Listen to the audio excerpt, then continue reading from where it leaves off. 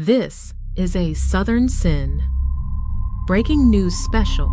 Be sure to like and subscribe now.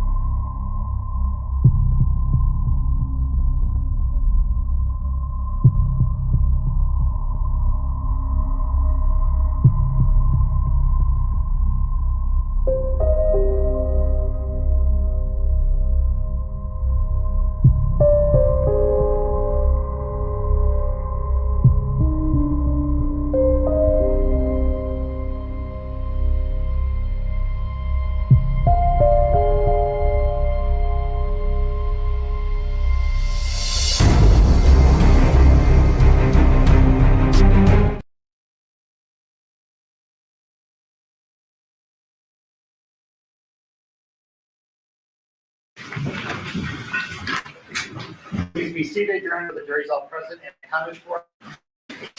Good morning, everyone. Good morning. We are back on record the sheet. United States versus Devyn Michaels. Attorneys, the application plans on behalf of the state and both parties stipulate the presence of our jury. Yes, sir. Yes, Your Honor. All right, statement of witness. And first witness for today is Yoshida Masao.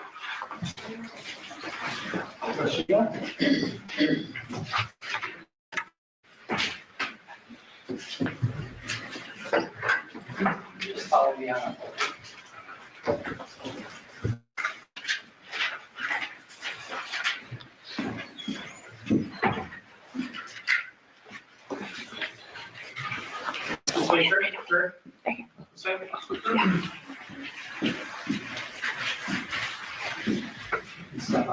You ask him for names and please read him the person swear. Hold on, 1 second.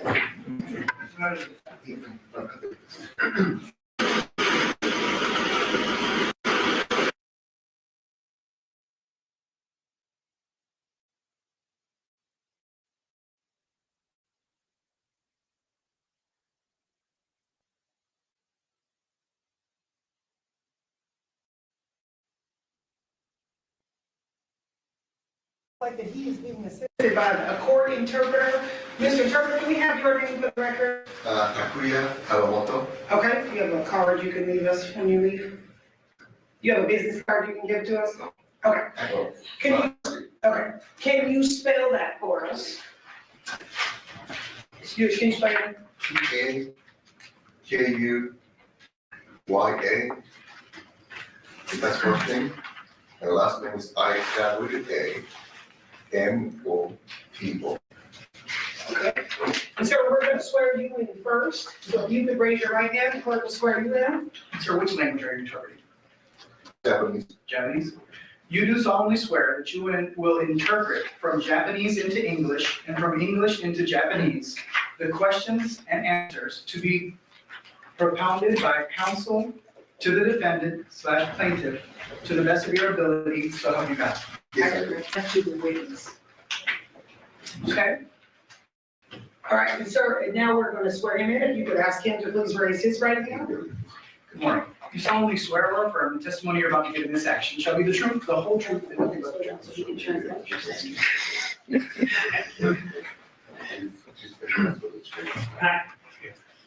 Yes, I do. Thank you. You may be seated.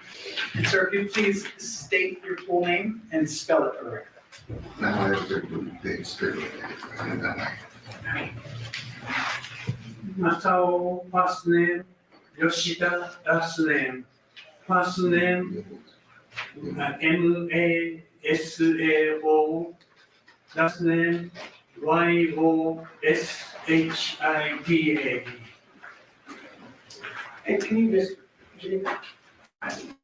All right. Mr. Chairman, can you just make sure you guys can scoot up so he speaks right in that red. Okay. Okay. State whenever you're ready. Thank you.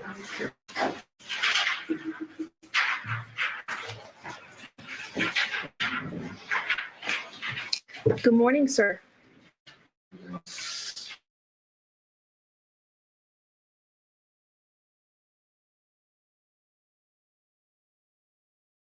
To hear you with, okay? わかりました。How old are you, sir? 何歳ですか？あ今年。 78歳。 78? 78 years old. Okay.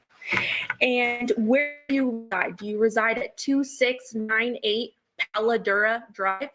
現在住まれているところは2867のパラドラドライはい、その通りです。ブ。Yes.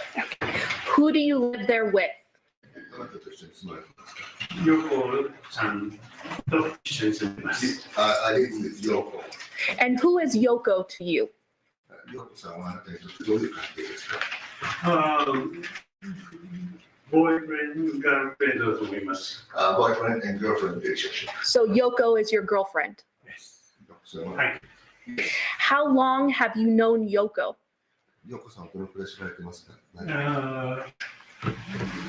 26、7年ですね。？About 26 and 27 years. How long have you been in a relationship with Yoko? ヨコさんとそういう関係が10年ぐらいじゃないですか。10年ちょっと前。10年ぐらい。 About 10 years. And when you've been in a relationship with Yoko, have you always lived with her at the 2698 Paladura address? ヨコさんとそういう関係になって、今の住所に一緒に住まれてますか？はい、そうです。 Yes, that's correct. Turning your attention then to August 6th of 2023. 8月6日の2023年のことについてこれからです。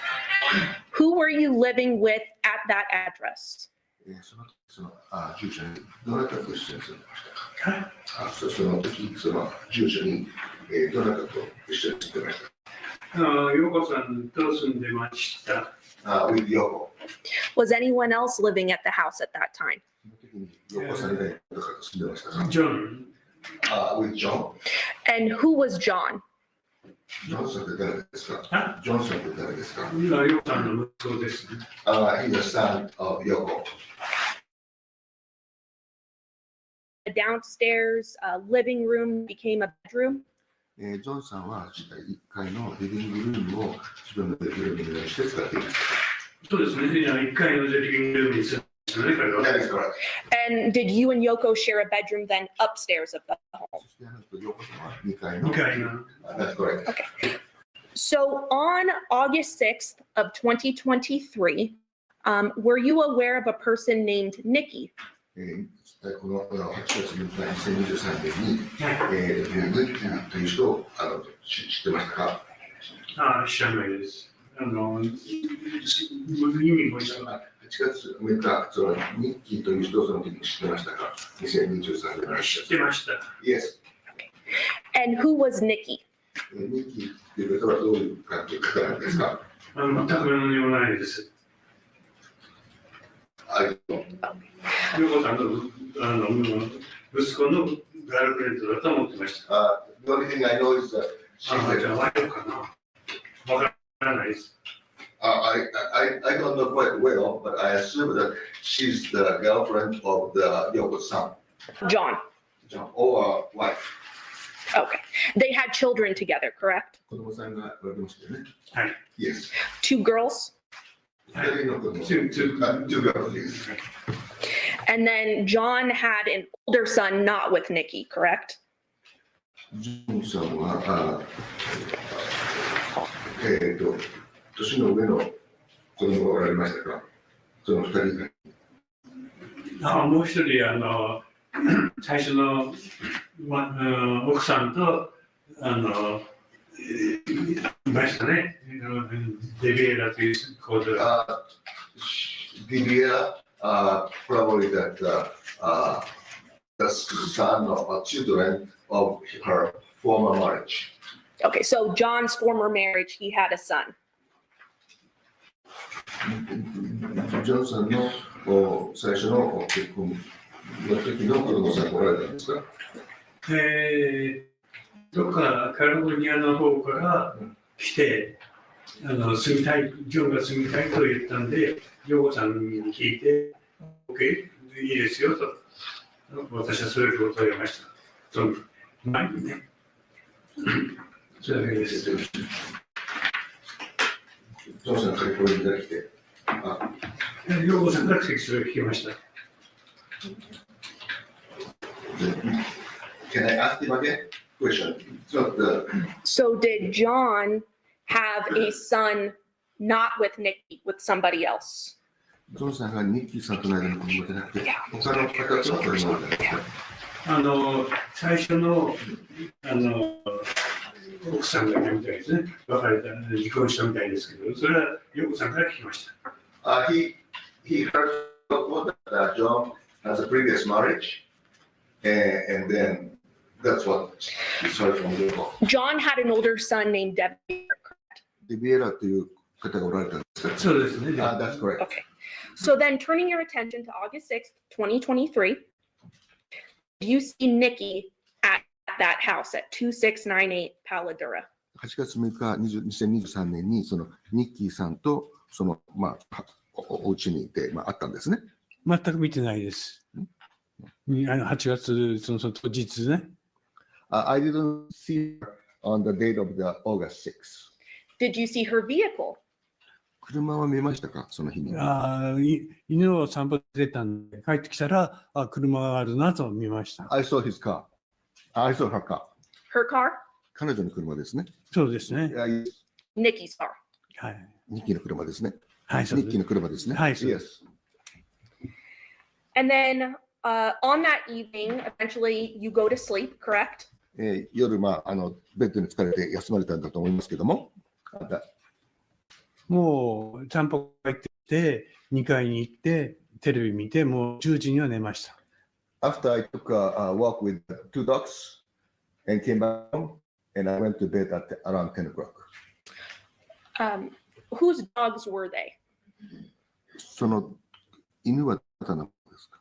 いや、ジョンのです。belongs to John. So then you went to sleep on the night of August 6th, 2023. On the morning of August 7th, 2023, did Yoko come and talk to you about something?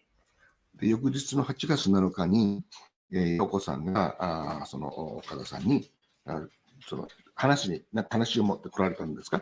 話が。私はまだ寝てたんですけど、ヨコさんが私を起こしに来て、下に来てくれと。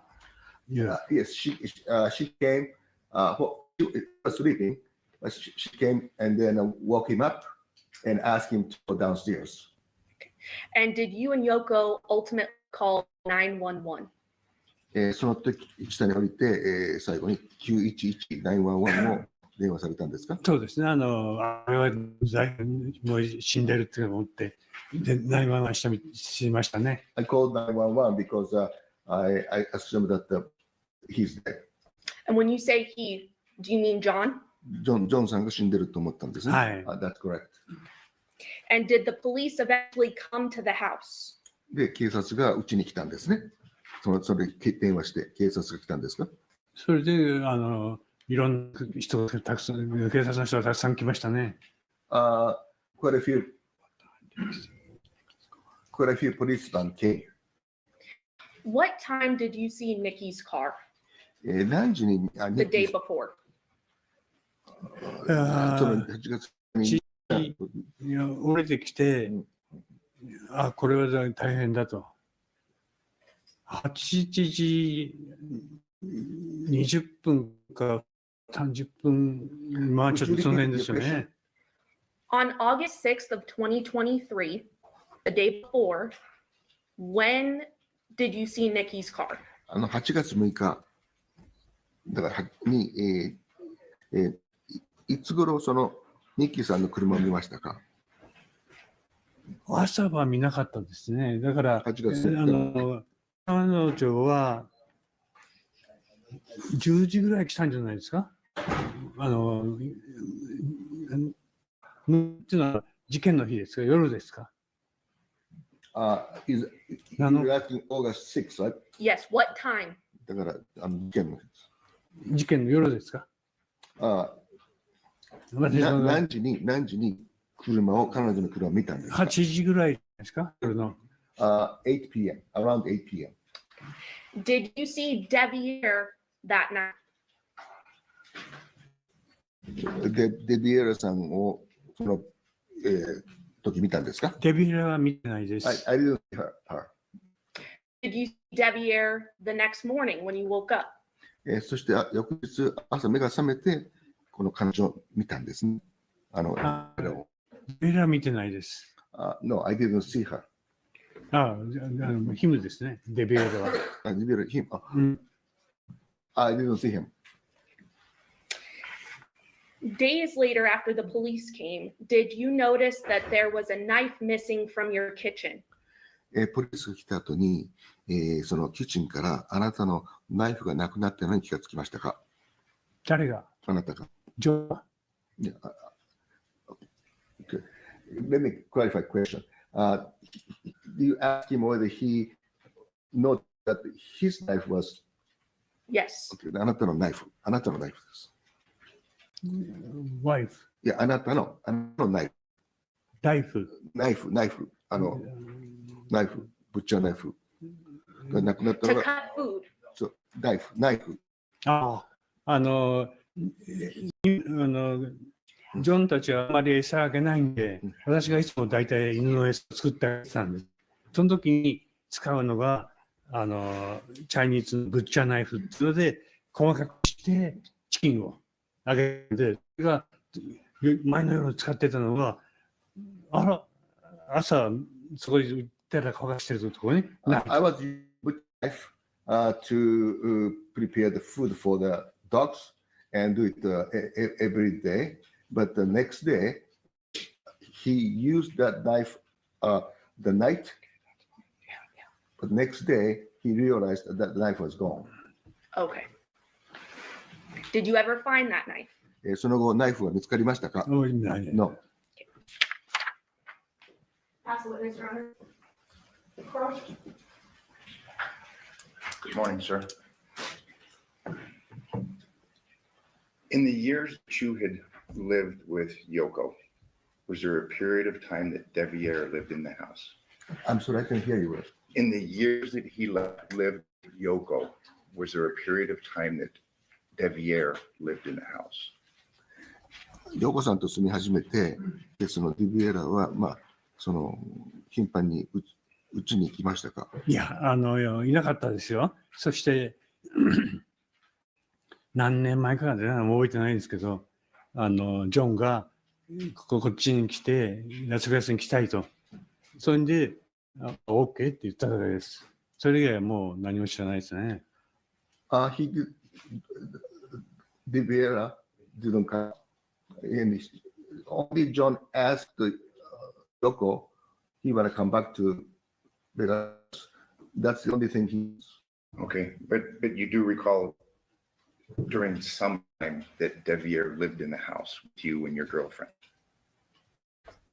その時、彼と彼女がね、一緒に住んでたということは知ってます。ディビエラとが一緒に住んでた。知らないですね。I don't know.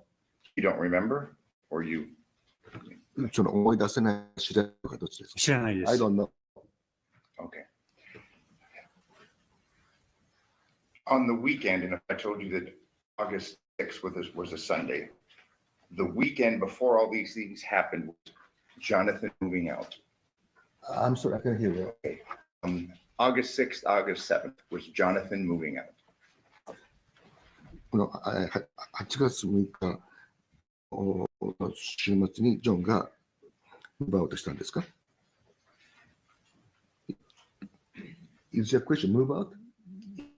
I'll just make it real simple. Was Jonathon moving out of the house? そのジョナサンさんはもう家から出てったんですか？というんで、引っ越すという話だけは聞いてました。だから、私はもう2階に行っちゃってたんで、もう I've 何も heard わ that かん I've ない heard。only he was moving out. That's the only thing I know. Okay. During the time that you were living with Jonathon, did you have an issue that the money that you gave Jonathon, he was just buying alcohol? ジョンと一緒に住んでる時に、いろいろ問題が起きたり、あるいは彼がお金を入れる時に貸したりしましたか？私にはないです。I never did that. He never gave him money? ジョンにお金を貸したりしたってことはないですね。ないです。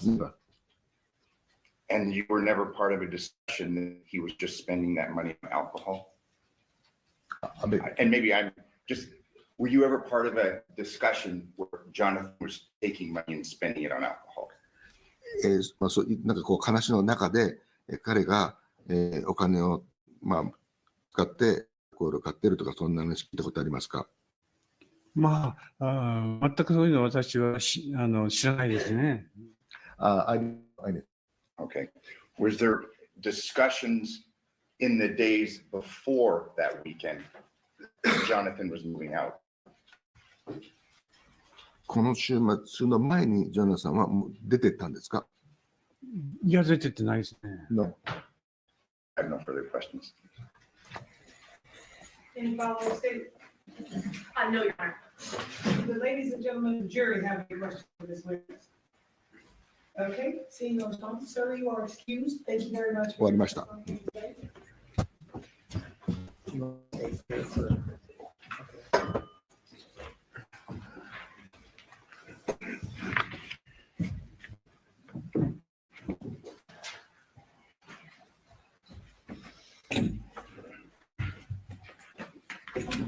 Statement, go ahead, Leslie. Jonathon Willette.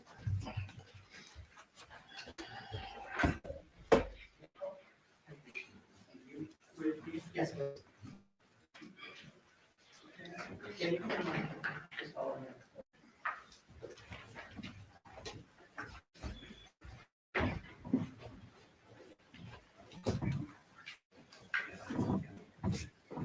I'm gonna ask you to remain standing. Can you go ahead?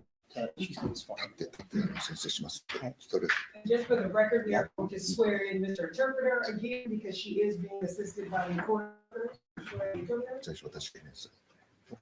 You do solemnly swear that you will interpret from Japanese into English and from English into Japanese the questions and answers to be propounded by counsel to the victim to the best of your ability, so help you God. Yes, I do. She's the witness. I know. To the witness. To the witness, excuse me. Okay, I apologize. And then now, ma'am, will swear you in. You can Yes. raise your right hand. Do you only swear or affirm the testimony you're about to give in this action shall be the truth, 真実だけこと誓いますか？ the whole truth, and nothing but す the べて truth, すべて真実だ。 so help you God. はい、大丈大丈夫ですか？ Yes. Thank you. You may be seated. And if you would please state your full name and then spell it for the record. 名前を全部言っていただいて、そしてスペルを申し上げてください。夫。はい、 Mr. よ、 Interpreter, you need to move those chairs so you actually need you sitting the closest to the microphone because we need to hear you. Oh. So if you want to have a seat, I know you have to stay in the. So we need a chair. 名前、これに向かってください。私の言うの。はい、名前 State her name and spell it for us. 名前を全部言ってください。はい。ヨーコ、ウィレット、 Can you spell it for us? YOKO、WILLETTE。 Thank you. No.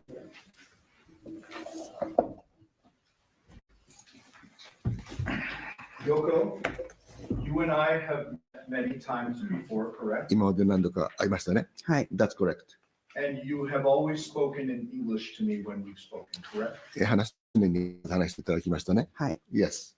You asked to have the interpreter present today, so everything was very clear for you. Is that right? 今回は通訳がついてますんで、すべてのことについて明快になりますね。はい、 That's correct. So because we have an interpreter, you may understand my question, but you have to wait until he interprets and answer in Japanese, okay? 彼から聞かれた質問は分かると思いますけども、日本語で答えて、私がそれに対して英語で話しますので、そういう順序で進めていきたいと思います。はい。 Did you live at 2698 Paladura for a very long time? 2366のパラレルに長い間住まれてますか？はい、 That's correct. How long did you have that house? どのくらい29年。 29 years. Did you live there with your sons? 子供さんと一緒にそこに住まれてますか？はい、 That's correct. How many sons do you have? 何人子供さんがありますか？2. And what are their names? 名前は何ですか？ジョナサン・ウィレット。ジョナサンとケネス・ウィレット。Jonathon Willette and Kenneth Willette. Are Jonathan and Kenneth's father the same person? 父親は同じ父親だ。Yes. Is that person here today? 今日、その父親来られてますか？あ、そうだ、来てます、来てます。Yes. Is he sitting in the front row up here? Yes. That's correct. That's correct. When did you and dad split up? 何年前にお別れになりましたか？その2012年。2012年。2012. Okay, and did you stay living in the Paladura home? その後もずっとこのところに住まれたんですか？はい。That's correct. Did your son stay with you for some period of time? 子供さんがまあ何年間か一緒に住まれてましたか？はい。That's correct. And did Kenneth move out sometime after high school? ケネスは高校出て、That's correct. Did Jonathan move in and out of your home for a period of time? ジョナさんはそのうちに来たり出てったり出て行ってそういうことあって、That's correct. And how old was Jonathan when he died? 亡くなった時の年は何歳ですか46歳。46 years old. How many children did Jonathan have? ジョナさん何年子供ですか ?3 children. Yoko, don't forget to wait until he interprets. What were his children's names? その子供さんの名前は何ですか？はい。一番最初、デビエラ。First is Diela. で、2番目がタマヤ。Second is Tamaya. 3番目がジャネヤ。Third is Janea. Who is Devier's mom? デビエラのお母さんは誰ですか？アメンティア。Amentia. When did John and Amenthea split or separate? アメンティアさんとデビエラさんがスプリットしたのは、いつですか？ Only if you know. もし知ってれば、いつ何年にスプリットしたか？もう20年ぐらい前だからよく覚えてない。About 20 years ago. Okay. Did there come a point in time when Devier lived with John in your home? デビエラもそのあなたの家で何回か一緒に住んだことがあるんですか？ちっちゃい頃ね。When he was small. Did he move back in when he was a little bit older in between California trips? カリフォルニアとの間で、ちょっと年取ったら行ったり来たりしてたんですか？ That's correct. And did he work with John for that period of time? その間、ジョンに、限られた期間働いてたんですか？ That's correct. Who is the mother of Tamea and Janaea? ジャメイとタネアのお母さんは誰ですか？ニッキニッキ。Did Nikki ever live with you at the Paladura home? ニッキはパラデラの方に住んだことありますか？ No. Do you know when John and Nikki split? ジョンとそれからニッキーがスプリット別れたのはいつですか？いつか覚えてないけど、はい。別れた。別れたことは知ってます。Yes, they separated. Do you know when? When? Don't, that's okay. あんまりよく覚えてない。I don't remember well. でも子供が2、3歳の頃、タマヤが2、3歳の頃。They separated when the Tamaya was 2 years old. Okay. About 2 years old. After they separated, did John move back in with you at Paladura? その後、ジョンがそのパラデラに戻ってきたと。That's correct. Did there come a point in time when you learned that Nikki lost custody of the girls? その後、ニッキーがその子供の親権を失ったということを知ったんです。That's correct.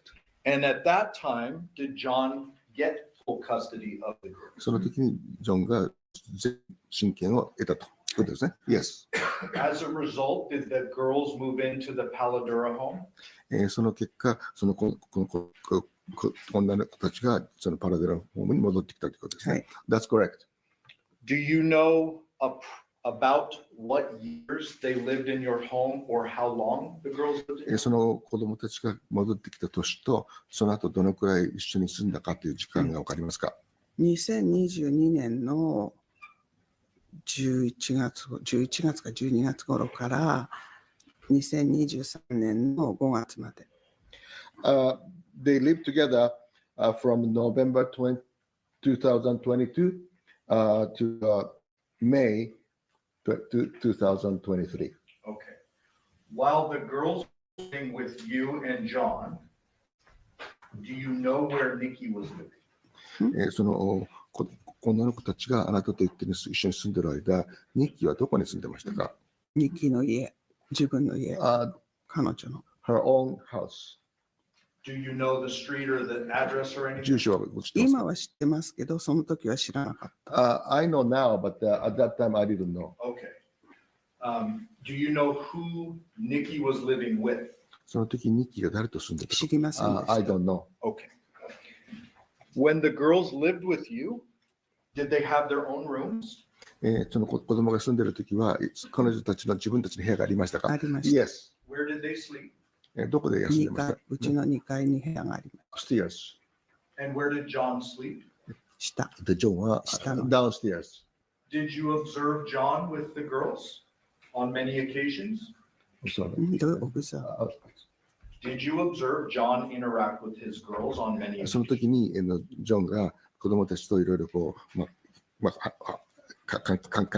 話し合ったり子供そういうのありました。Yes. Did they have a loving relationship? その親と子供その愛情を持った関係でしたか？はい。Yes. Did John cook for them? ジョンが彼らに料理を作った。Yes. Kept them clean and safe? そして彼の部屋をきれいにしたり。そうですね。That's correct. And at some point in time in the summer of 2023 or May, did the girls go stay with Nikki? 2023年の夏にこの者たちがニッキーと一緒に、はい、学校終わってからちょっと行ってました。After the school. After school in 2023. Yes. So for the summer? 夏ですね。夏です。学校行ってました。Okay. So when the girls, after the girls left, did at some point you learn that John move out of your home? その彼女たちがいなくなって、そしてその後ジョンが自分の家から出て行ったことを知りましたか？ Yes. Did that discussion go on for an extended period of time? その議論は続いてますか？ Yes. Do you know where he intended to move? どこに移りたいっていう希望してたんですか？知ってます。ニッキーの家。Move to Nikki's house. Where the girls were. そこに子供たちがいたからですか？ Yes. I should have asked this. I apologize. While the girls were still living with you, did Nikki have supervised visitation every week? 子供さんが一緒に住んでるときに、ニッキーが来たときは、そのスーパーバイズ、監視されて来たということを知ってましたか？ジョンが見てましたよね。はい。When she came, John was with her. Understood. So did Nikki to your house many times while the girls lived with you? 子供さんが住んでるときに、ニッキーはかなり頻繁に来てましたか？はい。That's correct.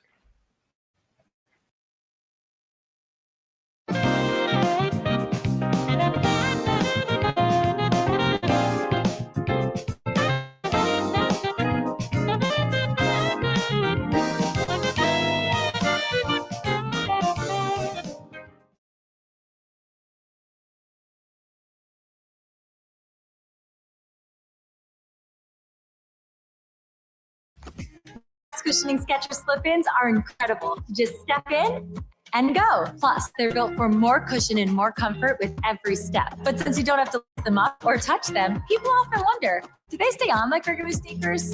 Let's find out. Gotcha, girl.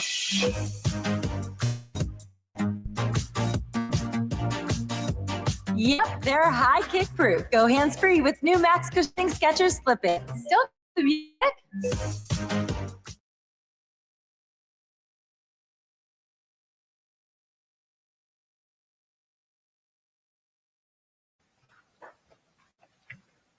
Did you know that Nikki and Devyn were married? その時ニッキーと息子が、結婚したの知ってましたか？その時は知ってました。Yes, I knew at that time.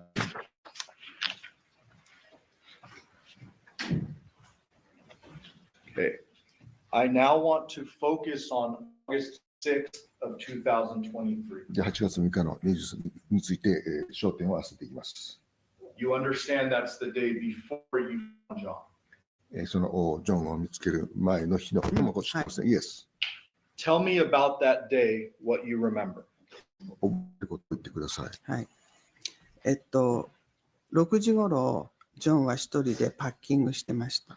Around 6 o'clock, 6 p.m., he was packing by himself. Did John have a truck? トラック持ってましたか？ Yes. Did John have a moving trailer attached to that truck? それにトレーラーがついてましたか？はい。Yes. Did John have one set of keys for that truck? そのトラックは一つのキーしかなかった。ワンセットのトラック。私は一つしか知らないけど、スペアがあったかどうかは知りません。As far as I know, he has one key, but that's でもスペアあったかどうか知らない。I don't know whether he has a spare key or not. Did John carry a wallet normally? 彼は常に財布というものを。That's correct. And you said he was packing his truck alone 彼が一人でそのパッケージしてたんですか？ That's correct. around 6 p.m.? 6時頃ですね。はい。Yes. 8時頃ニッキーが来ました。And around 8 o'clock, Nikki came. Did Nikki come in her own vehicle? 彼女の車で来たんですか？ That's correct. What type of vehicle was that? どのような車でしたか？ Is it a small car or a SUV or a truck? 私はその時見てないから知らないけど、後でニッキーの車はバンみたいな車だというのは今は知ってます。I didn't see the car at that time, so I didn't know what type of car he was driving, but she was driving. But now I know she was driving. Okay. Van. Thank you for clarifying. We don't want to hear anything you learned after. I want to know what you knew at the time. 今のことだけ後からことを言わないでくださいって。So did you know she came in her own car because John was there? 彼女の車で来たのはジョンがそこにいたからですか？はい。Yes. Okay, but you didn't see the car. で車は見なかったんですね。No. Okay. What did they do after Nikki arrived? ニッキーが来たと彼らはどういう行動を取りましたか？ 8時頃に2人で出てきました。At 8 o'clock, 8 p.m., they both went out. They both left? Both left. Do you know which vehicle they left in? その時どちらの車？トラック。Truck. By truck. Okay. While John and Nikki were at your home, do you know who was the girls? ちょっとニッキーがそこのうちにいる時に誰がその子供さんたちと一緒にいたんですか？その時知りません。I don't know. Okay. But the girls are not with them. でも子供と一緒にいなかった。い No. なかった。Do you remember what time John and Nikki came back to your home? 帰ってきたのは何時頃ですか10時頃。？Around 10 o'clock. Were the girls with them that time? その時子供たちはいどこません。いない。一緒にいない。They were not with the girls. You were still awake when Nikki and John got there at 10? 10時に帰ってくる時にまだ起きてましたか？ Yes, I woke. Did you interact with John? その時会いまし会いました。た。Yes. How did he seem to you? その時彼の状況はどうでしたか？普通。Normal. What was he doing? 彼は何をしてたんですか？マイクロウェーブの前でなんか料理してました。He was cooking in front of the microwave. Where was Nikki? その時はどうだったんですか？ジョンの部屋にいたと思います。一緒にはいなかった。ジョンの部屋にいた。I thought that she was John's room. And is that the lower room where you found John? Yes. After 10 p.m., do you go to bed? 10時以降ベッドに来ましたか？ベッドってか2階に行きました。I went upstairs. Did you go to sleep or did you stay awake upstairs? その時休みましたか？それとも起きてましたか？起きてました。 I was awake. Did you stay awake for several hours? その後数時間起きてましたか？ はい。 That's correct. Around 1 a.m., did you go back downstairs. 1時頃、午前1時頃下に降りたんですね。That's correct. So you stayed awake between 10 and 1. 10時から1時の間起きてたんですね。That's correct. During that time, did you hear any yelling or arguing or fighting その downstairs? 間に大きなこの喧嘩してるとか、そういう音とか聞きましたか？聞きません。 Didn't hear. Did you hear any gunshots? その鉄砲の、No. Anything out of the ordinary between 10 and 1? 通常以外のなんか音とか聞きましたか？聞きません。 No. What did you do at 1 a.m.? で、1時に何をしましたか？ベッドのサイドの時計見て、もういないと思ったから下に降りました。When I saw the 1 a.m. at the clock, I assumed they're gone. Nobody downstairs, so I went down. Did you expect John to be gone from the home?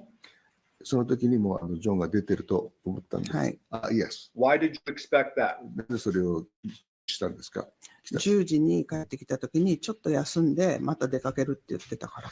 He said when he came back around 10 o'clock, he mentioned that he will, get out after the short break. He go out. He will go out. Go out. When he came back 10 o'clock, he told her that he will have a short rest and then go out. And go where? どこに行くかってニッキーの家。Go to the Nikki's house. Do you know why? なぜかわかりましたか？また荷物が残ってたから、それをまたもうちょっと持ってくって。He said that some his belongings left, so he tried to pick up. Okay. And he had a bunch of belongings still in the room downstairs, そ correct? の下の部屋にたくさんの彼のそれがたくさん残ってたんですか？まだ残ってました。Yes. When you go down at 1 a.m., what happens? その時何が起きたんですか？1時に戻られて。私はキッチンの方に行ったら、ニッキーが部屋から出てきて、ニッキーと会いました。When she went to the kitchen, she encountered me coming to the kitchen. And how did Nikki appear to you? どのように見えましたか、ニッキーがそのなんか時。びっくりしたような感じ。She was she feels that she was surprised. Surprised to see you?そうそうそう。That's correct. Did you observe anything weird about Nikki at that point? Did she have any blood on her? その時に Anything at all? 彼が血がついてるとかなんかこう様子は分かんなかったんですね。何にも変わってない。That's didn't see anything. So she appeared startled or surprised to see you? その時だからあなたを見て驚いたんですね。That's correct. And what happened when you ran into her? Like what happened next? その後何が起きたんですか？彼女は向こうの部屋からステーキの残りとかお皿持ってきて、で私が洗ってあげた。She brought a couple of dishes, still some food left, and brought to the kitchen, and she washed, cleaned. She washed who? Yoko washed. Yoko-san washed. Yoko-san. Okay. Yeah. When Nikki brought the dishes, was she bringing them from John's room? ジョンの部屋から持ってきたんですね。That's correct. Could you see if the light was on in John's room? その時彼の部屋はライトがついてましたか？ That's correct. So the light was on? ライトがついてたんですね。はい Yes. Did you talk to Nikki about what John was doing or where he was? その時にニッキーにジョンはどうしてるんだって聞きましたか？私は聞かないけど、ニッキーが飲み始めちゃったんで寝てるって言いました。Son didn't ask her, but Nikki voluntarily told her that John drank, started drinking, and then went to the bed. Okay. So you did not ask her about John. She volunteered that John was drunk and went to だ bed. からあなたが来て彼が言ったんですね。Yes, she voluntarily. Was John a drinker? ジョンは飲むんですか？時々飲みます。Sometimes. And when he drank a lot. 飲む時はたくさん飲むんですか？たくさんがどんなかわからないけど、普通にビール飲んでます。I don't know how much is, but it's normal. I think it's a normal occasional drinker. Okay, but it wasn't surprising to you that, it wasn't weird that John was drinking or she claimed John. Is that fair? 彼が飲んでる間にそのニッキーがその部屋をクリーニングしてる、そういうものを持ってくるというのはなんか変だと思いませんでしたか？思わなかった。I didn't think So not really strange to you that. その時は別におかしくなかったんですね。No. So you saw the lights were on in John's room. Did you hear anything coming from the room? その部屋に電気がついてましたけど、そこから何か音とか聞こえましたか？ No. How long did this interaction with Nikki last? そのニッキーとのそのそういうその遭遇はどのくらい続きましたか？多分15分ぐらい。About 15 minutes. Did Nikki go back and forth between the room during that 15 minutes? 15分の間に部屋から出て入ったりしてましたか？お皿2回ぐらい持ってきたんで。She brought dishes twice. And did the lights in that room remain on the whole time? その間ずっと部屋の電気はついてましたか？はい。Yes.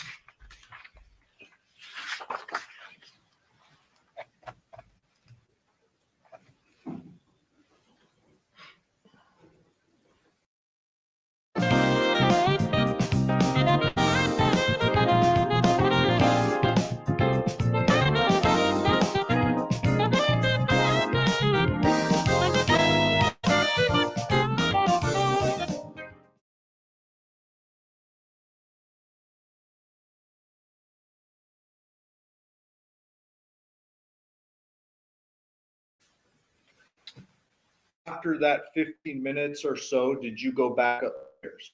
15分終わってその後2階に上がりましたか？はい。That's correct. Did you leave Nikki behind with John? ニッキーを残してジョンと一緒に上に上がりましたか？はい。That's correct. Was there anyone else in the home other than you, Yoshida, Nick, and John? その4人以外に部屋にいた人いましたか？いません。 No. What happened when you back upstairs? その2階に上がって、その後何が起きましたか？何が起きたっていうか本読んでて、本読んだり YouTube 見てたりしました。When I went upstairs, I was watching YouTube and reading the books. After you went back upstairs, did you hear a noise from downstairs? 2階に上がって何か音が聞こえましたか？聞きません。 No. No noise? 音がしなかったんですか？何も。ね、その時はしません。At that time, no.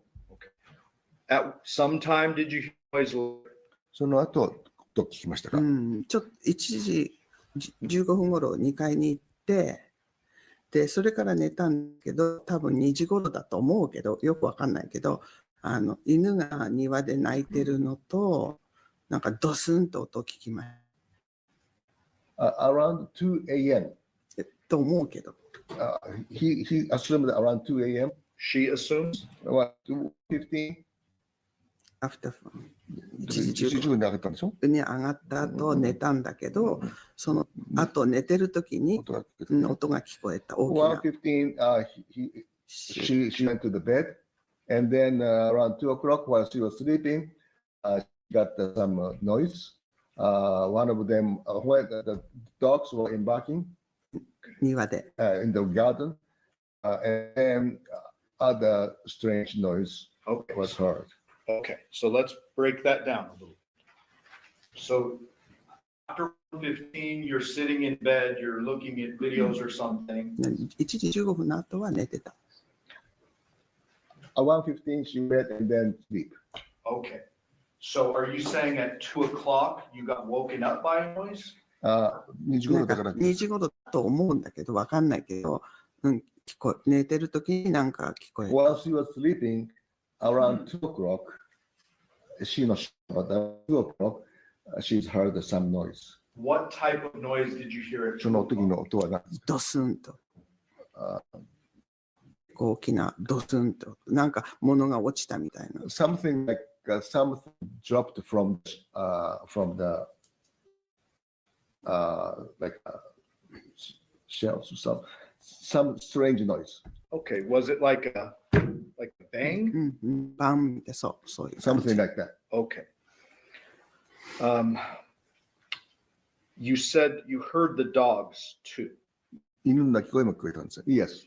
And the interpreter used the word garden. Does that mean backyard? バックヤードでしょ。そうそう、バックヤー Yes, ド。 バック。 Okay. Did John have dogs?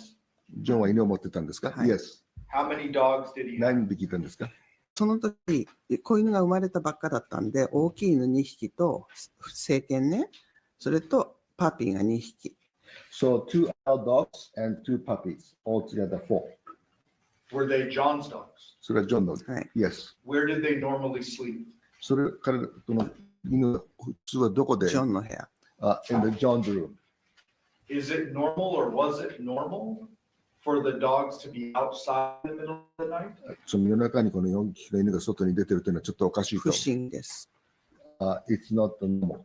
Okay, so when you heard the in the garden or the backyard, that was different than normal.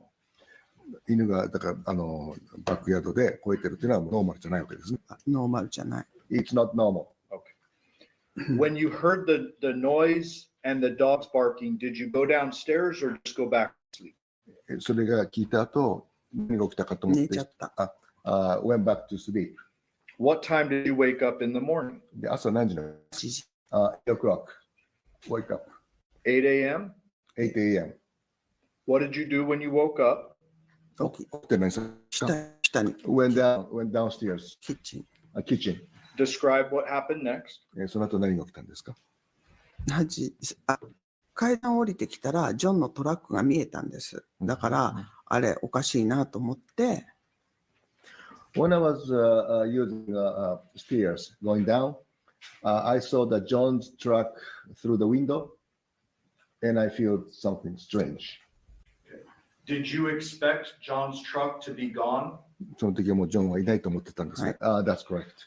What did you do next? その後何出ましジョンに電話しました。she called the John. And did he answer? 答えましたか？答え No.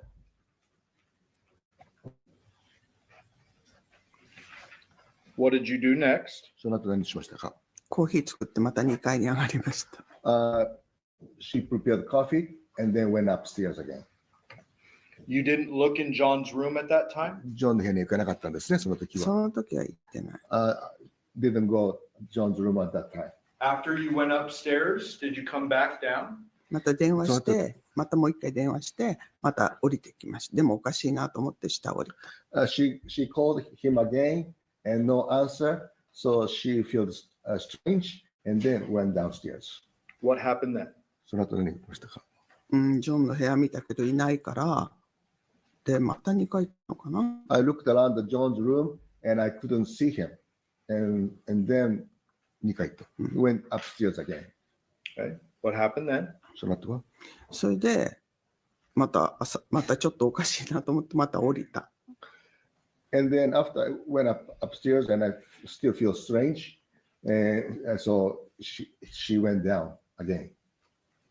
Okay. Describe what happened next. それとそしたら、犬がドギドが出てて、庭にいて、で、それ見たら、椅子が倒れてて、コンピューターの椅子が倒れてて、あと、ガレージが開いてた、少し。When he went downstairs, he saw dogs. She saw the still outside. The dog's door was closed, and then also computer's chair was filled out, and ガレージと。garage door half open. Okay. So let's break that down. Did you go down into John's lower room? ジョンの部屋にYes, ジョンの部屋に行けたんですね。はい。And you saw the doggy door was down. Yes. そうそう。そうですね。Yes. There was a computer chair in John's room ジョンの部屋 overturned. のコンピューターの椅子が倒れたんですね。That's correct. And you said the garage was open. So did you go out the garage door? ガラージはオープンだったんでですか？行かない。ガレージの方には行ってない。見えただけ。I just saw the garage half open, but I didn't go to the garage. So are you talking about the door from that hallway that leads into the garage? ホールウェイからガレージに行くドアがオープンしてたね。Yes. That was partially open? それは部分開いてました。Could you see through and see the big garage door? ガラージが全部見えたんですか？見えた。She could see entire garage. Was the big garage door open too? 大きなガラージドアもオープンだった。そ That's correct. Did John normally have a lot of tools in the garage? ジョンはガレージにたくさんの工具を持ってるんですよね。That's correct. A lot of power tools? パワーツールとかいろんな持ってるんですね。う。よく知らないけどあると思います。I think so. Did you return back from the hallway into John's room? それからジョンの部屋に行ったんです。違う違う違う。ガレージからジョンの部屋入れるかって聞いたから入れます。Yes, can go to the John's room. Did you lift the chair up that was down? その時倒れてた椅子をこう起こしたんですか？はい。Yes. And then what did you do? で、ジョンのベッド、もしかして寝てるかと思って、毛布でこう全部ラップされてたんです。それでこうちょっと開けたら足が見えたの。I went to his bedroom and the wrapped. He was wrapped by the blanket, and then but she could see that the part of the she just opened up that blanket and then could see that the part of that feet. The feet. Okay, what did you do next? その後どうしました？で、ベッドの方をちょっとこう頭の方に動こうとしたら、動いたらたくさんの見たんで、すぐ部屋の方に行って、911。She tried to move the other side of the bed, showing a head side, and then before that, she saw many bloods. Many bloods? Many bloods, and so he went back upstairs and then called 911. 911. Okay. All right.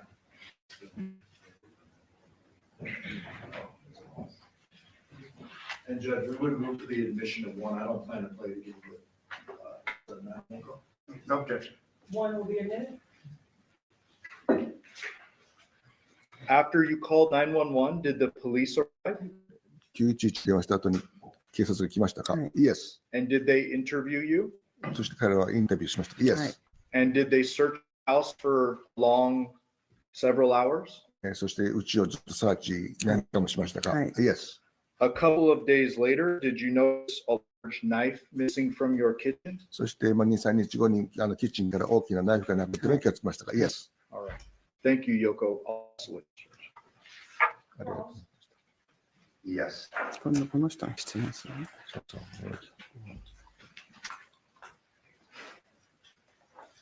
Is Your Honor intending on taking a break in about 15 minutes, or? About, yeah. I'll try to give you time. Thank you. Good morning, ma'am. おはようございます。 Name is Robert Draskovich. That's my partner, Michael Horvath. ロバートさんとマイパートナーのマイクさん。We have never spoken, have we? 今まで話したことないね。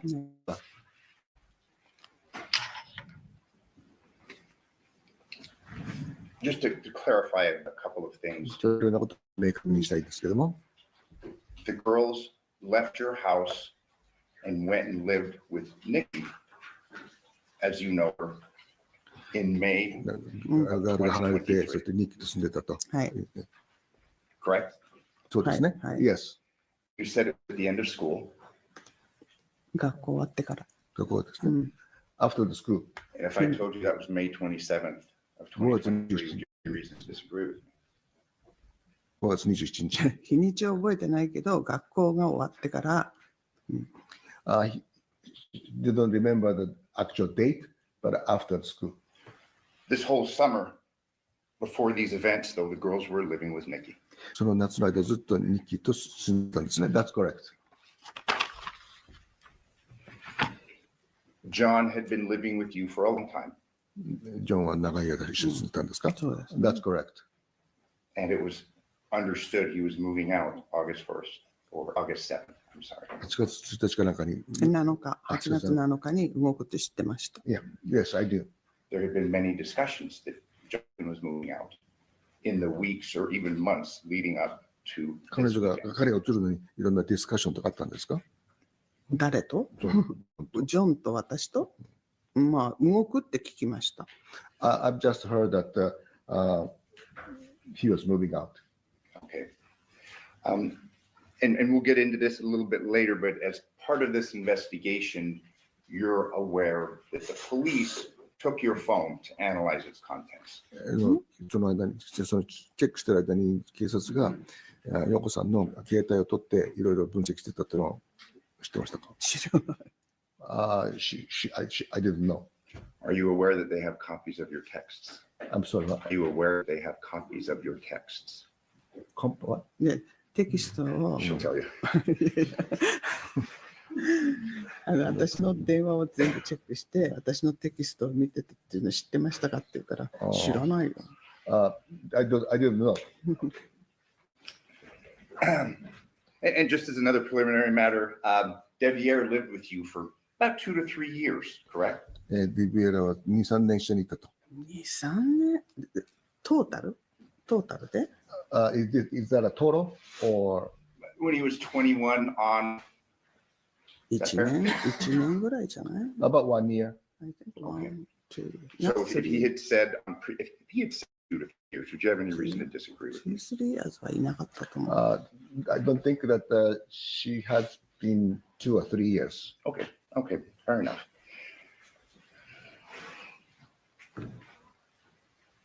On August 6th of 2023, you were aware Jonathon was moving out, correct?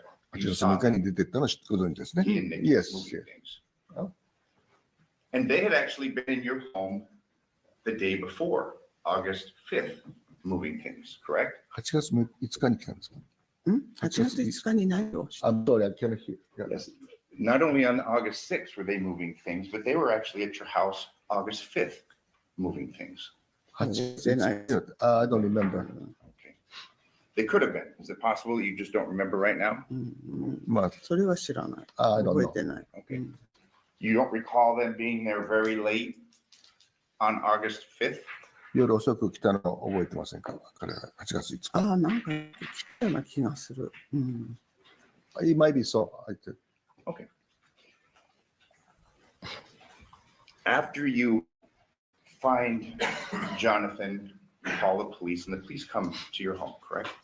ジョナサンが電話して、警察が来ましたね。意味がよくわかんない。ジョンを見つけたとき、警察が来た。そうです。はい。Yes, I'm sorry, ma'am, is that it? Yes? yes. Yes, she's agreeing. And you gave a pretty long interview with Detective Ozawa and Detective Skinner, correct? デテクティブの小沢さんと好きなシナさんとはい長い長尺だったと話し合い。はい。Yes. The interview began, and let me ask you this, that the interview was recorded, wasn't it? そのインタビューは録音されたんですか？ That's correct. And they asked you questions. いろいろ質問されましたね。Yes. And you'll agree with me that when they're asking you questions, you're wanting to give them the best information as possible, correct?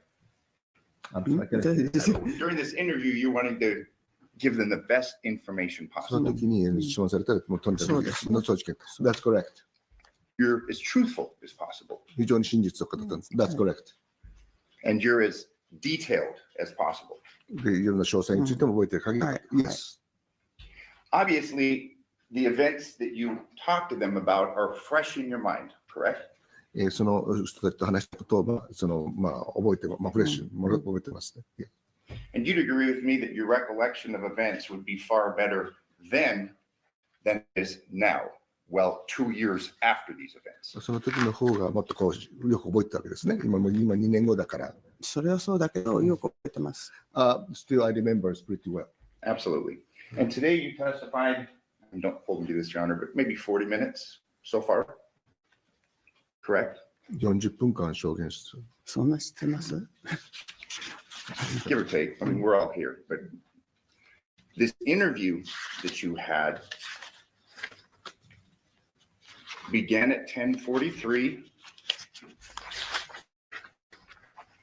and ended at 11:28. Fair to say? 10時43分に始まって、11時100分、today? When they interviewed you 最初のインタビュー。 the morning of. だけど、時計は今10時10分になってる。She said the clock is still 10:10.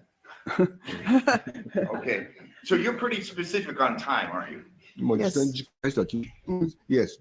You are very exact when it comes to time, aren't you? 時間については非常に正確です。なぜかというと、その日は8時とか10時とか時計見てるから。Because on that day I was frequently watching that clock. Okay, so again, you're very conscientious of times, correct? その時は非常に意識が自分のことについて。いつも That's every day. Every day. It's not only I keep that day. forgetting that. It's my usual character. Fair enough. You've been provided a copy of the transcript of your interview, correct? インタビューのそのトランスクリプト書いたもの全部出されましたね。意味わからない、それ。そのインタビューの話した内容を、全部内容を、裁判所に出されましたよね。話はしてますけど、ペーパーは何もないけど。I didn't see any paper, but Okay, but it was provided to you was my question.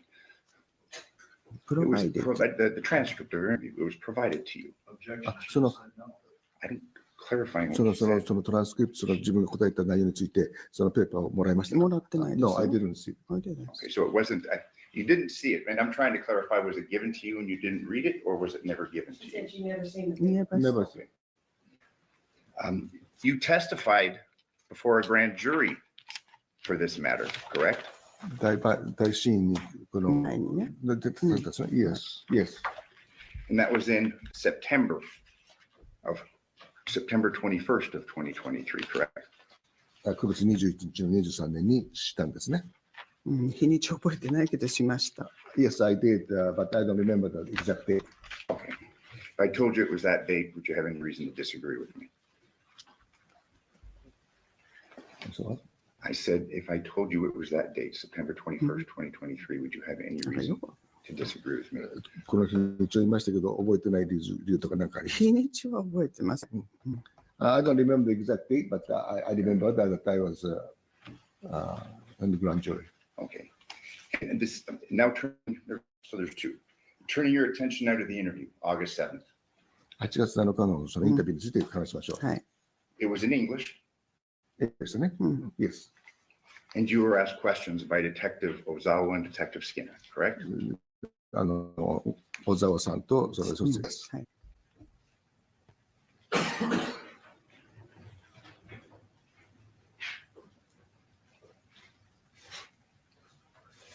You had told the detective in that interview that this sound was dogs barking, and that was at 3 a.m., correct? その時にその犬が鳴いてるのは3時だと。いや、3時って言ってないと思う。2時頃だと思う。でも寝てたから、I don't think I said 3 o'clock, but while I was sleeping, so 2時頃だと思う。I still believe that around 2 o'clock. 3時って言ってないと思う。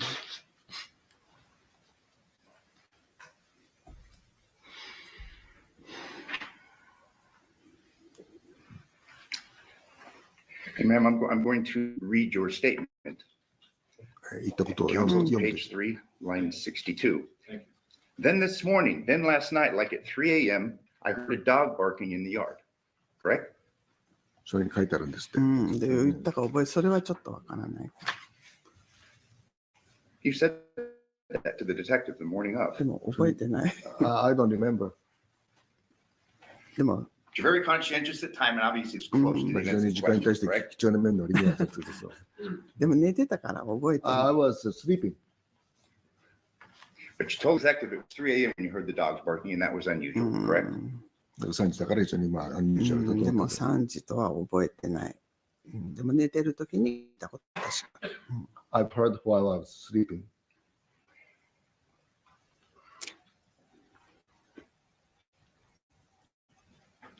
You would agree with me that through the course of this case, you learned that Nikki left your house at 2:04.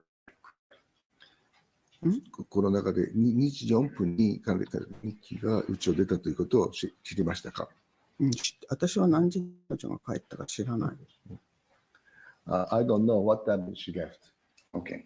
But at the time, morning after, you said that at 3 a.m. you were woken up and the dogs were barking. Fair? だから I just read it to you. 今、そう言われても、その日の朝に小沢さんと話したけど、覚えてよくわからない。多分そう言ったかもしれないけど、時間はわからない。I don't remember 3 o'clock what I said, but it's not clear. That's right, ね。その後、すぐ後だったから、殺された後だったから、だから、よくわからない。right after what had happened, so I don't remember. Okay. And when you talked to detectives, you didn't talk about some bang or anything, did you? That's new today. その時にポンという音がしたということは言ってなかったですけど、それを今日言われたのは新しい発見なんですけど。覚えて、だけど、それはほら、殺されてすぐのことだったから、動転してたかもしれない。That was right after the accident, and my emotional situation was a little bit unusual. Understood. And that's your testimony today. Are we fair to say? 今日はね、証言ですもん。Yes. But this wasn't the first time that you were asked about time being woken up and what you heard that night, correct? その時に起きて、で、音がしたわけですね。Yes. You testified before a grand jury, a group of people kind of like this in the prior proceeding, correct? こういう人たちの陪審の前で話したんですね。Yes. And you told that grand jury, page 65, that on the night in question, you were woken up by the dogs barking at 3 a.m. And I didn't wake up. 起きてはない。ただちょっと聞いただけ。Actually, I didn't wake up. I've heard while I was still half sleeping. So you agreed that it's still 3 o'clock on 2 separate occasions. 3時かどうかは知らない。I'm not sure whether it's 3 o'clock or.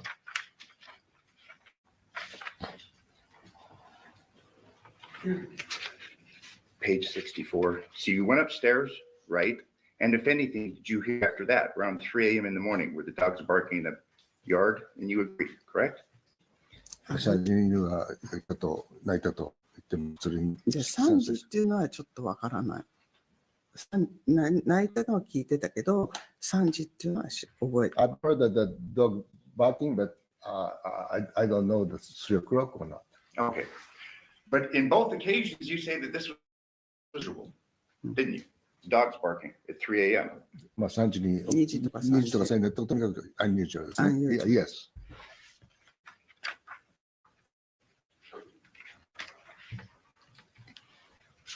So just so we're clear, this idea of 3 a.m. is talked about on 2 prior occasions that we're aware of, correct? In your interview and during the grand jury testimony, correct? 最初のインタビューとグラン大失敗陪審の時に3時だということをまあ言った。言ったけど覚えてない。I don't remember. Okay.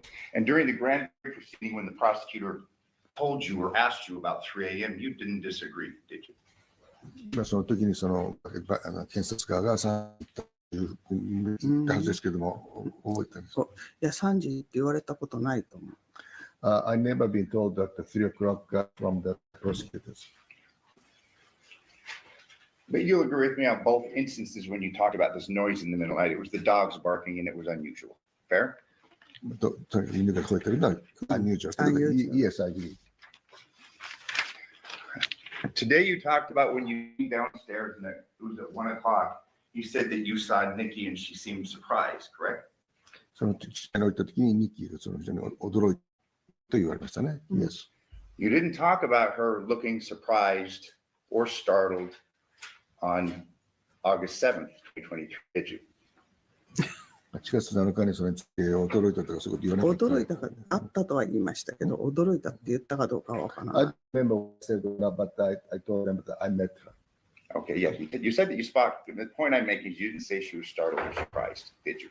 When you interviewed police. 驚いたということを言わなかったかもしれない。かもしれない。覚えてない。It might have been that way. And when you testified before the grand jury on September 21st, 2023, you didn't talk about Nikki being startled or surprised either, did you? その時もその驚いて見たというふうに言わなかったんじゃないですかと。覚えてません。I don't remember.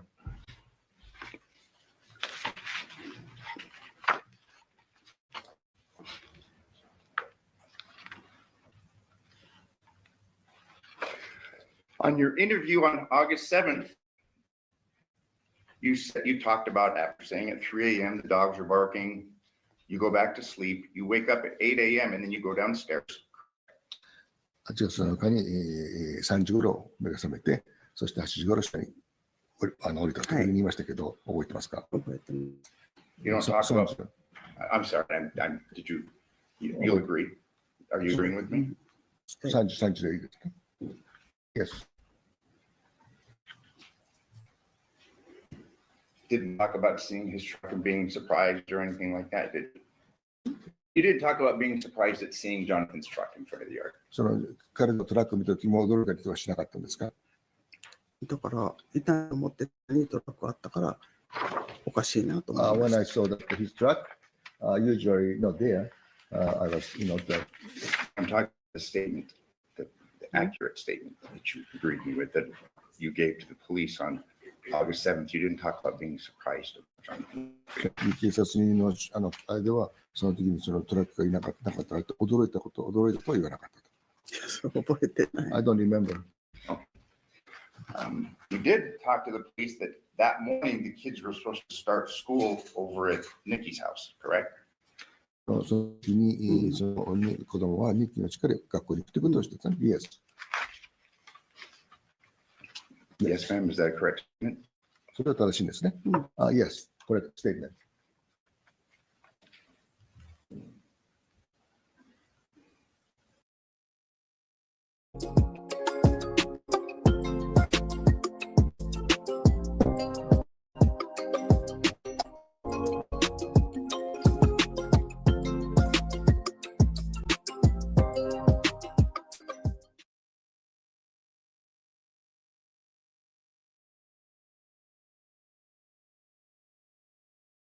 Ted, Charlie, Mark. Stay good together. These things work good together.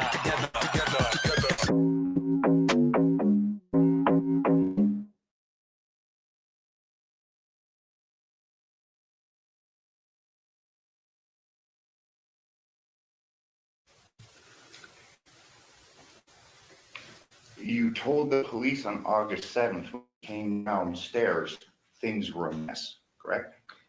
その8月7日のその警察に下が非常にもう混乱してたと言われました。そう言った覚えないけど、どういう意味でです。Like she wants to know what the mess means.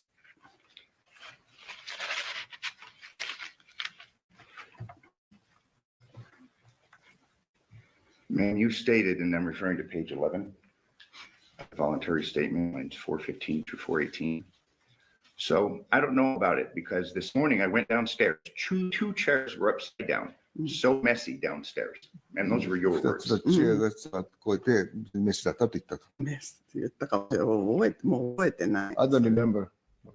Okay, but are you going to disagree? Actually, let me ask you this. May I approach the witness? Yes.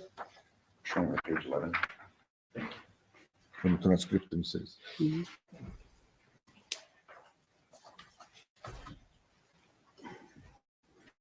Upside down. Chairs are upside down. So messy downstairs. Pick up a chair and hit. なんでかわからない。覚えてない、それは。I don't remember. メスっていうのは何という。You agree with me? Your memory was far better the morning, August 7th, than it would be now, correct? 8月7日ですね。一応トランスクリプトです。じゃあ部屋が汚れてるってこと。覚えてない、それは。I might, that the room was very dirty. Maybe. And then I say messy. And your words, I'm not putting words in your mouth, your words that two chairs were upside down, correct? 2つチェアがそうですね。2つかな、1つは覚えてる。もう覚えてない、2年前のことで。Since 2 years ago, I don't remember. I had two chairs, but I remember the one chair was fell down. Okay, so now you remember one chair, but at the time you said two, correct? これとかってか覚えてない。I 2 don't 年前の remember 2 years ago. Fair to say that there appeared to be some signs of a struggle. その時なんかここかかってる様子とか、なんかここ揉めてる様子とかそんなに。ていうか、椅子が倒れてて、だから何があったかわからないけど、椅子は倒れてた。So the chair fell down, and I don't know what had happened, but that's the fact that the chair. And this time, don't need to beat this, but 2 chairs. You said 2 chairs, correct? That's not chair. それも覚えてない。 I don't remember. 一つは絶対覚えてる。 One chair, sure, I remember. But you read here and it says 2 chairs, and those are your words, correct? 2年前のことは覚えてない。 I don't remember. 2 years ago. The police officers followed up, which room were the chairs overturned in? Again, plural. And you said in the same room, Jonathan's room, the family room. そう同じ部屋で2つのチェアが倒れた時にトリプルになった2つと。かな。2つかな。覚えてない。I don't remember. Okay. And at that point in time, you're asked what John does. You say he's a handyman, but you never talk about power tools, correct? パワーツールについて何も言われませんでしたけど、ジョンはですね、ハンディマンだから、まあ、でもそういうのは、まあ、持ってたと思うけど知りません。I don't know what the power tool is he might have. I don't know.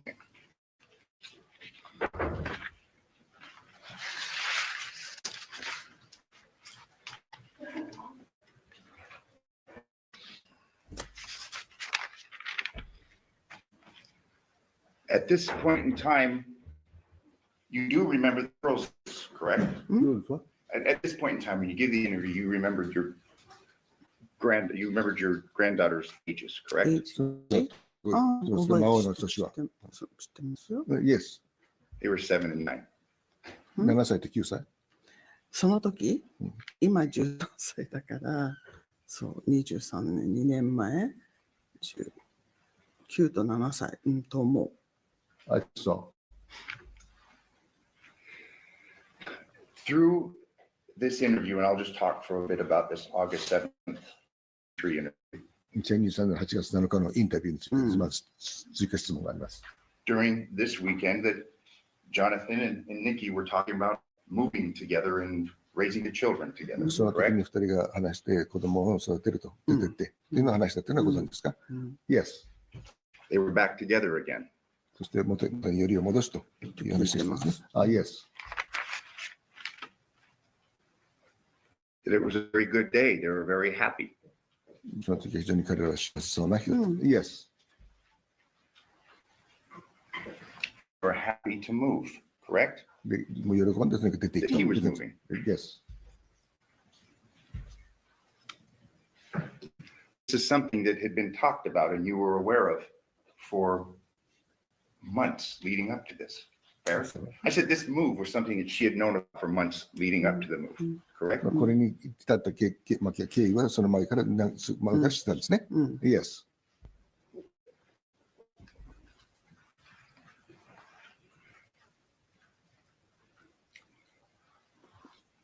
Let's talk now a few minutes about 1 a.m. And you did tell the police it was 1 a.m. when you came down the stairs. 1時に降りたということはプレスに言われましたね。Yes. You said you came down and that you were washing the dishes, その correct? 時、まあ、降りて皿を洗ったんですね。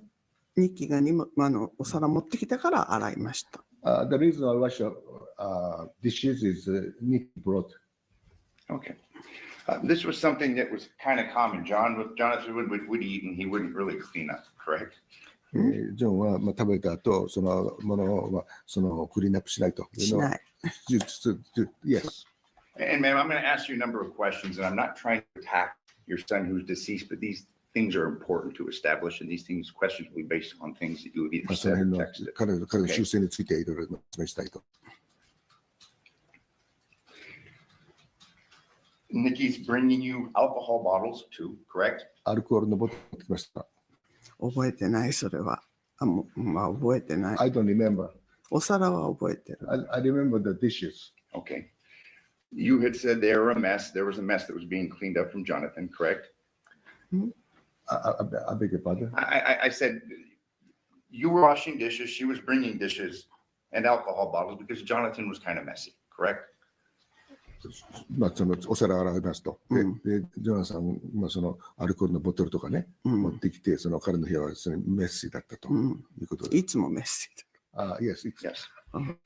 And Nikki tells you that Jonathan's drunk. ミッキーがあなたにもう彼はもうアルコール中だと言いましたか？じゃなくて、ニッキーはジョンが飲んじゃったから寝てるって言いました。Nikki told her that on that day, he went to bed because he was drunken. Yes. And ma'am, I'm referring to your own words. You said that, yeah, Nikki told me that he was drunk, correct? ドランクっていうか寝てるって言いました。Then he was sleeping. And you told the police, counsel page 19, that Nikki had alcohol bottles in her hand and she was cleaning up. アルコールのボトル持ってきました。覚えてない。I don't remember. You told the police page 20, Jonathan would leave all the alcohol bottles around, correct? その彼はいろんなそのアルコールのですね、カラビンをね、こう打ったりとか残したりとかしてましたか？時々飲んだ後置いてるのは知ってるけど、でも2年前のことだからそこまで覚えてる。I don't remember well.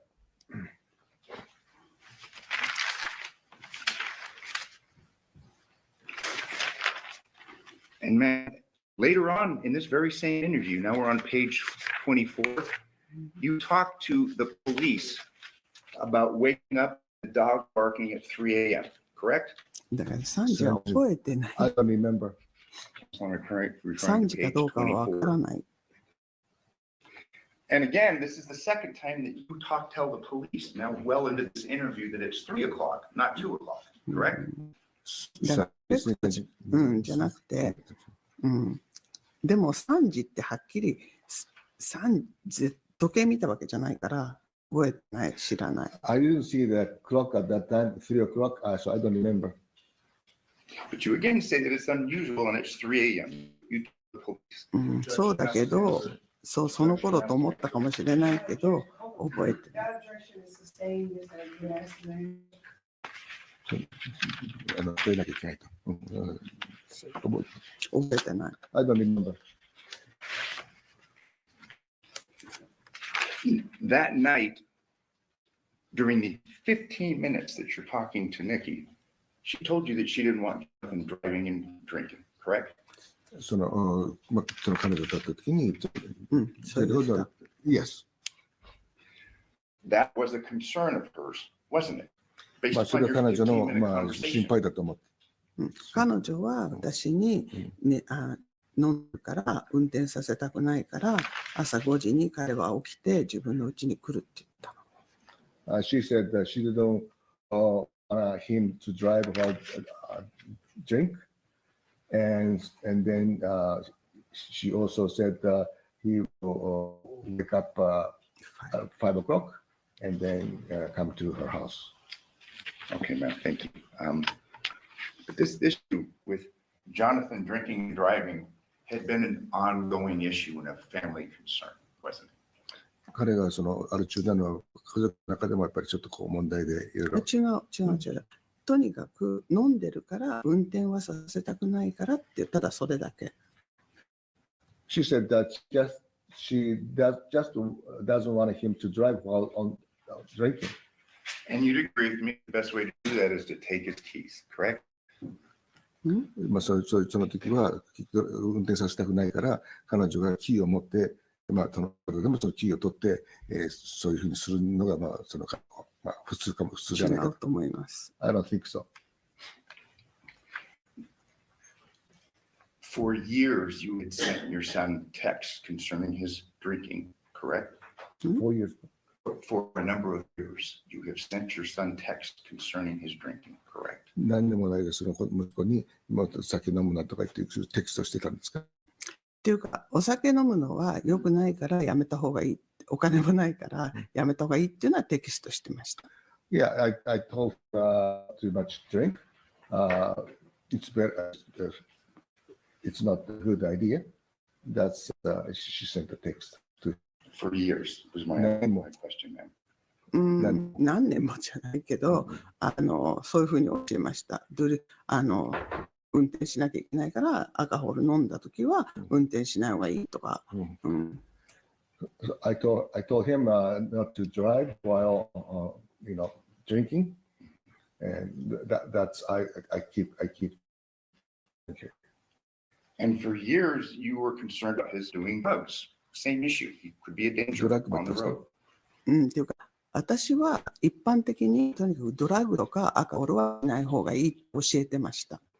I was teaching him, don't take alcohol, don't take drug. It's educating not to do that.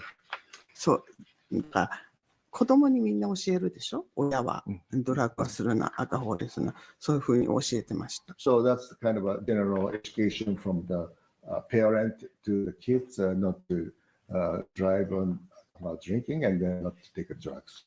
And we're going to address this, ma'am, is that you had said on direct that his drinking was normal, correct? And we're going to go through some timelines and things, ma'am, because direct you had said that his drinking was normal, correct? いろいろわかりますけども、彼のドリンクが通常だと思われるのか、彼のね。まあ普通はみんな普通に飲むでしょ。ただたくさん飲むのは良くないと思います。I think it's not drink, but not too much. Not over drink is not good.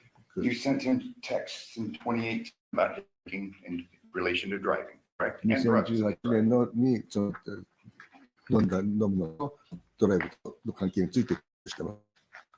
覚えてませんけど、いつも普通に教えてます。運転、アルコールしたら運転するな。I don't have a particular text, but usually I told him not to drive while you drink.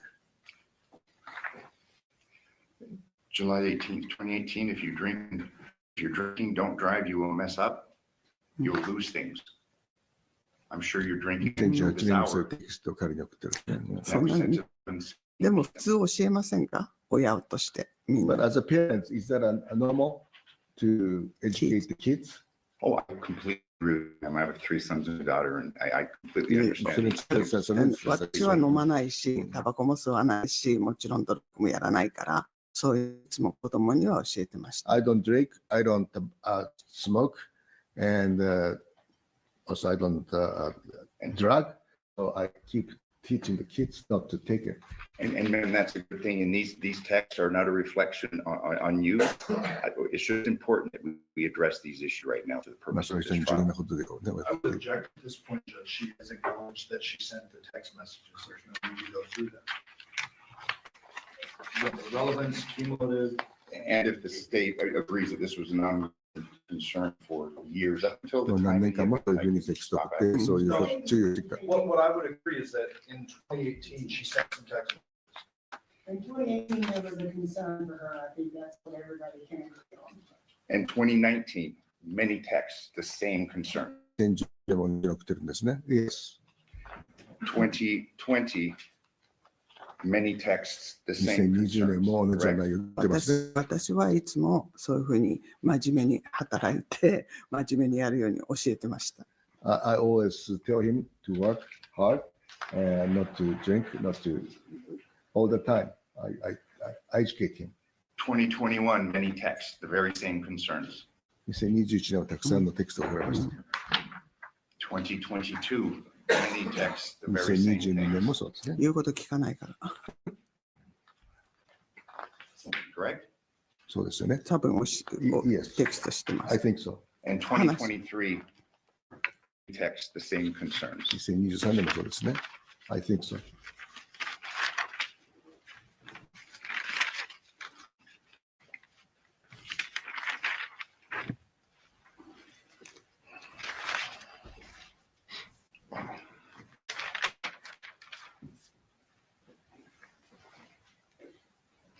You had told the police on August 7th of 2023 that Nikki had given you a car key concerning the car that was out front. Andrea's car, correct? Yes. Yes. Fair to say that Nikki's the one that handles the keys in reference to issues involving your son. そう、持ってきた。部屋。ニッキーがですか？そう、鍵を持ってきました。 Nikki brought the key from John's house. ジョンズ John's ルーム room. And just so we're clear, and there's another time, a third time that you tell the police about the dogs barking at 3 a.m. in this interview, right? いや、それを覚えてない。 I don't remember. Okay. You did tell the police that Jonathon doesn't get along with his son, Devyn, correct? ジョナサンはそのいわゆるうまくいかなかったって言っいや、て。それも覚えてない。 I don't remember. You told the police that Devyn had a girlfriend and you thought that she was 30, correct? その時、デビューはそのガールフレンドがいて、30の、would you repeat? You told the police on August 7th, 2023 that Devyn had a girlfriend and that you think that she's 30.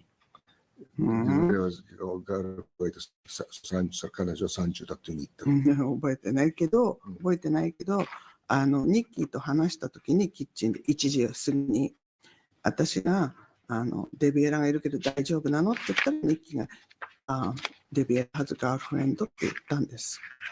その時に8月7日の1時過ぎにキッチンで彼女と話してるときに、デビエラがいるけど、ジョン大丈夫なのって聞いたら、彼女がデビエラはずガールフレンドって言ったの。She told her that 1 o'clock when they talk to each other, that she has a girlfriend. Okay. No. Are we talking about Devyn? She asked God. だからね。 I don't think she understands the question. Ma'am, did you know if Devyn had a girlfriend who was 30? 30歳。Can I speak English? Please. Okay. I talked to the Nikki after 1 a.m. I asked her, is John okay to go your house? Because Devyn is there. And she said, Devyn has a girlfriend. That time she told me. So Nikki told me. And you tell that to the police? I don't remember 2 years ago. So sorry about Hey, ma'am, you didn't tell that to the police. That's something that you're saying right now, the first time. that. Sorry, but because I didn't get asked this. Okay. You could just ask you about Devyn, and Devyn said, oh, he has a girlfriend, correct? This idea that she told you, this is something that you're just bringing up or making up right now for the first time. Isn't that right? 初めて言ったかもしれないけど、2年前のことそんな覚えてない。で、それはほら、あの事件の起きたすぐ後の話だから、私も動転したかもしれない。That interview came right after the accident happened, and I was not normal mental status. Page 34, you're asked, does he get along with his son? Your answer, not at this time. They say, okay. That's why Devyn was used to live in my house too, but he moved to Nikki's. So he's a grown man, and he's 21. I think he's about, 27. He had a girlfriend, she's 30, I think, correct? 30かどうか。 That's what you said. 覚えてません。 I don't remember. And then next statement, just a minute, but he's trying to move out this time, this week. That's what he's saying, correct? 彼がその後にムーブアウトすると。誰が？その Who was he? Devyn. デビエラはもうとっくにムーブアウトしてました。Devyn went out a long time before. Yes, if I may approach the witness. Sure. And refer to page 34 of the statement.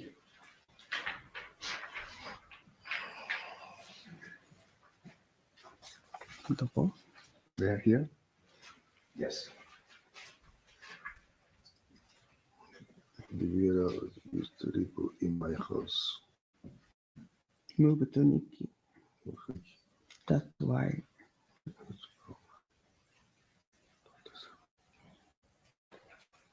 He had a girlfriend. And then she said, She's 30. ここら辺覚えてない。そう言ったとこ思えないけど。I don't remember this statement, around this statement. She'll agree with me. You あれ said は that 自分が言ったことだ。 30なんて言ったことない。 and then he told you he was moving to Nikki's house, correct? ミッキーのハウスに行ってない言ったんですか？ミッキーのハウスに移ると言ってない言ったんですか？言ってない。彼はただ誰かガールフレンドのうちに移るって言っただけで知らない。When he moved 知らない。He just said that he's going to move some girlfriend's house. And just so we're clear, and I'm just Don't going to remember. read your statement, just a minute, but he's trying to move out this week, that's what he's saying.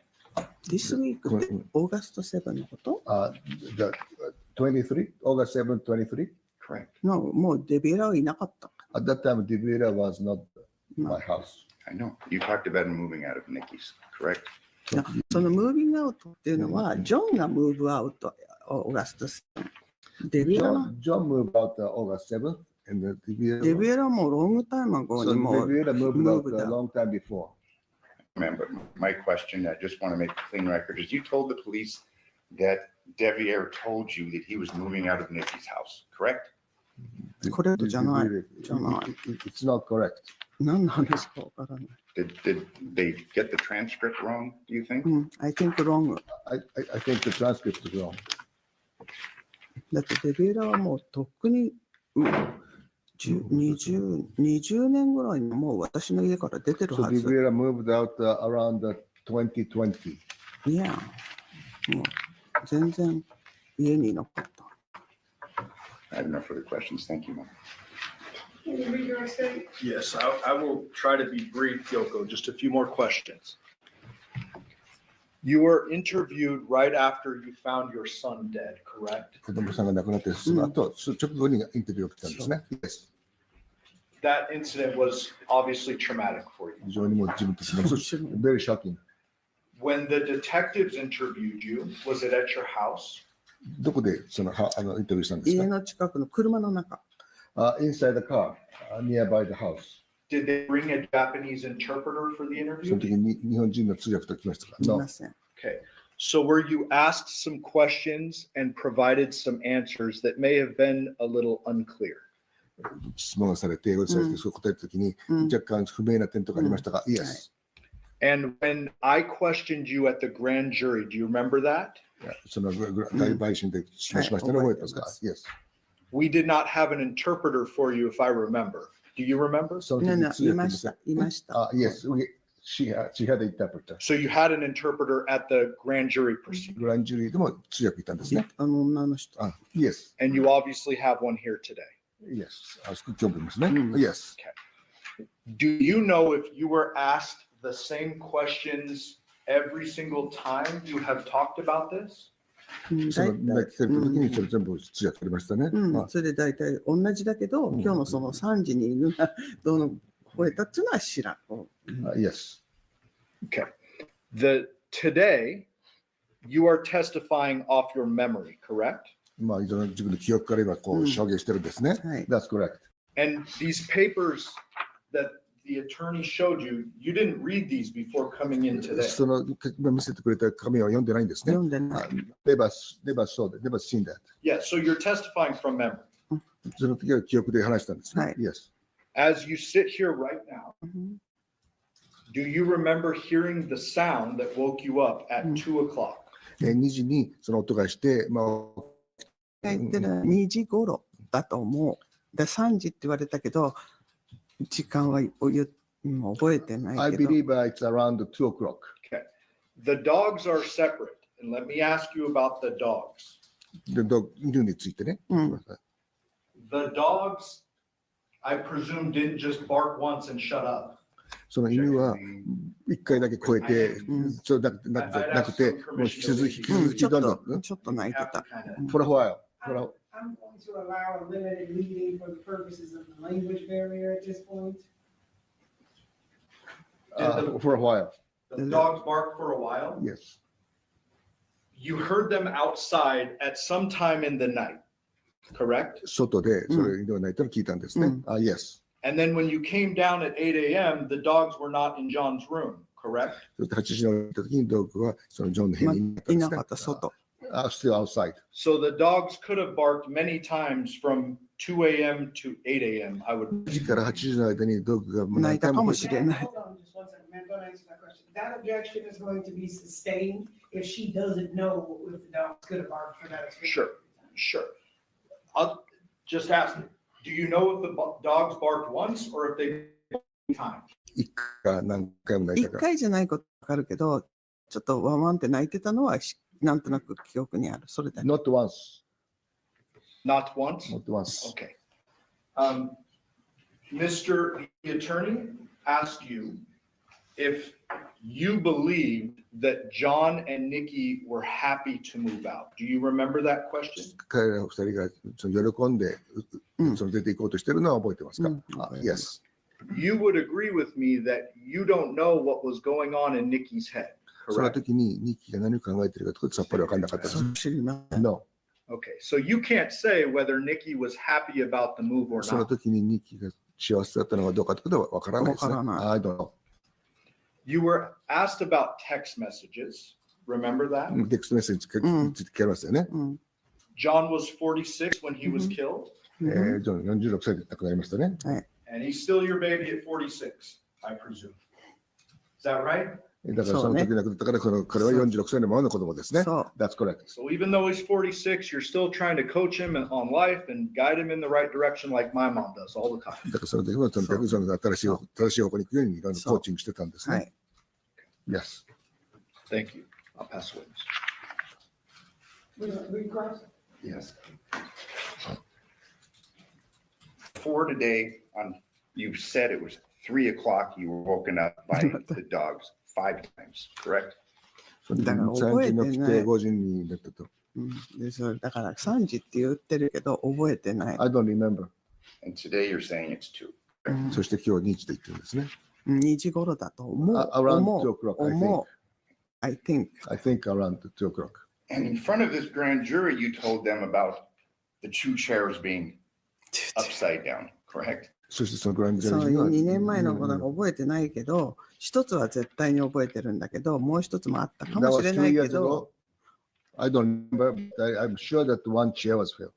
Okay. But ma'am, my question is before the grand jury, September 21st, 2023, with the interpreter, you testified that chairs were knocked upside down, 2 of them, correct? その時だけど覚えてないけど、もしかしたら2つかもしれない。I don't remember, but it might be 2. で、それはそのすぐ後だったから、今と違う2年前の。 That was right after the accident, and my mental status was kind of terrible. But right now, it's kind of become normal. Okay, ma'am, this grand jury, and we discussed this was September 21st, 2023, correct? そのグランジュリーとは9月の21日じゃあその日23ににちも覚えてないからね。I don't remember the date. One final, maybe 2 final questions. You were asked if you were shown transcripts from your interview for the grand jury.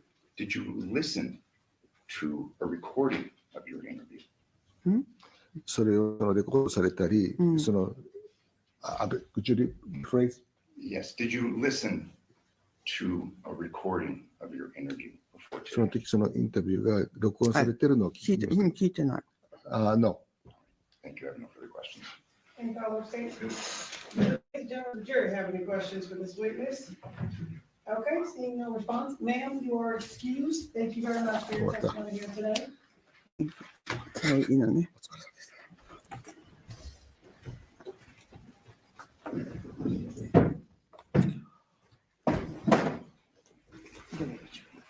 Okay, we're gonna take a brief recess, ladies and gentlemen. During this recess, you must not discuss or communicate with anyone, including co-jurors, anyone regarding this case or its merits, either by voice, phone, email, text, internet, or other means of communication or social media.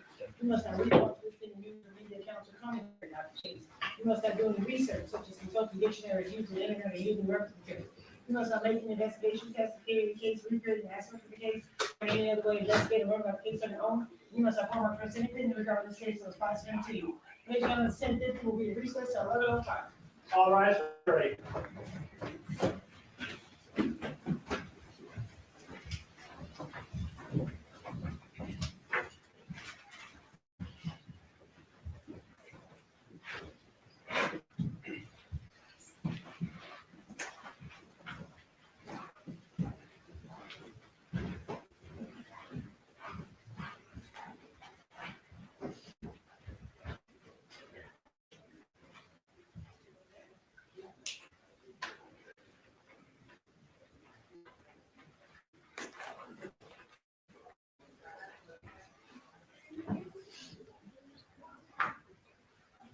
Make the record reflect you're outside the presence of our jury. Do you guys have matters outside the presence? No, ma'am. No, Your Honor.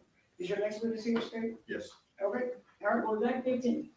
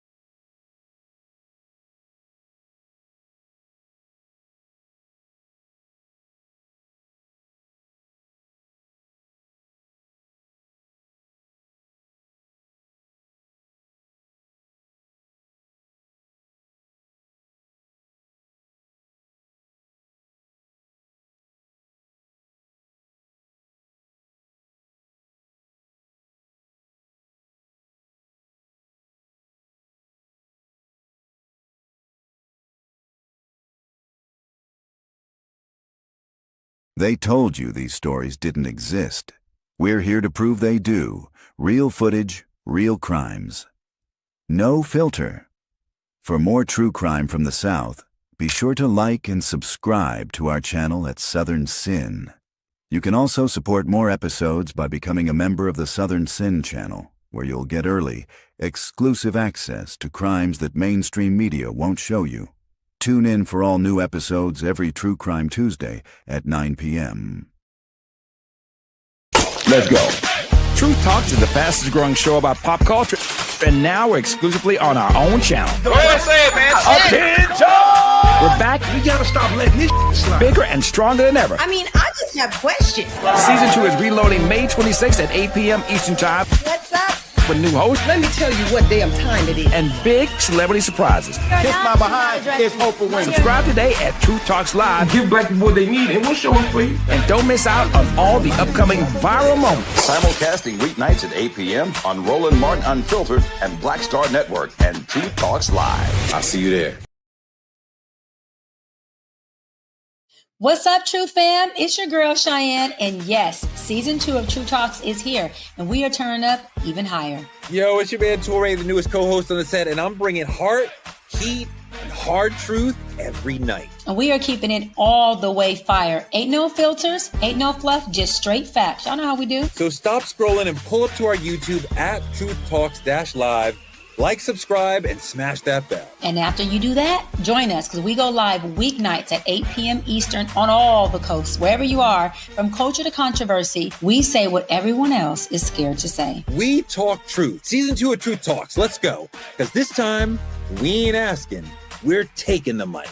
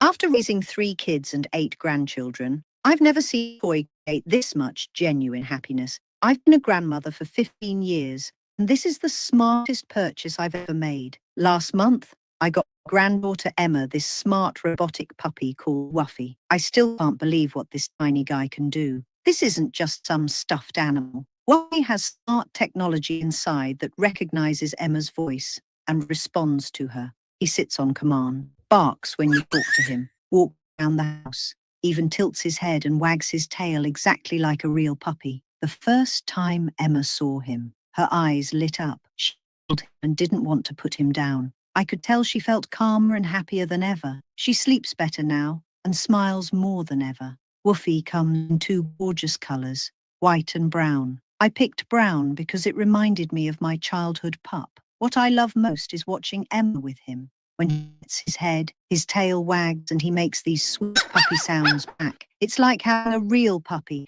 but made from completely safe material. Neighbors have already asked where we adopted him from. That's how realistic he looks. Em treats Woofy like a best friend. She reads him stories, takes him for walks around the house, even tucks him into bed at night. She's learning love and responsibility. Emma hasn't asked for a real dog since. I have to admit, I got one for myself too. Living alone can feel a bit lonely sometimes, and Woofy keeps me company. At 50% off, Woofy delivers all that wonderful companionship for under $30. No feeding schedules, no destroy furniture, no vet bills or chaos. Right now, you can grab Woofy for 50% off, but only 47 left at this price. Don't wait until tomorrow when it's back to price. Order now while the 50% discount lasts and watch your little one's world light up with Woofy.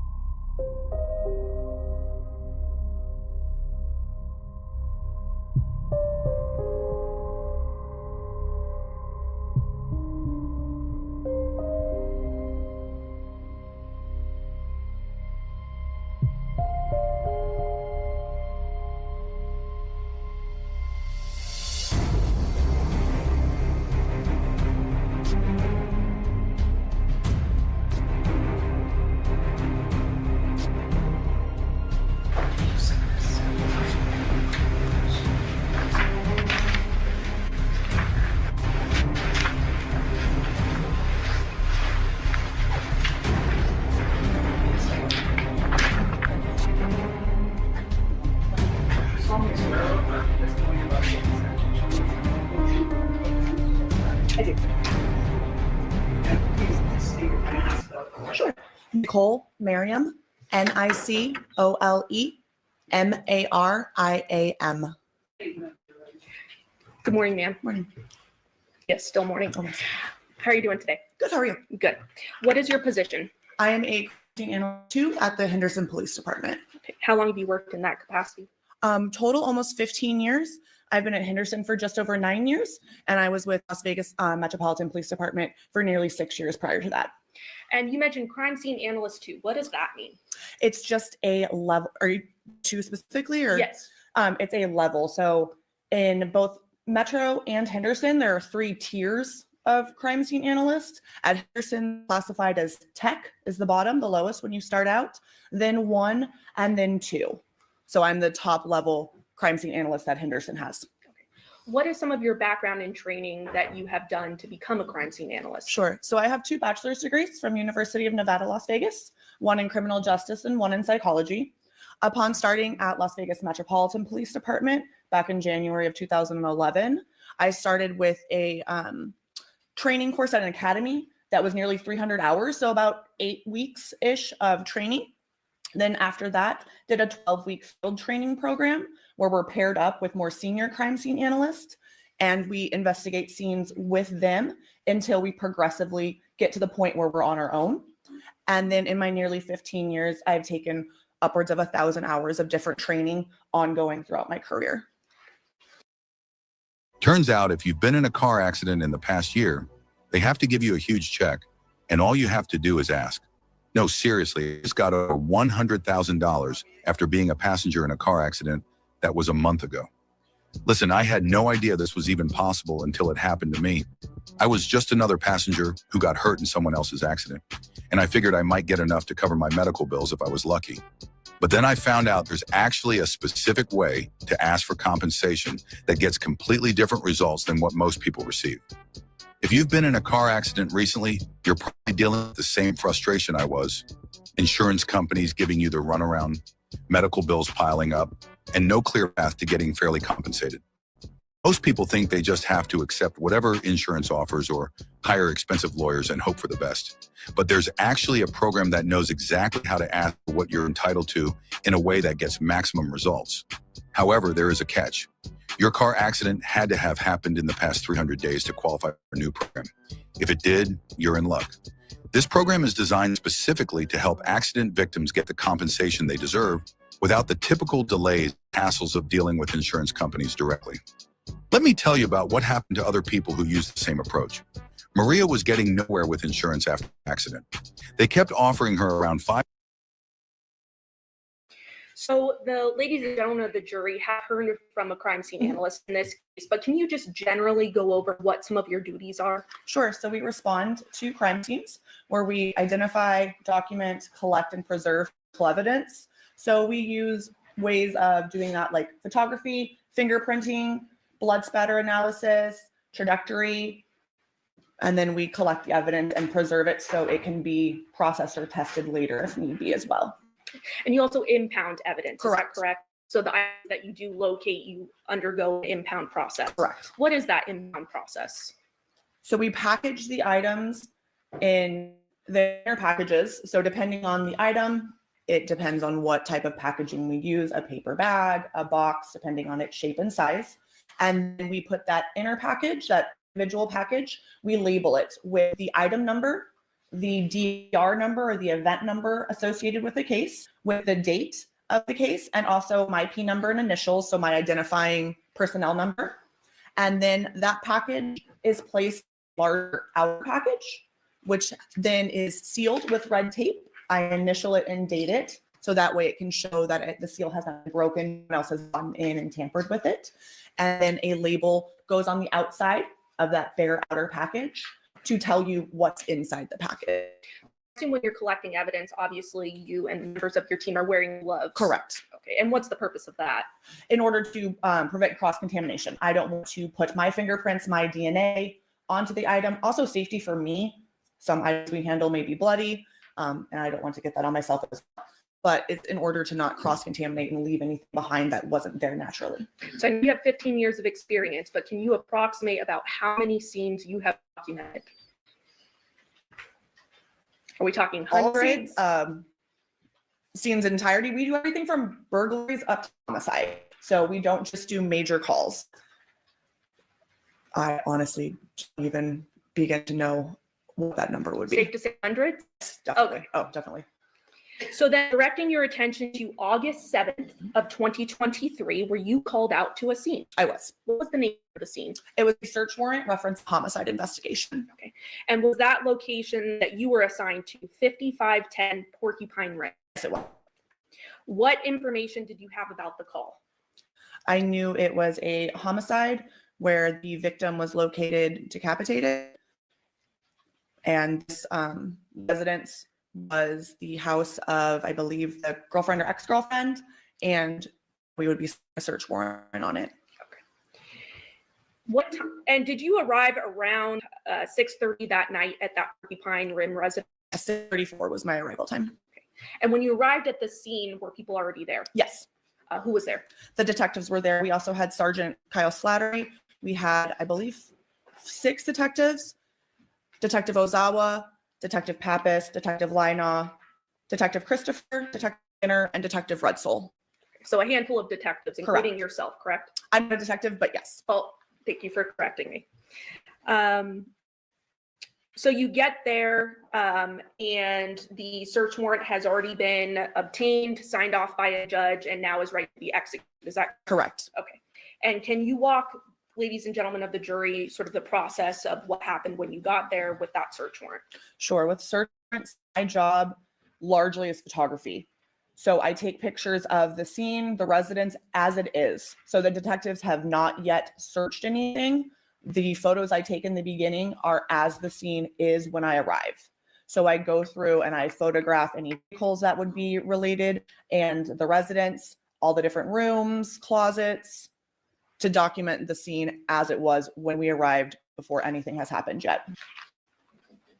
So you mentioned photographs. Yes. I have in my hand here hundreds of photos, specifically exhibit 235 through exhibit 441. Did you have a chance to review these items prior to testifying today? I did. And they're a fair accurate depiction of the photos you took at this residence, correct? Yes, they are. And I believe by stipulation of the parties, the state is going to go ahead and move for the admission of these exhibits. That is correct, Your All Honor. right, those exhibits will be admitted for consideration. So you get to the residence. Did one of the detectives have anything in their possession that was documented? Yes. And what was that? Detective Skinner had a black cellular phone. And permission to publish states 236. Is this that cellular phone that was with Detective Skinner when you arrived? Yes. Was there anything of note you observed on this phone? Yes, there was an area of apparent blood on the screen. And did you ultimately collect a sample from that? I did. And you went ahead and impounded that? Correct. Okay. And was it positive? It was presumptive test positive using phenolphthalein, yes. So can you walk us through what you do in that process of testing? Sure. Phenolphthalein is a product we use to determine if an item, an area swab, is potentially blood. So it's presumptive test, not completely definitive. There are false positives, but it's a good indicator that this is likely blood. Also, with my training and experience, the appearance of the stain, reddish brown stain, also did appear consistent with blood. And then the results of the phenolphthalein test being positive indicated it was very likely blood. So you essentially swab the area, is that right? Yes. So we take a sterile cotton swab, almost like a Q-tip, put sterile water on it, and then rub it onto the stain. So I moistened the swab, rubbed the area of blood on the phone, and then I took an extra swab to be able to test it. That way I didn't ruin the swab we were impounding. I took 2 swabs actually that I booked impounded with the blood, and then 1 extra one to test with the phenolphthalein to presumptively determine if it was blood. And you mentioned that you did impound those items, and that would have been under, and you would have marked them under event number 12-15229, correct? It was the first two digits are 23-15229. Right. And obviously you observed the front of the residence, is that correct? Yes. Showing 239. Is that the front of the residence there? Yes. Were there vehicles at the residence when you arrived? Yes. And I think we can see it here, but there is a vehicle sort of in the driveway to the left. Do you see that? Yes. And there's a work truck in the front of the home. Correct. And then behind the work truck, kind of hard to see in this photo, but there is another vehicle parked to the right part of the driveway. Yes.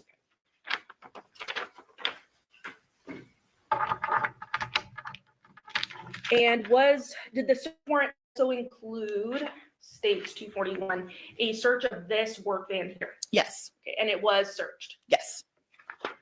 Anything of evidentiary value found inside that vehicle? No. States 242, were these vehicles searched as well? Well, the one on the right, the Honda Civic. Okay, and what about the one on the left then? The one on the left is a Nissan Armada. It was locked and it was sealed and towed to our secured garage at the Henderson Police Department. It's our crime scene garage, and it was searched later with a different search warrant. Anything of evidentiary value that you know of in either of these vehicles found? I do not know about the Nissan Armada, but I do know the Honda Civic was searched on scene as present, and no, there was nothing of evidentiary value in the Civic. Showing 265. What do we see here? So to the right on the screen there, front entry door. So that's the main entrance door into the house. And this is the front formal room. It's also connected to the formal dining room. And sort of near the door to the right of this photo, do we see sort of a shoe rack there? Yes. And on that shoe rack, did you locate any black Nikes with a swoosh, white swoosh on them? No.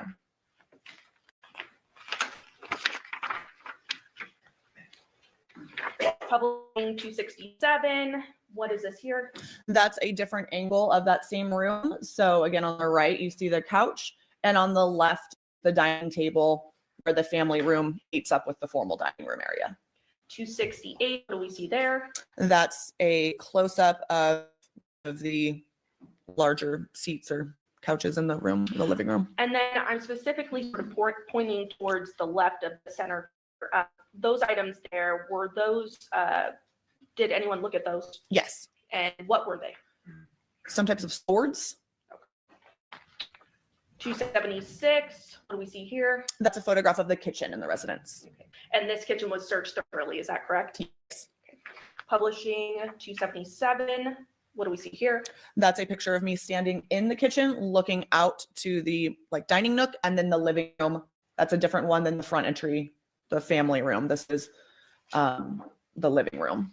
And then when you were searching the kitchen, you didn't find any murder weapon, anything with blood on it, anything like that, correct? Correct. 278, what is? The master room, that's on the first floor of the residence. And then 279. It's a different angle of the same master bedroom. And 280. Just another angle of the master bedroom. Okay. 288. That's the master bedroom looking into the attached master bathroom. And then 289. That is the master bathroom, and then the master closet is off the bathroom there. 291. And that's one of the pictures of a master closet. And 291A. That is the other half of the master closet. And in the closet, anywhere in the home, were any black Nikes with a white swoosh found? No, we did not locate any. Publishing 295. What do we see here? It's a picture of the laundry room. And the laundry would have been searched, correct? Correct. 296. That's a linen closet, and I believe the door that goes out into the garage. And then 297 then. That's a close-up of the closet. Okay. 299. That is a picture of the garage, the 3-car garage. And this area was thoroughly searched, correct? Yes. No murder weapons, nothing like found in this garage, correct? Correct. 307, what do we see here? That's the second floor loft, the playroom. 309. That is a linen closet, I believe, upstairs on the second floor. Then 311. That's one of the upstairs bedrooms. It was set up as an office area. 318. A different bedroom upstairs. It was kind of a sewing storage room. And what do we see inside this photo? Appears to be a wedding dress or a dress. 320. That is the upstairs hall bathroom. 321. Is the bathtub in that hall bathroom. 322. That is one of the other bedrooms upstairs on the floor. And it looks like sort of on the head of the bed, some stickers on there, maybe Yes. childlike stickers. Yes. 326. That is a picture of the fourth bedroom upstairs. Looks like on the bedding, some sort of cartoon of sorts. Yes, print, yeah. 1, 2, 3, 4. Foot pain steals moments from our lives. At OrthoFeet, we design and engineer footwear to give those moments back. To make your step lighter, easier, and pain-free. With styles that can take you from the trails to town and everywhere in between.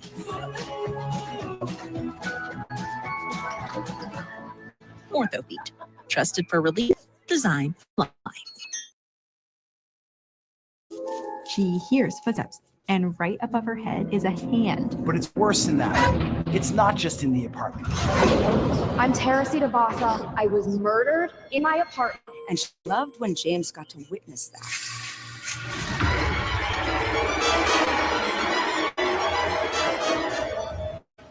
My name is Corinne Bien. I'm Sabrina Deanna Roga. I'm Dan. Hey, I'm Lindsay. I'm Jake Brennan. I'm Dr. Michelle Ward, and this is the wildest I have ever heard.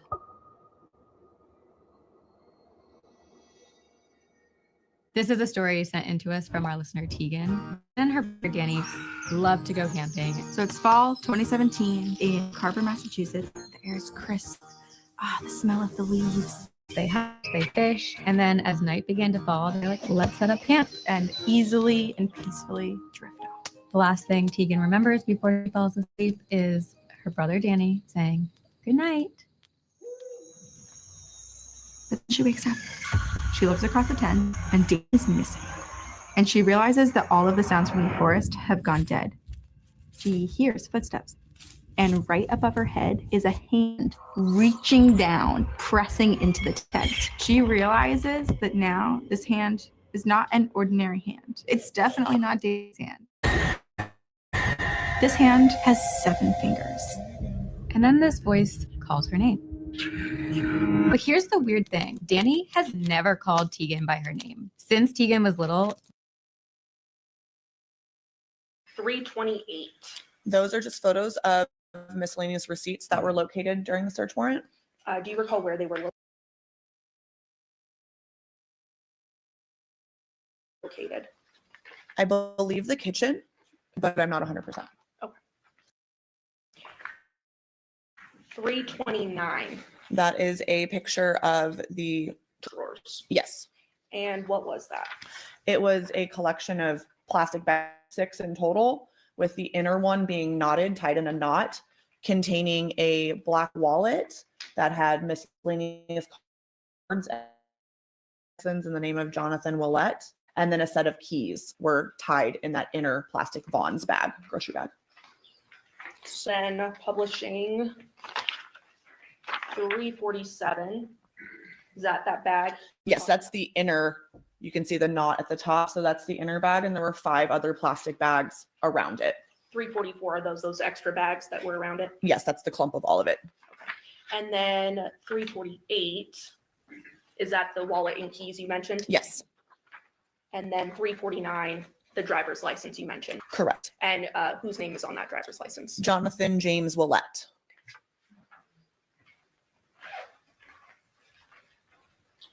Inside of the bedroom as well, states 330. What do we see here? That's a BB gun. And then 331. That is the nightstand, if you're looking at the bed on the left side. And there's a Glock 19X semi-automatic firearm millimeter in that top drawer. Showing you 334. Were there some writing found inside the master bedroom as well? Yes. And same with 335, Yes. 336, Yes, that's close up. 337, sort of a notebook with writings, correct? Correct. 338, another writing. Yes. 339, another writing. Yes.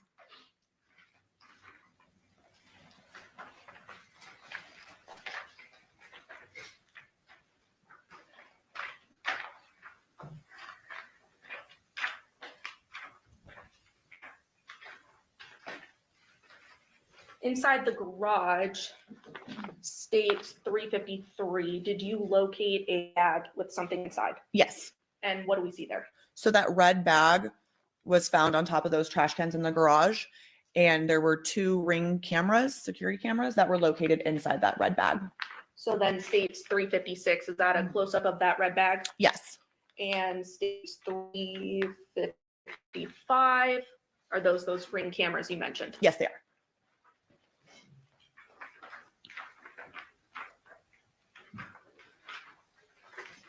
Showing you states 360. What do we see there? That is the bed in the master bedroom with a blue and gray striped dress laid out on top of it. 362. That is a receipt. Then looking at 366, what do we have? That's a mini backpack purse that was located on top of the bed in the master bedroom. States 363, something of evidentiary value found inside that purse? Yes. And what was it? A social security card in the name of Jonathon Willette. And you found other electronics inside that bedroom as well, correct? Yes. There were several. Yes. And would have been collected as well. By detectives. I did not collect them. I photoed them. And you mentioned that were collected in this case, right? They weren't collected, they were photographed. Thank you. They were photographed.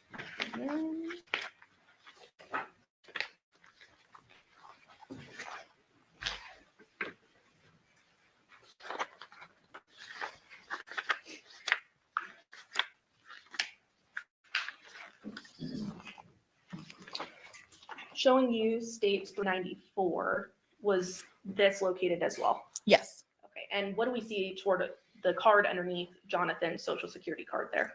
Appears to be a business card of Devyn J. Michaels as a realtor.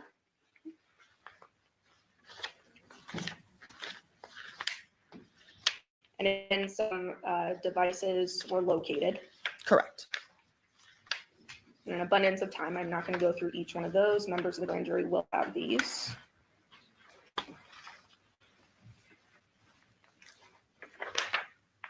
$413, what's that?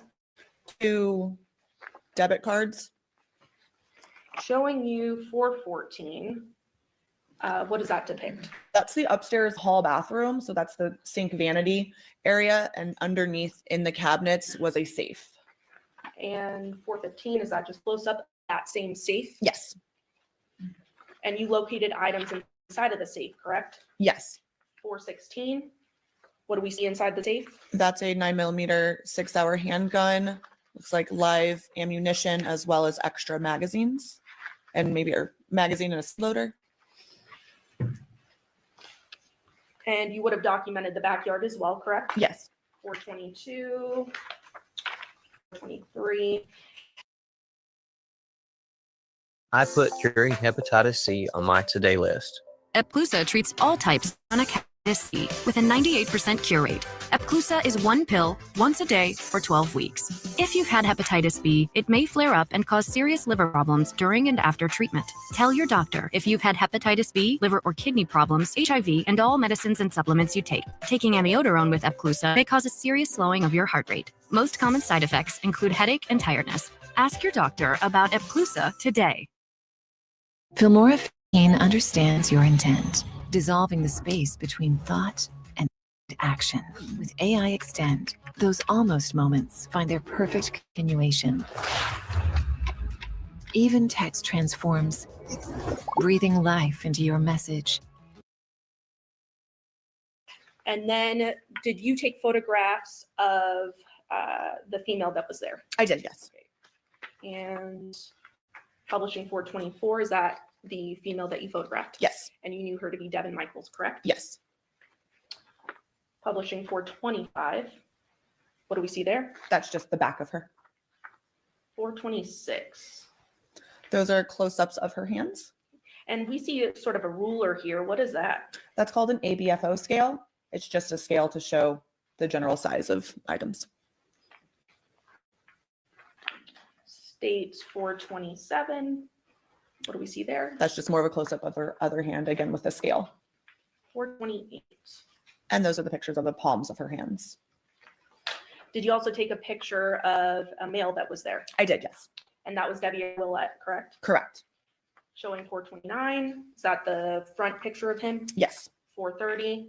It's his back. 431. Those are, again, the same style pictures of his hands. Do you notice any cuts on his hands or anything like that? No, he had no apparent injuries. Oh, no bruising, nothing like that, No. correct? 432. And those are his palms. Same thing, no injuries there, correct? Correct.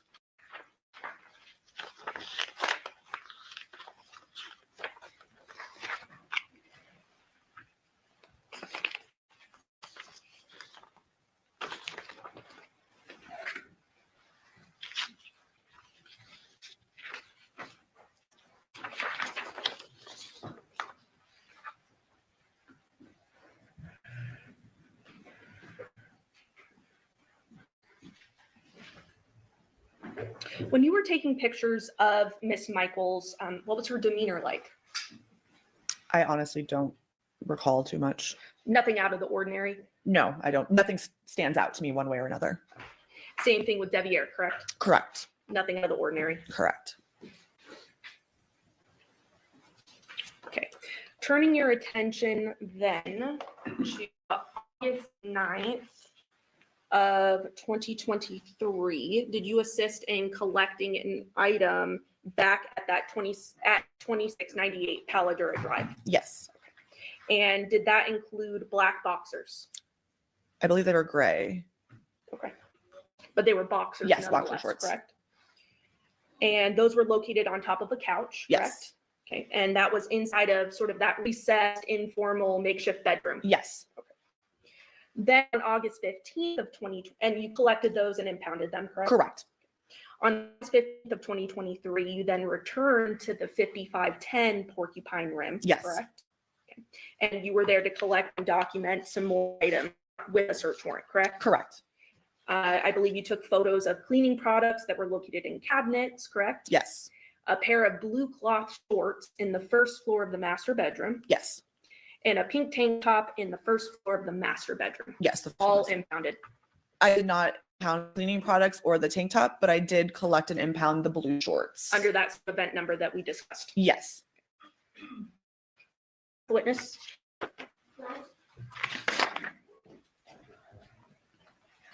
Okay, just one moment.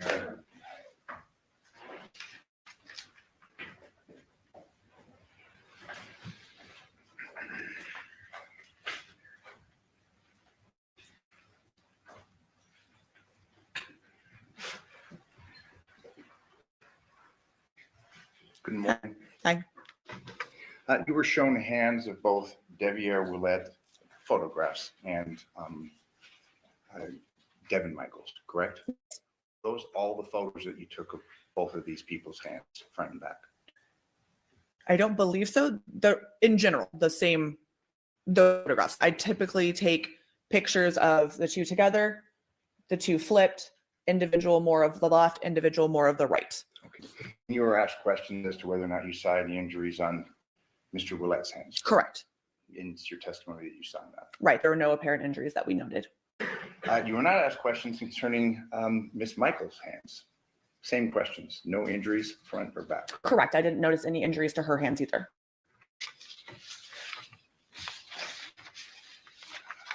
You testified that you arrived at the Porcupine residence, I think you said 6:34 p.m. 6:34 PM was my approximate arrival time, yes. And you generated a report in reference to the efforts that you took in the course of this investigation. Correct. You authored 2 reports? For this entire, the Porcupine resident. the first Porcupine Rim search warrant, 2, a main crime scene report, and then an evidence impound report. Did you author any other reports in reference to your analysis or the collection of evidence at the Porcupine residence? There would have been a biological stain presumptive test form, which is a form we fill out regarding that phenolphthalein test, the presumptive test for the blood that documents the lot number and the expiration of the specific phenolphthalein batch that I used and whether or not that presumptive test came back positive or negative. Okay. The report that you authored concerning this search on August 7th, Porcupine residence, it's 2 pages and then a signature page, correct? Just depending on how you print it out, but yes, that's how it printed out for me as well. Okay, obviously you reviewed that in preparation for your testimony. Yes. Because as you've testified, you have been involved in at least hundreds of crime scene analysis, documentation of such, correct? Yes.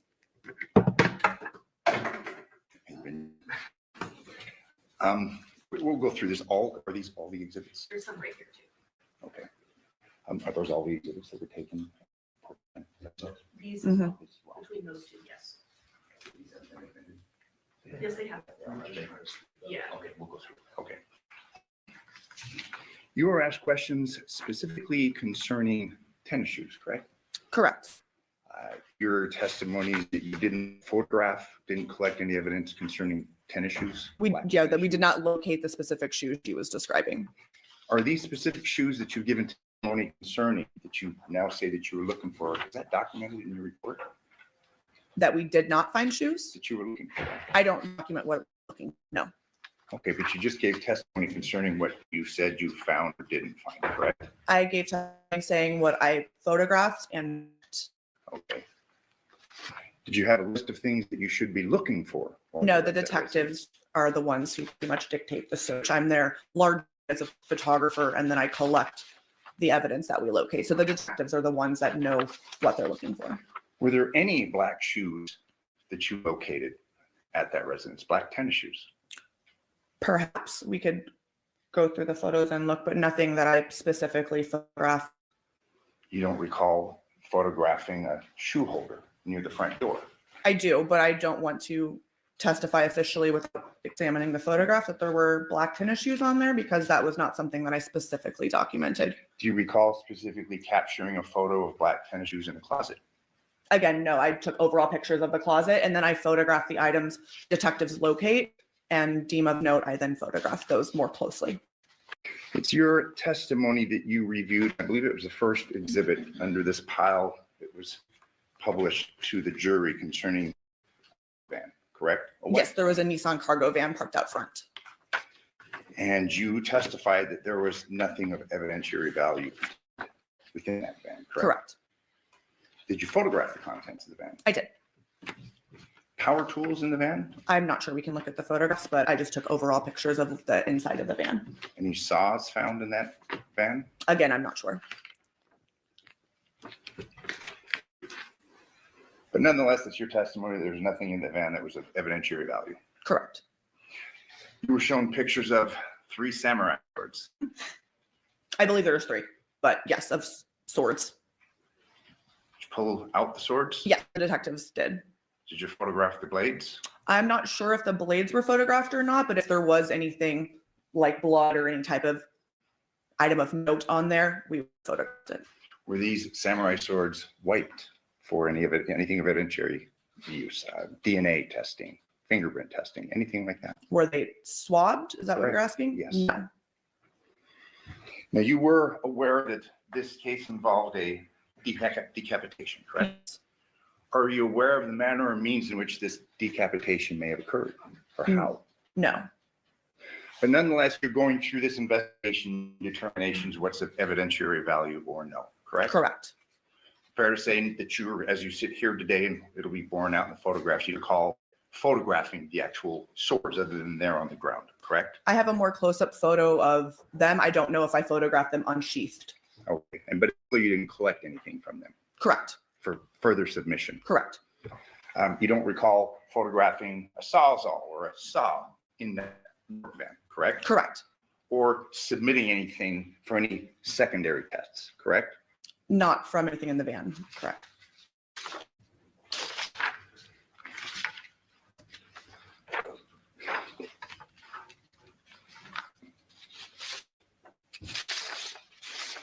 You make reference to some soft scrub bleach located in the laundry room of this Porcupine resident. Yes. And you felt that was of evidentiary value? The detectives told me to specifically photograph this bleach.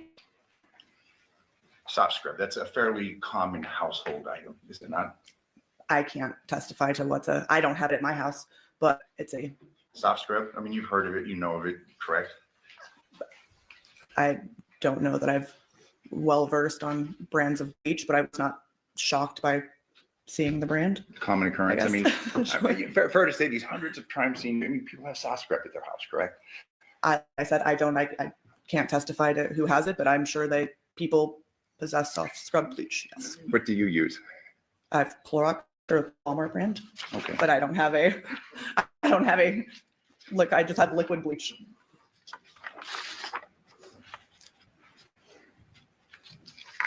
Fair to say no blood, anything indicative of blood contained within the house, correct? Just on the cellular phone that was in possession of Detective Skinner. Okay, that's it. Yes, that's all we saw.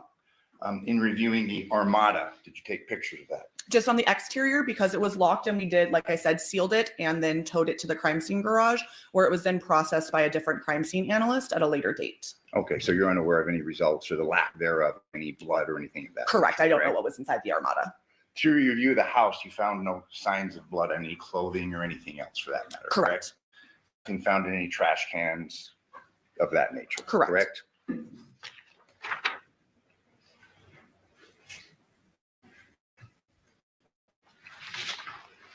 I have the court's indulgence just one moment.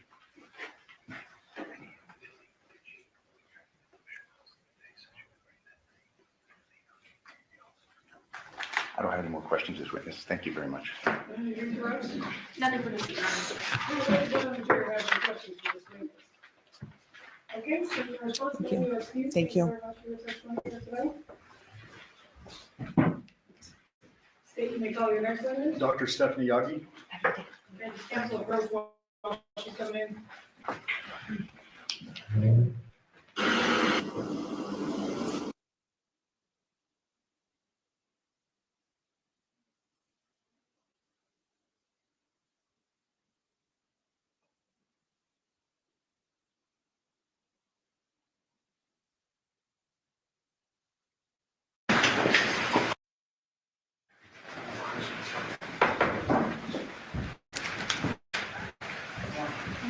You solemnly swear or affirm the testimony you're about to give in this action shall be the truth, the whole truth, and nothing but the truth, so help you God. Yes, sir.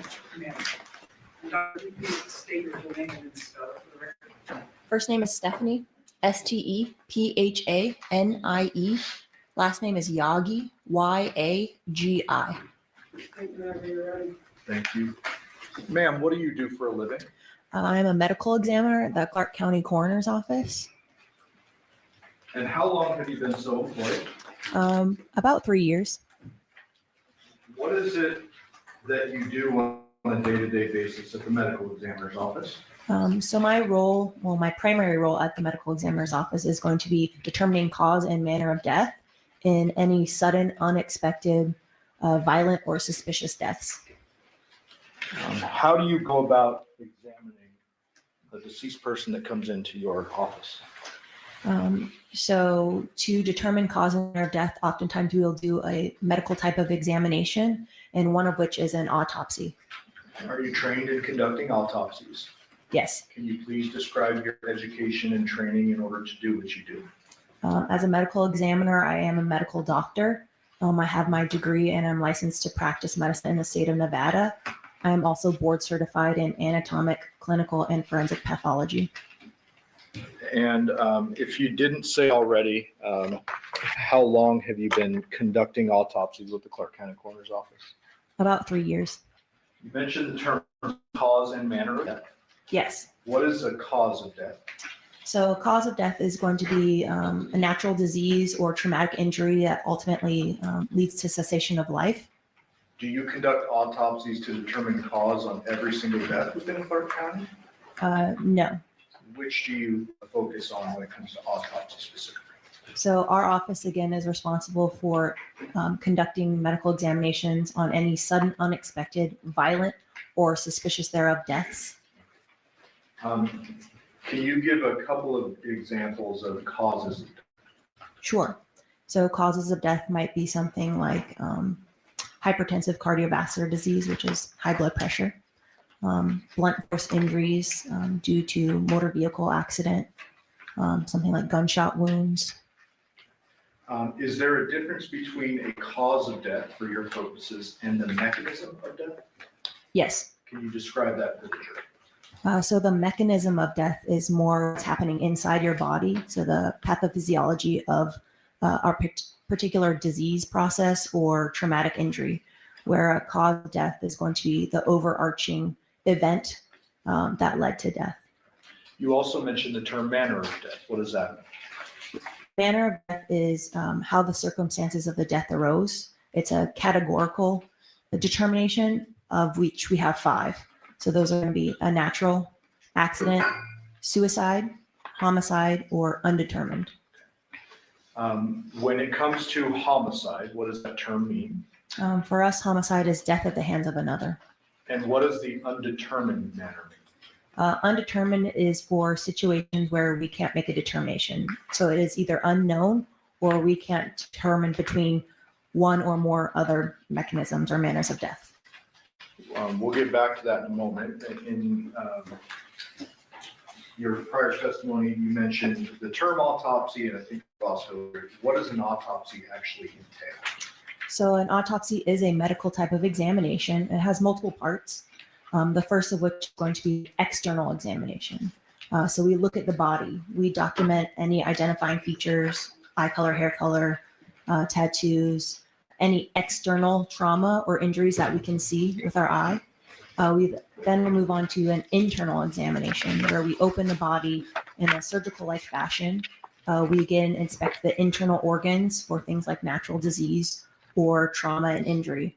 The autopsy also includes ancillary testing, such as like toxicology testing. We can do imaging like x-rays. We can get other consultations as we see fit, as well as look at tissue under the microscope if needed. And I would presume that every autopsy is a bit different in determinative of what types of testing you're going to conduct. Yes, so we perform these things on a case-by-case basis. I want to bring your attention back to August 8th of 2023. On that date, did you receive a body ultimately identified as Jonathon Willette? Yes. And was that your work documented under Clark County Coroner's Office case number 23-04811? Yes. What was the condition of John's body and how did you receive it? So the body is received at our office in a sealed body bag. Once the seal is broken, the body undergoes forensic processing and goes through the autopsy procedures that I've previously discussed. At the time of the external examination that I performed, there was absence of the head of Mr. Willette's body. While the autopsy process is occurring, are you or other staff photographing the body? Yes, photographs are taken at every step of the process of the autopsy examination, which are done by our forensic technicians. Those forensic technicians, do they go hands-on with the body at any point during the process? Yes, our forensic technicians are actually responsible for moving the body and eviscerating the body, which is in doing the internal examination or internal dissection portion of the exam. Do those forensic technicians work in tandem? Do they work alone? What is the common process? The forensic processing is usually done by the technician in singularity. prior to the exam. And during the exam, we do work in tandem with the forensic technician. So weird question, but I have to ask it. What percentage of your forensic techs are female? Currently at this time, 100% of our forensic technicians are female. And is it common for those female forensic technicians to flip bodies on their own? Yes. All the time? Quite often. In this particular case, you and forensic techs documented the process of the autopsy and have moved to the admission of 464 through 494, Judge. Any objection to those? No, Your Honor. They'll be admitted. Thank you. May I publish? Yes. Starting with 464, what are we looking at here? So this is a photograph of Mr. Willette as received in the body bag. 465, is that his lower body? Yes. What are these items on his hands? These are bags to conceal possible trace evidence that are placed on the body at the scene. During this process, do you measure the body? I personally do not, but the body is measured, yes. Yeah, and when I say you, I sometimes mean the team. Somebody in the process measures the body, correct? Yes. In this particular case, what were the body's measurements? The length was measured at 68 inches and the weight 169 pounds. So his body as received is 169 pounds, correct? Correct. I would presume it would be more if his head was attached. Yes. Do you know the average weight of a human head? Probably on the line around 10 pounds. During your external examination of the body, what general things did you notice? So as previously stated, there was the absence of the head and upper neck, as well as there was some changes to the front side of the body that were consistent with some kind of chemical type burns. Back to 464. If you could point to what you mean by chemical type burns. So all along the front of Mr. Willette's body, we have changes of the skin, which again are consistent with a more chemical type burn. Are all of the changes or the discoloration in the skin we're seeing those chemical burns, or is there something else going on here? There is additional to the burn type. There's almost like a diamond weave type pattern that you can see on predominantly the chest, which is actually consistent with the pattern that was seen on the mattress where Mr. Willette's body was found. Ma'am, what is lividity? Lividity is the postmortem pooling of blood in the gravity-dependent areas of the body. And what is slippage? Slippage is a term that we use for the appearance that the skin can show when there's separation of the top layer of skin that happens. Okay. Does that typically happen post-mortem? Yes. Showing you the front John's right arm. Do you see that there? Yes. What are we looking at here? So this looks like to be an area of some postmortem changes, which could be, as previously described, some area of skin slippage. When it comes to lividity and these postmortem changes that occur to a body, is it possible for you to establish a time of death based upon that? Sometimes. Okay. What do you mean by that? So there are a lot of factors that we need to evaluate for determining time of death. Most of these factors are highly variable, which includes things like the actual decedent's natural health. In addition to that, the environment that the body is found, things like heat, humidity, et cetera, as well as any external factors or the environment, such as water or air or soil that the body is found in. Not to you're typically not conducting an autopsy immediately after death, correct? Correct. In this case, I believe you did it on August 8th. Yes, that is. Okay. And so do you have an opinion as to John's time of death? No, our determination on time of death is, again, highly variable, and it would have to be given within a range of time based on the state of the body. In this particular case, it would probably be within a half day or hours. States 472. Oops. Is this John now laying on what would be his belly? Yes. Is there an anatomical or I guess a forensic term for that? Prone. So he is prone with belly down now, correct? Yes. What is this kind of discoloration we're seeing on the side? Could potentially be an area of liver. What's liver? As we previously discussed, blood pooling in the gravity-dependent areas of the body. What does this tell you about John and his circumstances of his death? At one point in time, he may have been face down or face up. This is a lateral aspect of the body, so I can't tell you. Showing you 473. What are we looking at here? This is kind of the neck region of the body.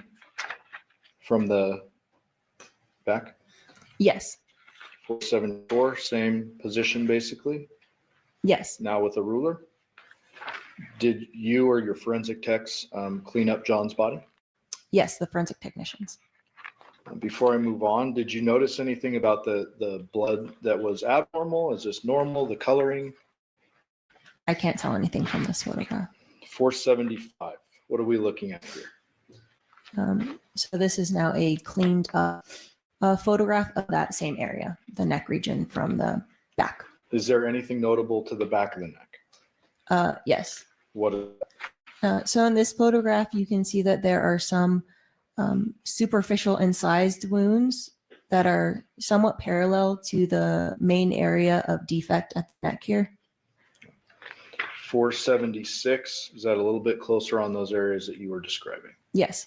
What does this tell you, if anything, as a forensic pathologist? This may indicate there were previous attempts to use a sharp force injury in this area. Previous to the decapitation itself? Yes. 1, 2, 3, 4. Foot pain steals moments from our lives. Did you document John's hands? Yes.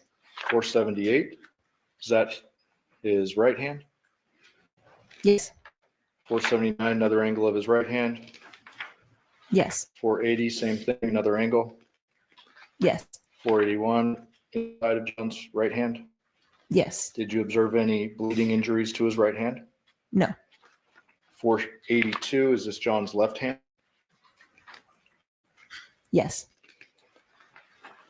483, also his left hand? Yes. Do you see these little things here? Yes. What do these appear to be to you?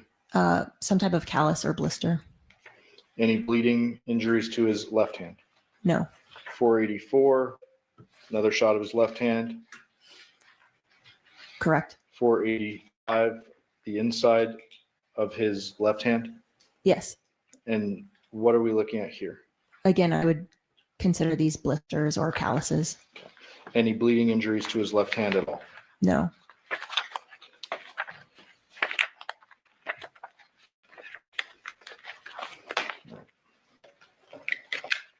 Did you observe any minor injuries to the rest of John's body, staying away from the head and neck? Yes, there are a few contusions or bruises to the extremities. When you say a few, how many do you mean? At least 3. Were those minor in nature, meaning not very apparent? Yes. I'm going to show you now another kind of graphic photo. 466. Can you reorient us? Yes. So again, this is a photograph of the neck region. Now the body is on its backside. Can you just describe what you're seeing in this photograph? Sure. So there is a kind of irregular defect that resulted in a complete decapitation of the body. When you say irregular defect, can you provide any further context to that? The surface of the wound looks kind of ragged. It doesn't look straight. 468, are we now looking down into essentially what would be John's neck? Yes. What did you observe during your internal examination of this portion of the body? So on the internal examination, anatomically or just by looking at it, this wound did not appear to be ante-mortem. It appeared to be post-mortem, so made after death. And how are you able to determine that? When the body is alive, there are some features that we can look at anatomically or with our eye, as well as microscopically, to indicate that there was a body's response to an injury. And I saw neither of those, again, grossly or microscopically in this particular case. So to oversimplify it, the decapitation happened after he was killed.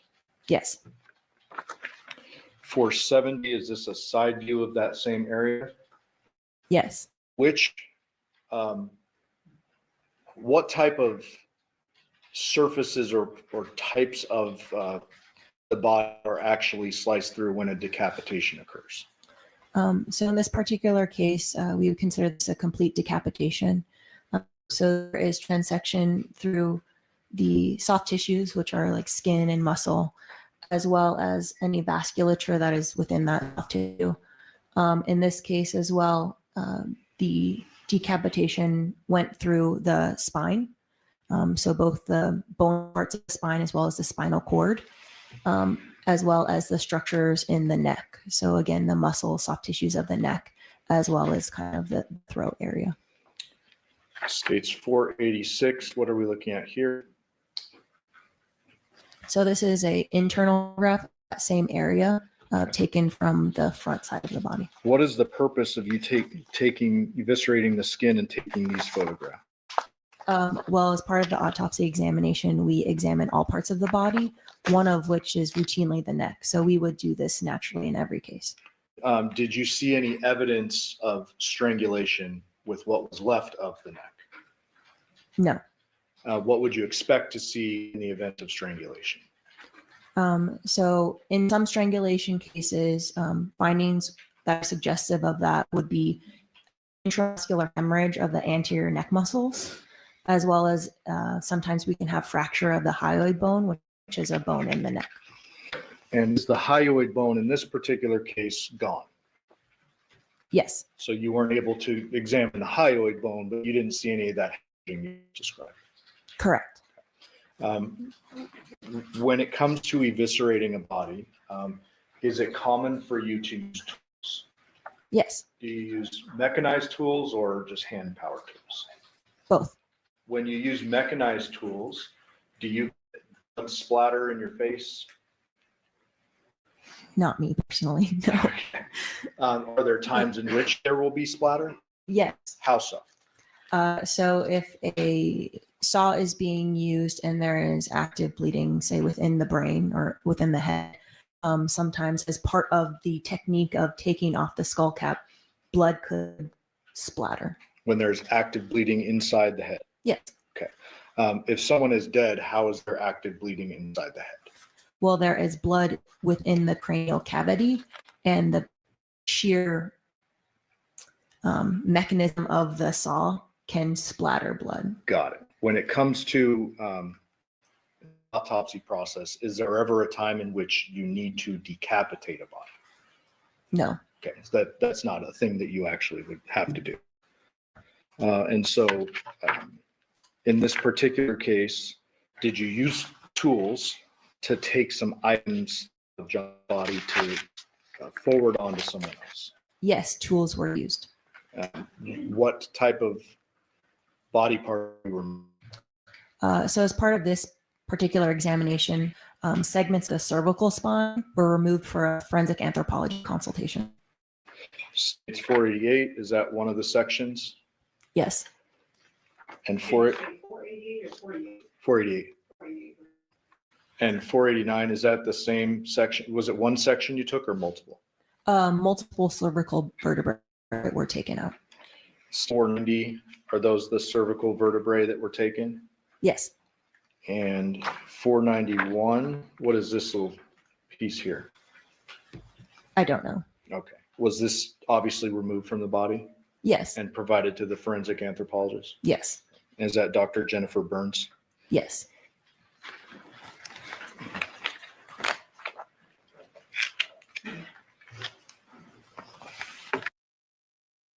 Get the strong arm, attorney John Foy and Associates. I've had clients tell me at other firms I felt like just a case number. Here you're treated with dignity, compassion, and respect every time. A peace plan for Gaza. For the plan to advance, Hamas must disarm. Instead, tonight, terrifying images emerging from Gaza.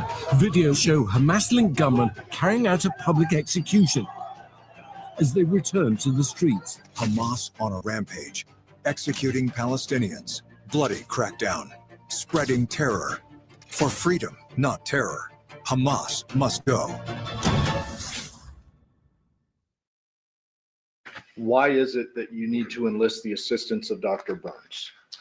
So a forensic anthropologist can help us. She can look at the bones that were removed from the body and possibly do studies, either by eye or with the use of microscope, to see what kind of marks were left on those bones. And that was done in this case? Yes. Once that is done, do you receive her report back?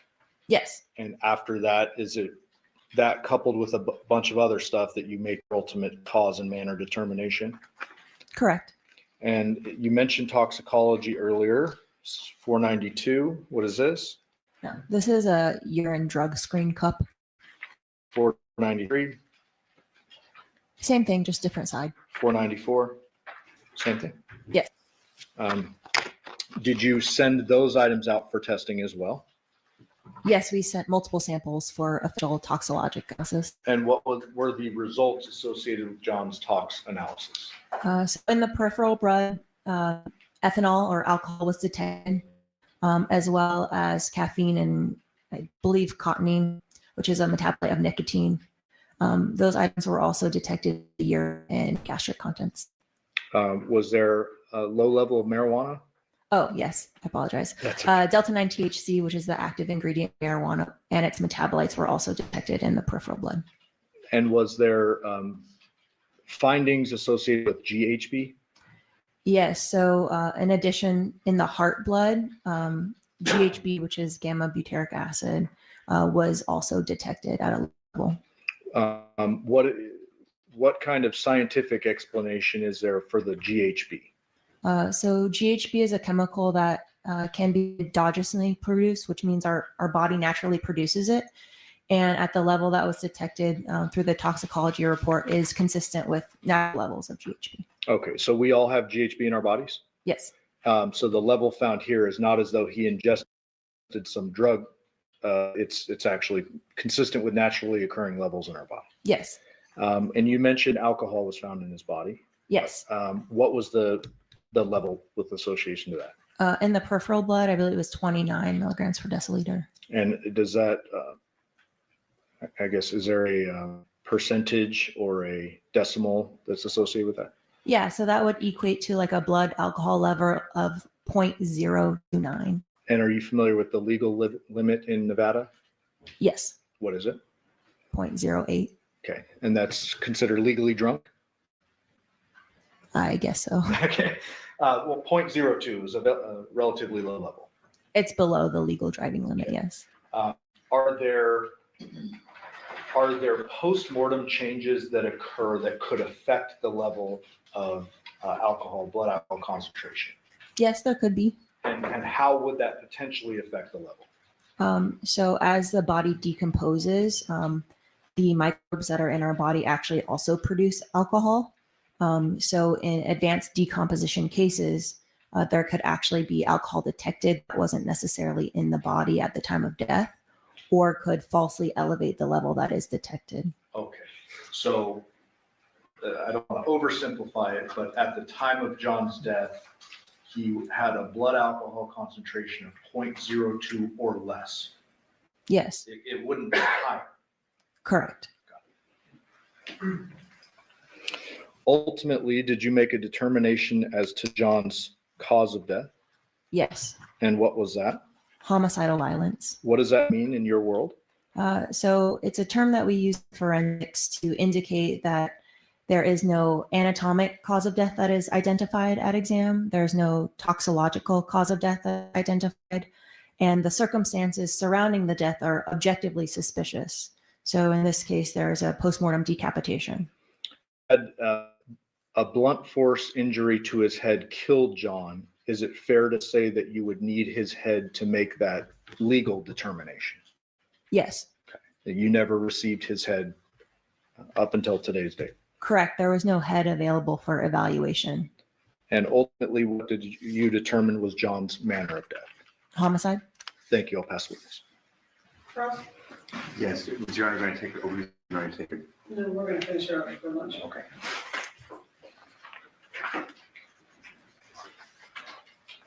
Good afternoon.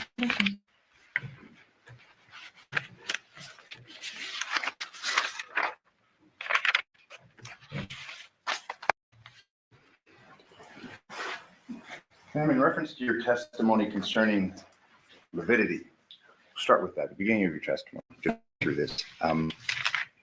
You're not able to give any opinion as to the position that this body was in when this person was decapitated, correct? Correct. Can't say if the body had been moved or anything like that based upon your review of the body. Correct.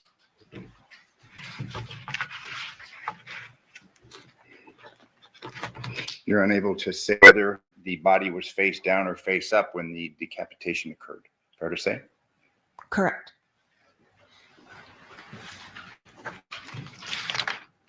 In reference to the wounds that you had testified concerning, you had said that they may indicate a pre-attempt to decapitate. Do you recall that?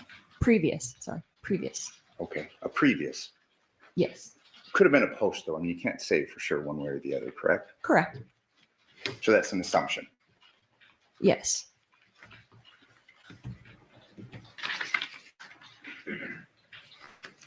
At this point in time, on August 8th, when you conducted this examination, approximately how many autopsies that you performed?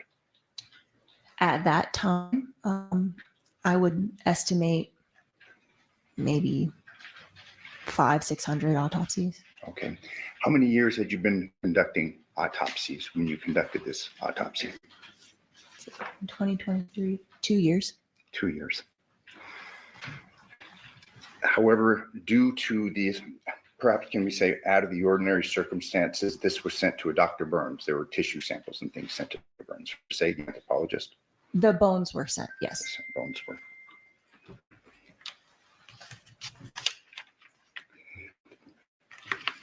You had testified that you were unable to approximate the time of death other than half a day, something like that, correct? Yes, a large range of time. Large range, okay. So you couldn't say 2 o'clock, 3 o'clock the previous day, could you? That's correct. When the body is examined and further dismembered, the body is refrigerated, correct? Yes. At what temperature is the body when you examine it? Just give or take. At the time of examination, room temperature. Okay, but previous to the examination. While refrigerated? Yes. When it's went through the process a little bit. The body is brought to the coroner's office, correct? Yes. Where is it placed? The body is then placed in our refrigeration. Okay, and this refrigeration area, kind of like you see in the movies, has bodies, trays, things like that. Yes, there are other bodies. And what temperature are those refrigeration units where the bodies are stored? I don't know off the top of my head. Okay. cold enough to preserve the bodies, correct? Yes. Fair to say just above freezing? I can't say. Okay, you don't know. I don't know. You were asked questions concerning through the course of your examinations, these autopsies, limbs, other things are severed, correct? Sorry, can you repeat the question? I mean, you were asked on direct. At times, there's a necessity to cut a body, correct? Yes. And these cuts are generally made by yourself, the coroner. No, not always. Who are they made by? So our forensic technicians assist us in the evisceration portion of our examinations. And during this evisceration portion, the bodies have just been brought from the refrigerators or the cooling, freezing devices, correct? Yes, in our storage area. Fair to say then you're not going to have cast off or splatter because the blood contained within the cadaver is very cold, correct? Well, the heart is also not beating, so we don't have spurting blood. We're not talking, we'll get to that. But as far as, obviously you'll agree with me that there's a congealing mechanism when the body is refrigerated, correct? Blood can clot, yes. And this evisceration of body occurs sometime after the death, generally, correct? Yes. It can be perhaps like a day, in this case, 2 days, 3 days, multiple days, correct? Correct. So we've got a body now that has obviously been dead for some period of time in conjunction with this element of refrigeration, correct? Yes. And you would agree with me then that when the tools are used, and you'll agree with me that these tools that are used are designed to cut through tissue, bone, things of that nature. Yes. So they're made to sever limbs or sever necks, things like that, correct? Yes. So when you're using these specialized instruments made for the dismemberment of a body, it's done with a special instrument. It's done when the body's been refrigerated. It's been done sometime after the person has been deceased, correct? In my experience, yes. Let's turn our attention to the facts and circumstances of this case, okay? Okay. Let's say a person is decapitated a fairly short time after that person or upon that person being killed, okay? You'd expect that if the neck is severed or the body is severed from the head, there's going to be fresh blood, correct? Perhaps if the person is dead and the heart's not beating, but we have liquid blood, correct? I would expect there to be blood, yes. Let's say a sawzalls are used or some other electric saw. Fair to assume that we're going to have some blood if this head is being severed, correct? Possibly. Closer in time to death, the more likely that we're going to have blood that's able to be cast off, correct? Possibly. And we're not talking about a slight possibility. We're talking about a real possibility, aren't we? Can you be more specific? I don't know what you're asking. Sorry. Okay, what part of my question is unclear, so I can ask you questions so we can be on the same page. Yeah, specification of real possibility. I don't. Okay, you say it's possible. I mean, it's likely, correct? Depending on circumstances, yes. Okay, so now we're getting from a near possibility to a likelihood. This person is dead. The person is immediately decapitated with a non-specialized device. Likely, we're going to have some cast-off blood, aren't we? I wouldn't suggest a cast off. There likely is blood, yes. And when we talk about likely blood, we're talking about basically the kinetic energy from a saw going back and forth. We're going to expect to see blood spatter, aren't we? Possibly. Likely, correct? I have no experience in this particular situation. Okay. So I can't give my opinion as to that. So when you're asked questions concerning when you're doing this in the very controlled circumstances of an autopsy, you can't really compare. So you can't really give an opinion, but obviously it's more likely there's blood that's going to be spit out or sent out of persons being decapitated close in time to their death, correct? Possibly. Okay. You would agree with me that you can't say to any degree of medical certainty that this person was actually dead. when this decapitation occurred, correct? In my opinion, this decapitation was a postmortem event. So yes, after death. Okay. How close in time then? Do you know? I do not know. Today, you've just testified that it's homicidal. Basically, the death was homicidal in nature, correct? Yes. I believe your term homicidal violence, Yes, but you can't tell us how this person died, correct? that is correct. There had been questions concerning, is it the hyoid? Yes, hyoid bone. And that would indicate perhaps a strangulation, correct? Yes, However, in this case, you didn't have that bone to review, correct? that is correct. I mean, you can't say if this person died choking, correct? Can you specify the nature of the choking? Choked. No, You can't say then that could have happened, correct? That's possible. that's possible. Yes, This person could have had a pillow placed over his face, correct? correct. And then decapitated, isn't that right? This person could have been shot in the head, correct? That is correct. So you can't give an opinion excluding that, can you? That's correct.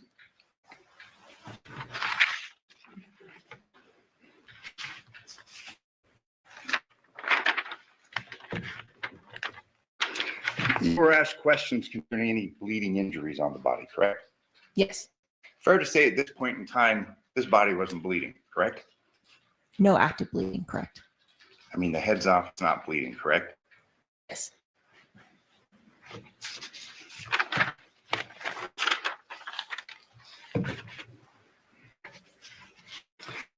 Fair to say, and you'll agree with me, I mean, a decapitation is a fairly rare event in your line of work, as opposed to other manners of death. Or yes,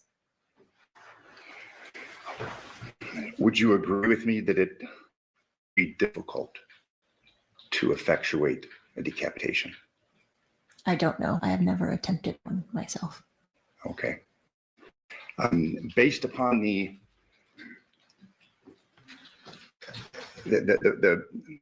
physicality of this, there's a number of things that are involved, correct? Yes,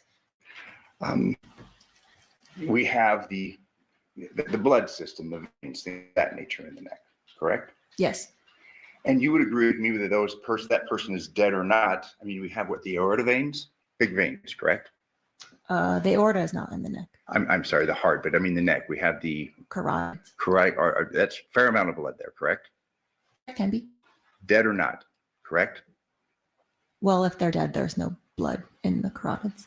Okay, so they're saying, let's say that person died shortly before or at the time of decapitation, there's going to be blood in your carotid arteries, correct? There might be. Okay. And if those carotid arteries are severed, we're going to expect cast off from the blood contained within the carotid arteries, correct? If the person is dead, no. Okay, so let me say, the arteries, is there going to be blood? And we're not talking a person that's been dead for days. We're talking minutes, perhaps. Yes, there may be some residual blood. Okay, it's residual blood. If those arteries are cut with a power tool, we're going to expect there's going to be some form of cast off, correct? There may be, yes.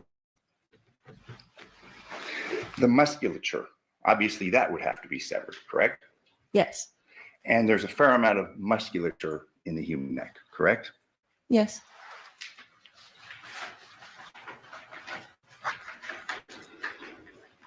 Fair to say that the neck contains a fairly complex arrangement of tissues, major blood vessels, trachea, things of that nature, correct?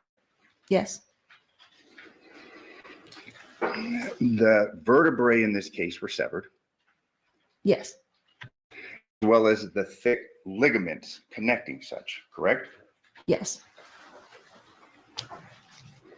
We also have the spinal column that would have to have been severed, correct? Yes. And again, that's a fairly lot, isn't it? I mean, we're talking about a big cut, aren't we? Yes.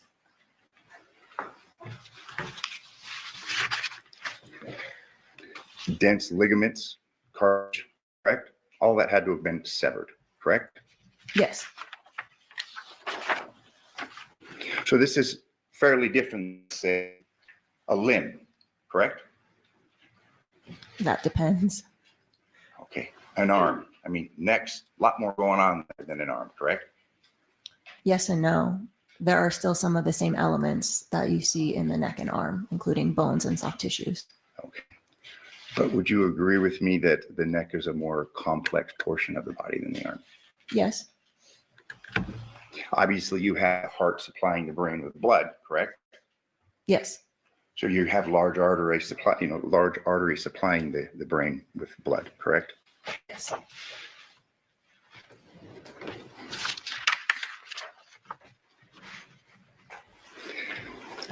In your report concerning the postmortem examination of the body of Jonathon Willette, you arrive at a conclusion that it was consistent with the use of two tools. That was not my opinion personally. That was integrated from the forensic anthropologist consultation report. Okay. But this was the report, and I'm referring to the autopsy report. You authored this report. Correct, but I garnered that information from Dr. Burns's report. Do you adopt it? Do you have any reason to disagree with Dr. Burns's analysis? No. So then in your report, where you incorporated Dr. Burns's conclusions, two tools, correct? Per her report, yes. A hand-powered knife, correct? I don't recall if the wording was knife. And if I told you it says a hand-powered knife, would you have any reason to disagree No. with me? And a mechanically powered saw, correct? Sure.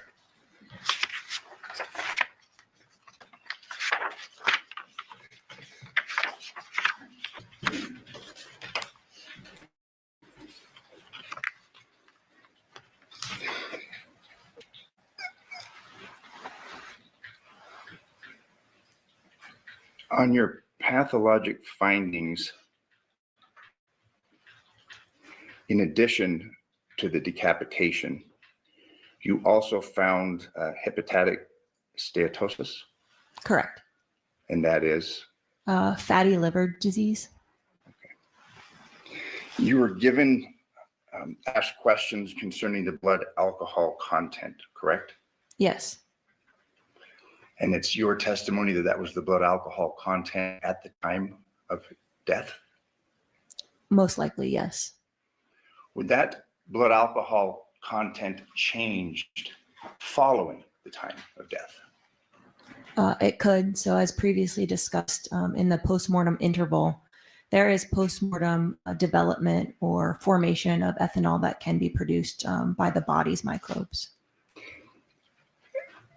So then it would be unfair to say what the blood alcohol content was actually at the time of death. Fair to say? Correct. And also that person's blood alcohol content would have to be, you say at the time of death, but then we don't know what the time of death is, do we? Not exactly.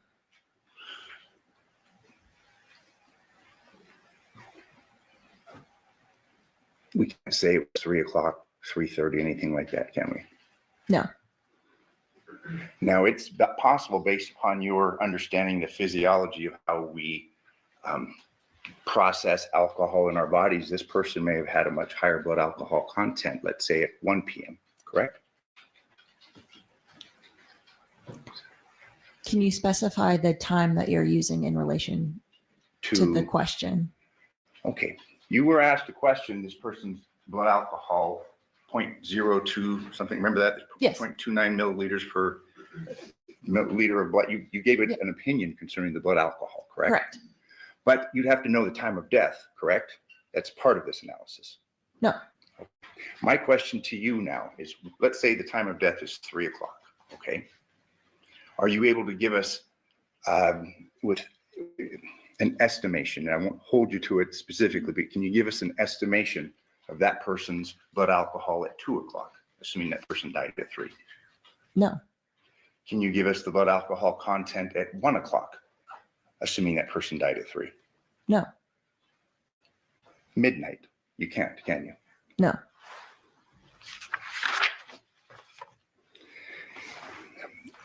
In addition to the alcohol that was in the blood, you also found evidence of THC, correct? Correct. And what was the level of THC in Mr. Willette's body? I don't recall off the top of my head. Okay. Fair to say that the combination of both alcohol and THC affects a person's ability to drive a vehicle? Possibly. Possibly. I'm not a clinical toxicologist. My patient population is very specific, and those patients have no clinical signs and symptoms at the time that I see them. So I cannot opine as to their behavior living with those certain levels. Very, very fair to say. So I'll ask you a more general question. You'll agree with me that the combination of alcohol and THC cause a person to be more intoxicated? I don't know. And then thirdly, you had testified concerning the presence of GHB, correct? Yes. And you opined that that may be a result just of natural antecedents, fair to say? Yes, it's consistent with the level that we would naturally produce in our body. But you can't give an opinion as to whether or not this person had ingested drugs or GHB specifically. That's correct. So this person may have, in addition to ingesting alcohol and marijuana, this person may have ingested GHB. Yes, possibly. And again, the combination of these three substances would presumably lead to an intoxicated state. It might. Again, I'm not a clinical practitioner. I could have the court's indulgence.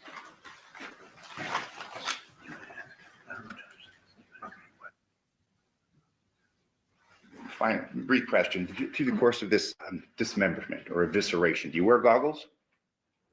I wear a face shield. Okay, and that's because of cast off and things that you may get, correct? Along with other bodily fluids that we may encounter, yes. Apron on, correct? Yes. For the same reason, protect yourself from cast off of blood or other bodily fluids. Correct. And again, the height of this autopsy table, what is it? I don't know off the top of my head. Is it made for the ease of moving a cadaver? Yes, it can be moved up and down. To ease in the flipping back and forth and such of the body, correct? Also to help with our technicians who are very height. So they're the ones doing the evisceration. So we want everyone to be ergonomic and comfortable. Understood. And to work together as a team to move the body, correct? Yes, sometimes we do. Thank you. I have no further questions. No, you're on, thanks. And ladies and gentlemen, do you have any questions for this witness? Okay, seeing motion out, Dr. Hughes, thank you very much for your testimony here today. All right, ladies and gentlemen, we're going to take our lunch recess. It's going to be a shorter than normal lunch recess because we are going to adjourn today at 3 o'clock. So I'm going to shorten lunch a little bit and then you get to go home early. You're welcome. During this recess, you must not discuss opinions of anyone, including fellow jurors, in any way regarding this case or its merits, either by voice, phone, email, text, internet, or other means of communication or social media. You must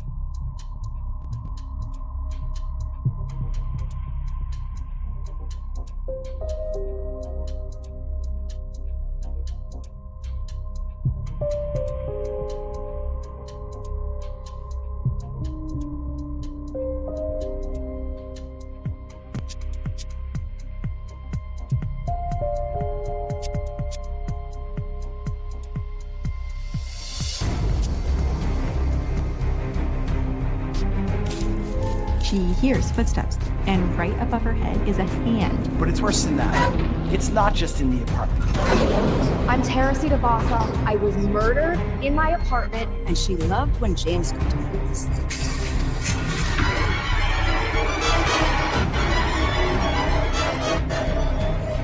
My name is Corinne Deanne. I'm Dan. Hey, I'm Lindsay. I'm Jake Brennan. I'm Dr. Michelle Ward, and this is the wildest shit I have ever heard.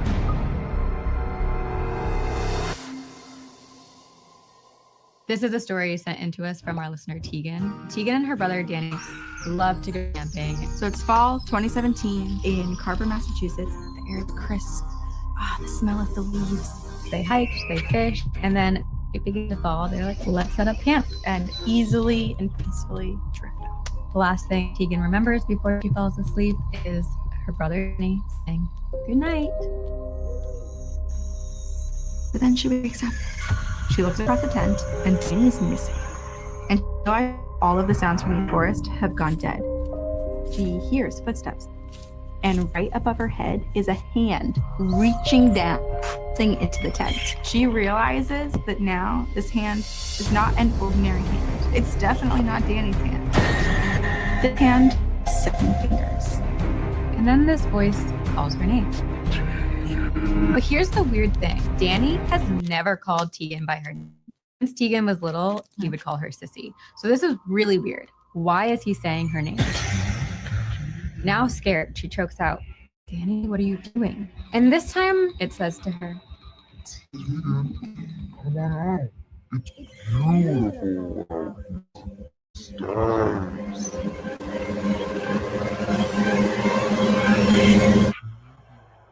the moment it left, all the sounds of the woods came back. Then she runs out of the tent looking for her brother Danny and finds him standing in the woods. He's calling for her, saying, Sissy, where are you?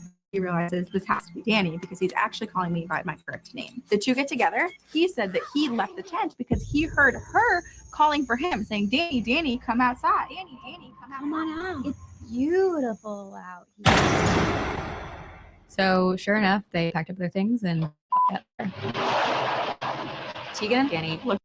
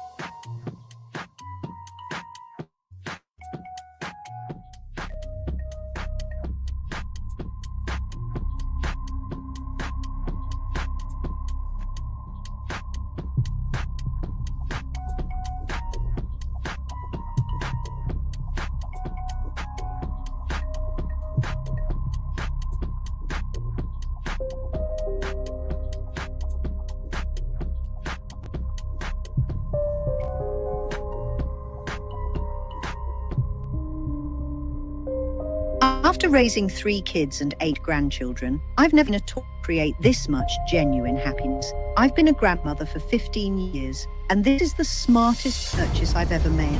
Last month, I got my granddaughter Emma this smart robotic puppy called Wuffy. I still can't believe what this tiny guy can do. This isn't just some stuffed animal. Wuffy has smart technology inside that recognizes Emma's voice and responds to her. He sits on command, barks when you talk to him, walks around the house, even tilts his head and wags his tail exactly like a real puppy. The first time Emma saw him, her eyes lit up. She cuddled and didn't want to put him down. I could tell she felt calmer and happier than ever. She sleeps better now and smiles more than ever. Wuffy comes in 2 gorgeous colors, white and brown. I picked brown because it reminded me of my childhood pup. What I love most is watching Emma with him. He pets his head, his tail wags, and he makes these sweet puppy sounds back. It's like having a real puppy, but made from completely safe materials. 3 neighbors have already asked where we adopted him from. That's how realistic he looks. Emma treats Woofy like her best friend. She reads him stories, takes him for walks around the house, even tucks him into bed at night. She's learning love and responsibility. Emma hasn't asked for a real dog since. I have to admit, I got one for myself too. Living alone can feel a bit lonely sometimes, and Woofy keeps me company. At 50% off, Woofy delivers all that wonderful companionship for under $30. No feeding schedules, no destroyed furniture, no vet bills or chaos. Right now, you can grab Woofy for 50% off, but only 47 left at this price. Don't wait until tomorrow when it's back at full price. Order now while the 50% discount lasts and watch your little one's world light up with Woofy.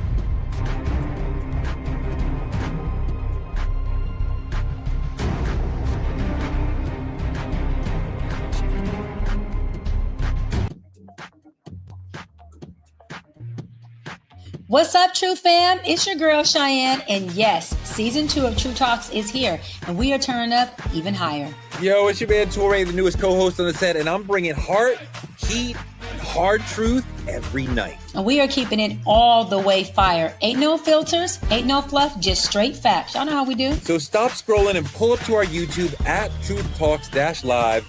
Like, subscribe, and smash that bell. And after you do that, join us because we go live weeknights at 8 p.m. Eastern on all the coasts, wherever you are. From culture to controversy, we say what everyone else is scared to say. We talk truth. Season 2 of Truth Talks. Let's go. Because this time, we ain't asking.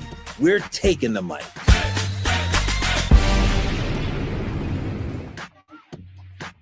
Let's go. Truth Talks is the fastest growing show about pop culture, and now we're exclusively on our own channel. Go ahead, say it, man. Attention! We're back. We gotta stop letting this slide. Bigger and stronger than ever. I mean, I just have questions. Season 2 is reloading May 26th at 8 p.m. Eastern Time. What's up? With new hosts. Let me tell you what damn time it is. And big celebrity surprises. Kiss my behind. It's Oprah Winfrey. Subscribe today at Truth Talks Live. Give black people what they need, and we'll show them for you. And don't miss out on all the upcoming viral moments. Simulcasting weeknights at 8 p.m. on Roland Martin Unfiltered and Black Star Network and Truth Talks Live. I'll see you there. Let's go. Truth Talks is the fastest growing show about pop culture, and now we're exclusively on our own channel. Go ahead, say it, man. Attention! We're back. We gotta stop letting this slide. Bigger and stronger than ever. I mean, I just have questions. Season 2 is reloading May 26th at 8 p.m. Eastern Time. What's up? With new hosts. Let me tell you what damn time it is. And big celebrity surprises. Kiss my behind. It's Oprah Winfrey. Subscribe today at Truth Talks Live. Give black people what they need, and we'll show them for you. And don't miss out on all the upcoming viral moments. Simulcasting weeknights at 8 p.m. on Roland Martin Unfiltered and Black Star Network and Truth Talks Live. I'll see you there. Let's go. Truth Talks is the fastest growing show about pop culture, and now we're exclusively on our own channel. Go ahead, say it, man. Attention! We're back. We gotta stop letting this slide. Bigger and stronger than ever. I mean, I just have questions. Season 2 is reloading May 26th at 8 p.m. Eastern Time. What's up?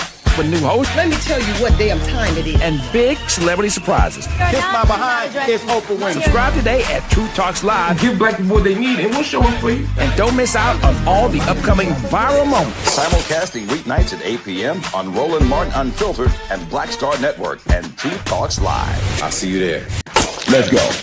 Truth Talks is the fastest growing show about pop culture, and now we're exclusively on our own channel. Go ahead, say it, man. Attention!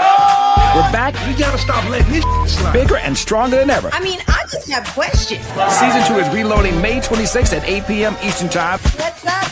With new hosts. Let me tell you what damn time it is. And big celebrity surprises. Kiss my behind is Oprah Winfrey. Subscribe today at Truth Talks Live. Give black people what they need, and we'll show them for you. And don't miss out on all the upcoming viral moments. Simulcasting weeknights at 8 p.m. on Roland Martin Unfiltered and Black Star Network and Truth Talks Live. I'll see you there. Let's go. Truth Talks is the fastest growing show about pop culture, and now we're exclusively on our own channel. Go ahead, say it, man. Attention!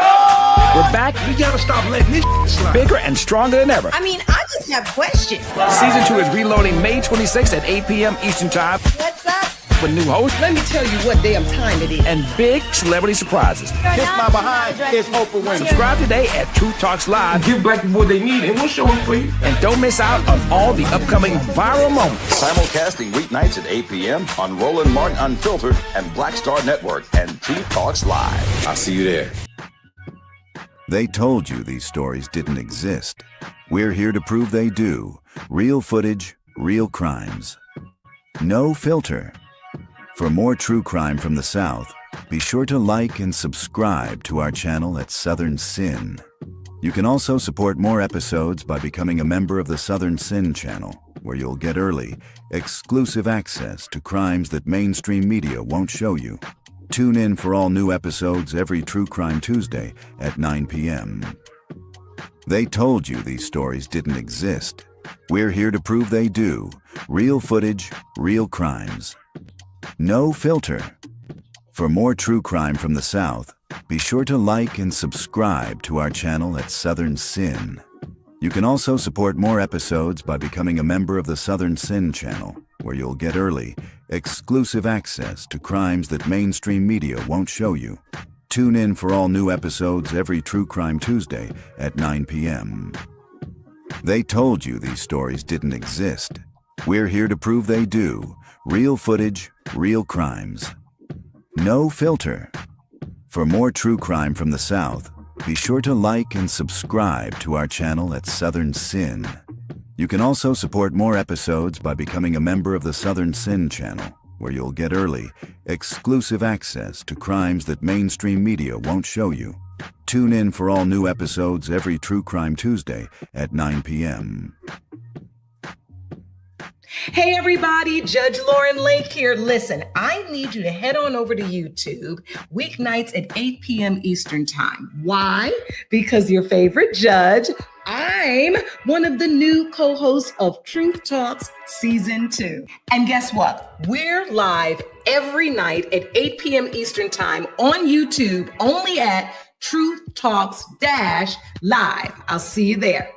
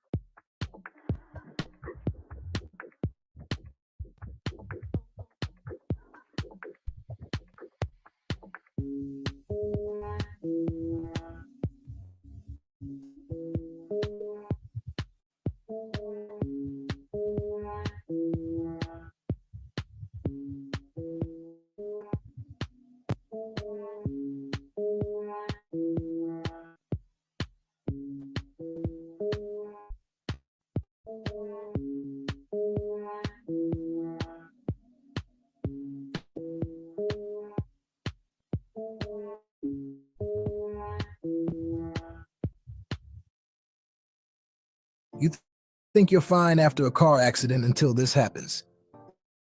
Most people don't realize that even accidents that seem minor can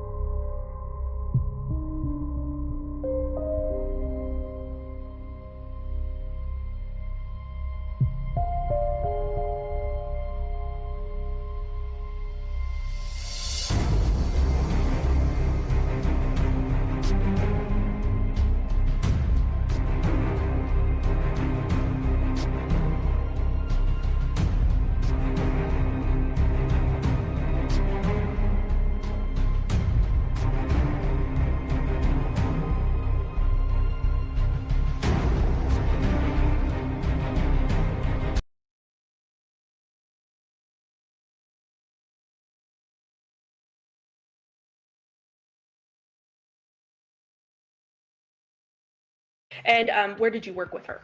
She was at the University of Nevada, Las Vegas in my lab as a postdoc scholar. Now she is at the New York City office of the coroner medical examiner as a forensic anthropologist. So she's a forensic anthropologist as well? Correct. As a forensic anthropologist, I think you mentioned that there are consults that you do. What are the types of questions that you're tasked with investigating when you get a consult? Sure. So it depends on the case, right? So sometimes we're asked to assist with an identification if they don't know who the person is. Sometimes if they know who the person is, or maybe they don't, we get asked to assist with trauma, which is traumatic injuries, which can include blunt force, sharp force, high velocity projectile trauma or gunshot wounds, and thermal alterations. Can you walk us through what all of those terms mean, please? Yeah. So blunt force trauma is probably the most commonly known one. So this occurs when a force is traveling at a relatively slow speed and impacts a relatively large area of the body. So like a motor vehicle accident usually causes blunt force trauma, for example. Sharp force trauma is when an implement that has a small surface area impacts a small area of bone with a relatively low amount of force, such as knives, such as saws. High velocity projectile trauma includes gunshot wounds and other types of trauma that has a small surface area that is traveling at a high speed or high velocity. Alterations are heat or fire related trauma. And can you sort of describe for the members of the jury, what is your role as a forensic anthropologist, and how does that complement a medical examiner or a coroner's work? So is a forensic pathologist who is a medical doctor, and I am not a medical doctor. I have a PhD in anthropology, so my trajectory is different. I work with what we call hard tissue. So this includes bone and cartilage. So I specialize, or forensic anthropologists specialize in skeleton. Forensic pathologist is typically looking for any soft tissue damage or changes from pathology.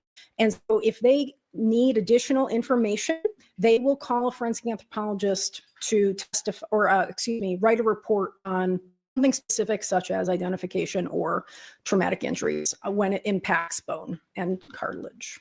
Now, what are some of the processes you do during a consult? Can you walk us through that process? Yeah, so it varies.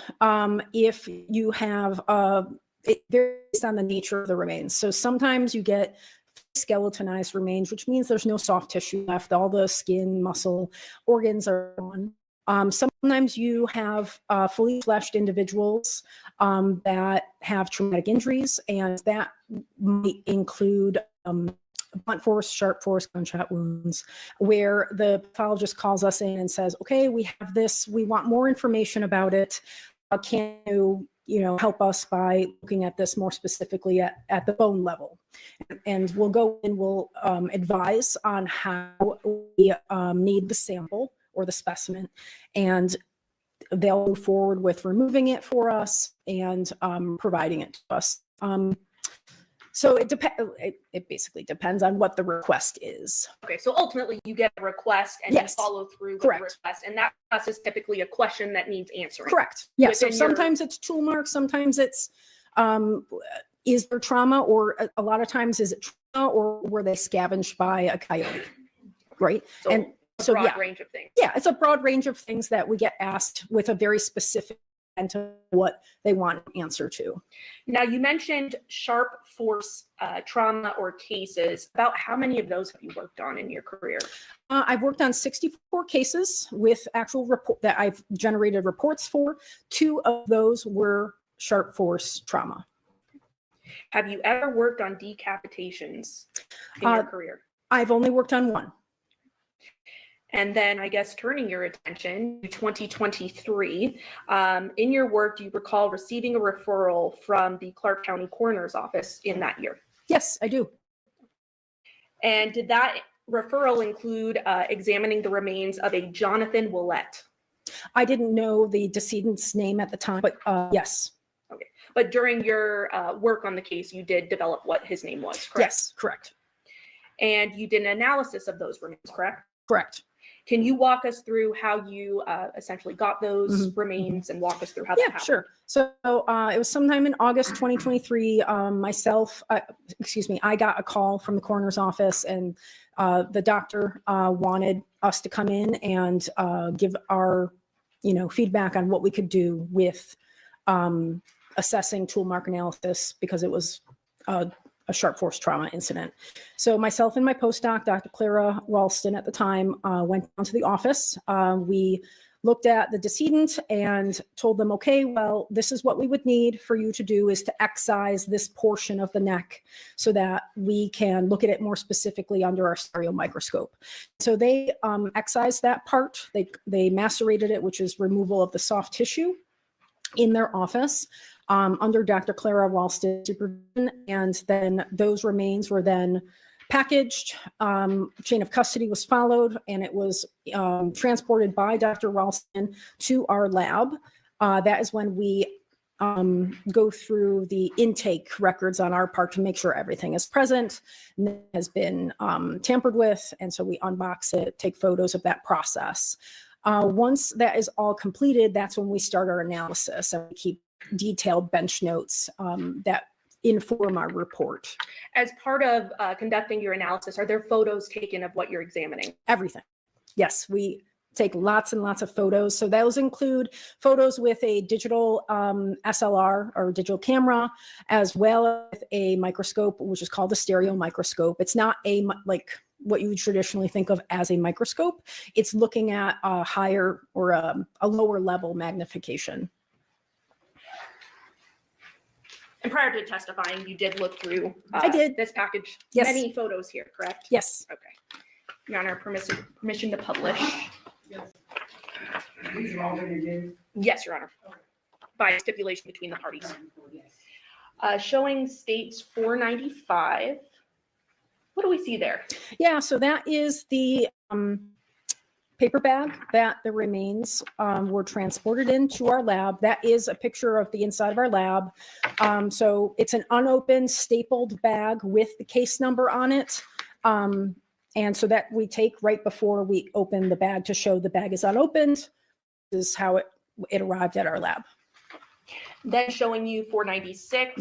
Is this the inside of the bag you just mentioned? Correct. That is the inside of the bag. The staples have been removed. A little dark, but 498. Do we see that there are contents to this bag? Yes. And would those be the samples that you had requested from the Clark That's County correct. Coroner's office? Yes. So you've unpackaged these items. What do you do next? Yeah, so once everything is unpackaged, that's documented, we start our report writing and our bench notes. We date everything, we say who's there, and then we describe the remains of what they look like. So these were macerated. Again, that means the removal of soft tissue. So the bones look a little different because they were processed. So we describe what they look like, the exact anatomical position that, or the elements is what we would call them, exact skeletal elements that we have, and anything else that we observe during that process. Specifically, do you recall which items you were examining? Yes. So we had possession of, so these are cervical vertebrae, which are parts of the neck, which is, so I brought this as a specimen so you could exactly see what we're looking at. The neck. Do you mind actually stepping close to the jury just so that they can see what you're pointing to? I think that might be helpful. Yes. Okay. So this is the head. The head meets up with what we call the cervical vertebrae, which are 7 vertebrae. And that lets you go all around with your head, right? So what we had possession of was, so this up here is C1, which is cervical vertebra 1, 2, 3, 4, 5, 6, 7. So we had part of part of cervical vertebra 2. We had almost all of 3, and 4, and part of 5.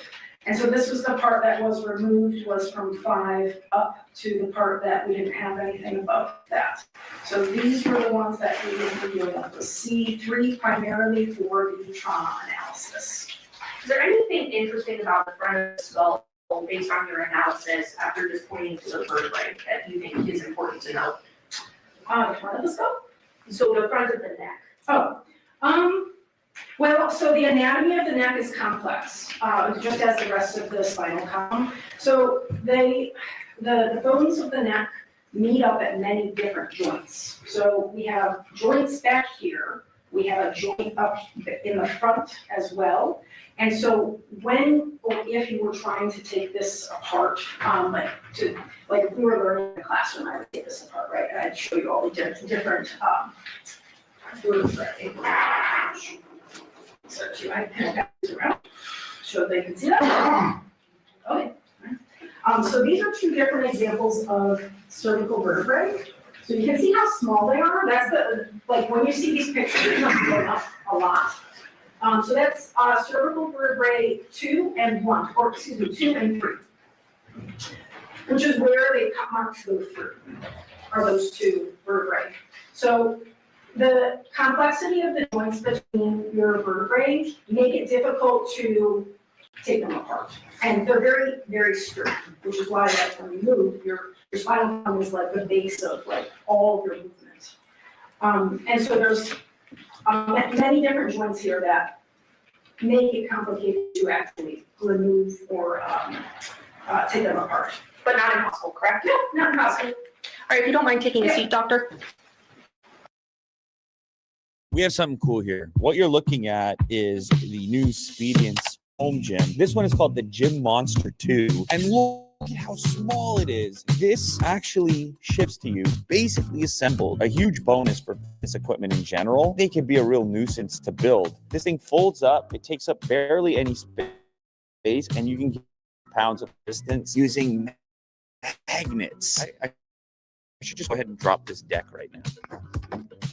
Single button drops down, and this is going to be the center point for your variety of movements. And if you do want to do a bench press or something, this is where your bench is going to live. You simply lock these guys into place. It's kind of wild because you've got 200 pounds of weight, and it is different. This is resistance. It's not free weight, so it does feel a little bit different. The amount of space you would need for 200-pound weights, if they were dumbbells or something, it's all in here. This is all magnetic resistance housed down here. And then the other unique part is through this huge display of exercises that you can do on this unit, which allows you to get obviously a full body workout here. You can also do free lifts, which in here there's a variety of different dynamic weight options: standard, chain, eccentric, fixed speed, and they all feel way different, and they could all be used for different types of training. You also have partner mode if there's two people working together. You have dumbbell mode and barbell mode, and that's where the accessories come in. So we have our barbell attachment to use this for bench press. We have a couple of other resistance attachments, the handles, the rope. These can all be added for a variety of different exercises, straps for those. And we've also got our bench, obviously, so it will sit on top of that platform, and it has some level of adjustment to it as well. This is pretty wild. You can add to this,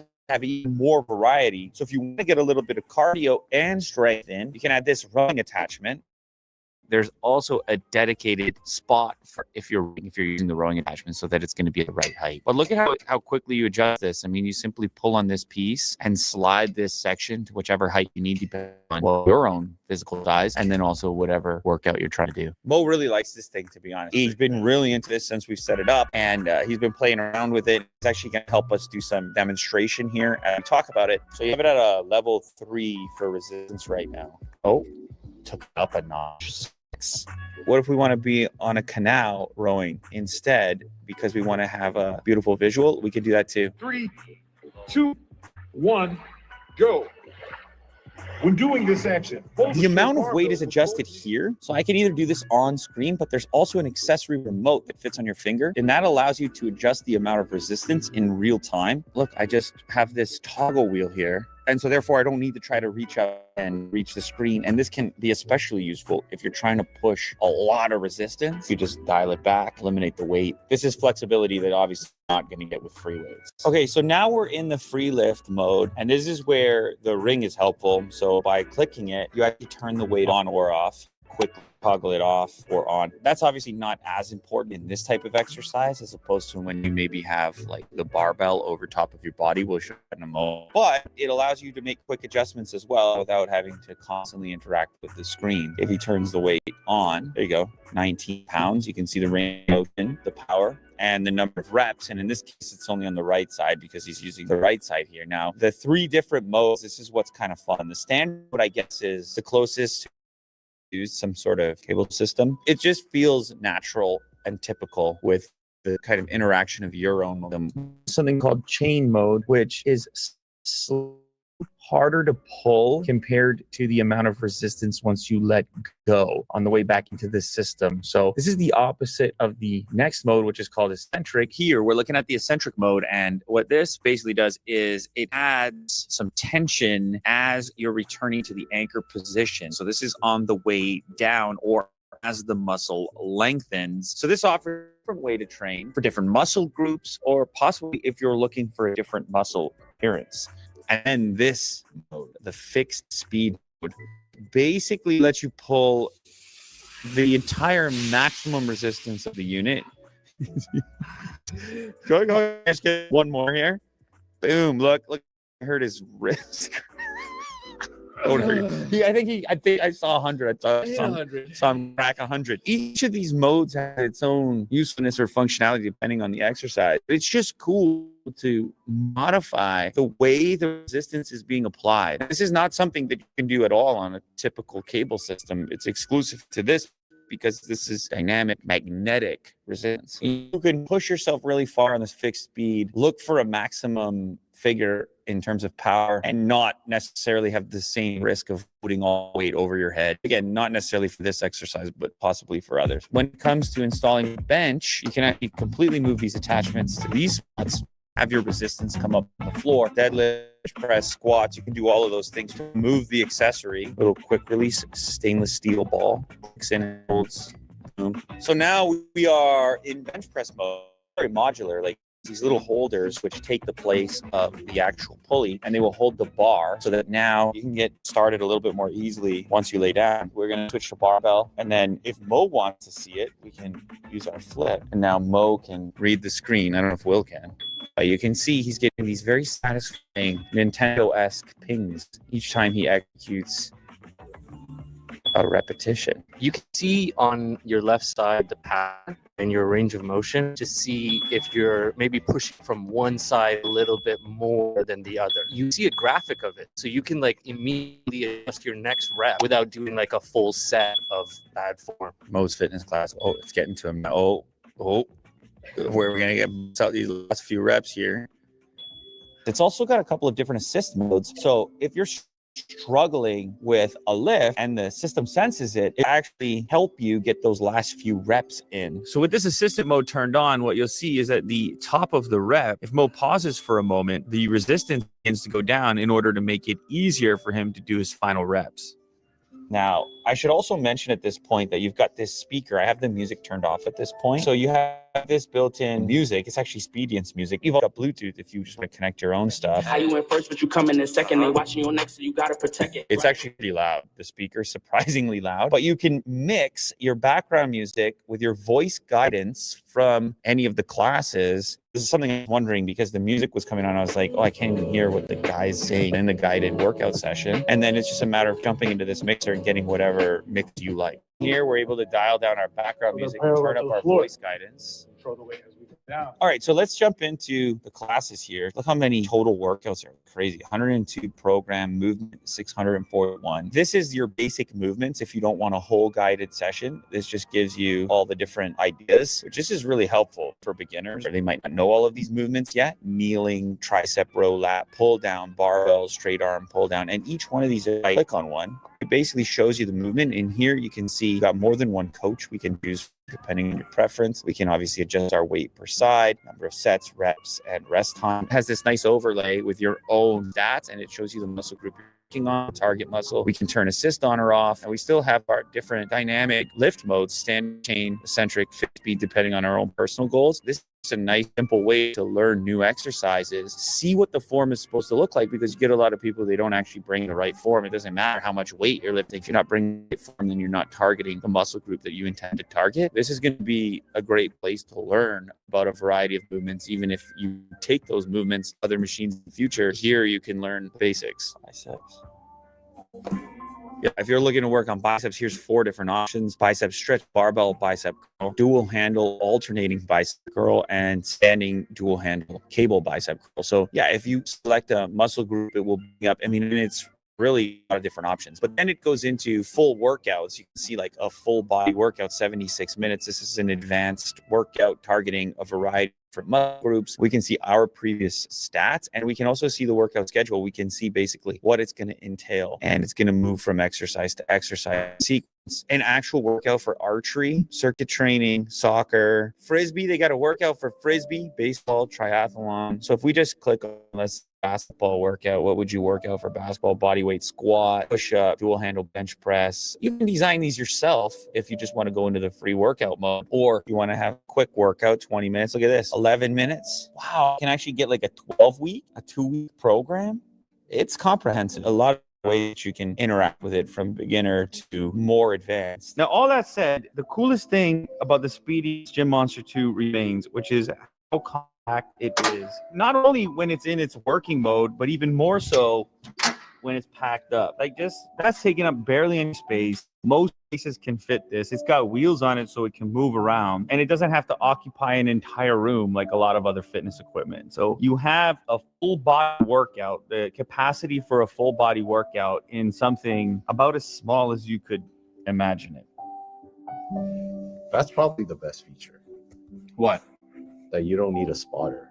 Yeah. You just yeah, it's way safer, obviously. Yeah. I think the best feature is simply finding out your max without injuring yourself, and trying to find a push. The fixed mode. The fixed mode. That's pretty cool. Yeah. And it's just using magnets. That's crazy.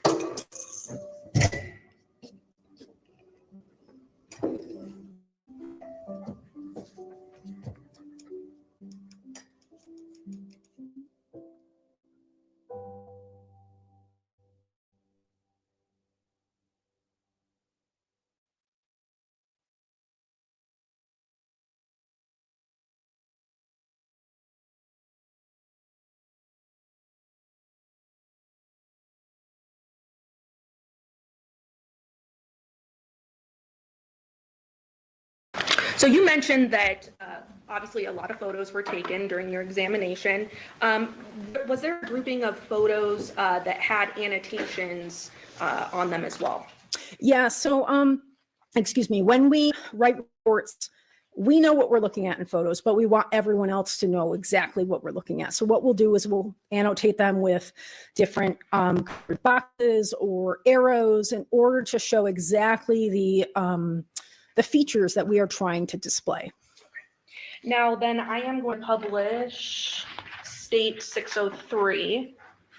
Can you describe for the members what we're seeing here and what was of note during your analysis? Yeah, so this is cervical vertebra 3, which was being passed around. So you see how small that is when you're, so that's blown up a bit because it's on a screen.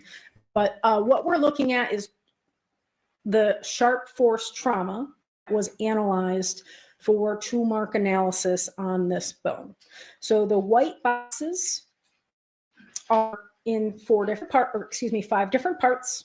Those represent what we then, well, I guess you'll probably ask me about this, what we determined was caused by a mechanically powered saw. So those are shaved off and polished. It's hard to see because it's such a small bone. The orange arrows are pointing to an area where there are incisions or cut marks that were not made by a mechanically powered saw. And so there's 2 different features there, which is what this overview is picturing. The other thing in this image is there's a tiny part of C2 or the cervical. There's actually a mouse in front of you, so if you want to hover. I will not click it. I was informed and not to do that. Yes.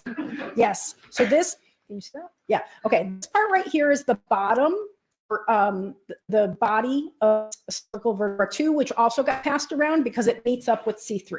So this is the bottom of C2. It has force trauma through it, which is, and it's still articulated, or it still meets up with C3 here. These parts here, in the boxes, are showing, again, that polishing that we saw in our analysis that's consistent with mechanically powered saw that made those marks. And the orange arrows here and there, 3 different parts, are showing incision or cut marks made by a hand-powered implement. So just to stop you there, Doctor, 2 separate implements we see evidence of here. Correct. And what is the evidence that you see to make that determination? Yeah, so fair amount of, we use a lot of, verified experimental research as well as case studies to back up our findings based on the feedback of the defects, which is what we would call these. So there's defects in bone, meaning that it doesn't look like it's anatomically normal. So I'll start with the hand-powered tool, or the cut marks from that with the orange arrows. So those, can you show some of the other images? Because those will be helpful to show. Absolutely. Showing how we determine 604. That's good. Yep. So that small area is the small, I don't know who has the C3 anymore. Yeah. Okay. Can you tell us about that? I can tell you exactly where it is and what you're looking at. All right. Is there a way for me to show that beside? Do you want me to just point? Okay. Whatever you prefer. So this is C3, and it's specifically between my fingernails. This is how small the area you're looking at. So this is a joint with C2, which is above it. So this means up with C2. So you're looking at horizontal ridges in this joint right here. Okay? And those are very uneven and they're not parallel. You can kind of see them, they're all over the place. So that's typical of a hand-powered instrument, not a mechanically powered instrument. And that's how you determine, okay, that's a hand-powered instrument. The striations, which are kind of those scratch marks you see running across the screen, are all over the place. If it were mechanically powered, it's expected to be more uniform. The other thing you see with the black arrow, I don't know if you can see that very well. Point it out. Now the area we're looking at on here. So here are the what we would call striations or grooves, which are made by a sharp implement or a point, something that has a bevel. And all knives have bevels. So that's how you make your cut marks. Right here, where this black arrow is pointing, is so the direction, we can tell that the direction was from the back to the front, and it was with a hand-powered implement, because this right here is a chip. You see that kind of triangle? And it's not a perfect triangle. Kind of yes, right underneath the arrow, correct? Right underneath that. That's a chip. So that's called exit chipping. So when you're cutting something, sometimes you pull the implement out and a chip will fall off. So that's showing the direction of the implement. And I just want to stop you right there. So we're able to see that this implement was back to front. Is that correct? That's correct. So back to front, again, back is, back here. So it was the implement was traveling in that direction. Okay. And that's based on your examination with the microscope of the grooving. Correct. Showing you 605. What is of note here? That's the same area. So now instead of looking at that little joint from what we'd call posterior or the back, you're looking at it from the side. So specifically this little arrow right here, this is a very small area. So the scale isn't showing up very well, but this is less than 1 millimeter, which is, I don't know, I can't do it. It's like that, very small. So this here is V shape. You can see it's a V-shaped defect. We call that a kerf mark. A kerf mark is the actual base or the floor and the walls of where a sharp instrument has entered bone. Okay, so it kind of looks like a trough, or I don't know how else to describe that. It's a V-shaped defect. And so you see the floor comes to a point, and you see the walls make a V. So that's typical of a non-serrated or serrated knife. So saws have larger, like their tooths are spread apart for the most part. The only other saw that could make this is a very fine tooth bow saw, but it's most consistent with a non-serrated or serrated knife because knives come to a level, and that is a V shape. So it would be handheld, but not powered. Correct. Is that what you're saying? Yep. It's a hand. So yeah, all of the evidences that you're presenting, the photos, this is like very clear that, you know, the cross section of the implement was a V shape, consistent with a knife, and then the way the striations are going across the joint are uneven and are not uniform, and that's again consistent with a hand-powered implement. So we're still talking hand-powered implement. Yep, we're talking about one of the tools that was used. Okay. Showing 606, what do we see there? Okay, so that's the bottom of C2. So you're looking at C3 in I keep forgetting I can use this. Yeah, So this is cervical vertebra 3 that you can see in the background. This part here is again the bottom of cervical vertebra 2 that was left on top of C3. Now, this right here is a piece that is missing. Again, I referenced it tipping earlier in the other slide where you saw the little V shape. This is also a little chip that exits.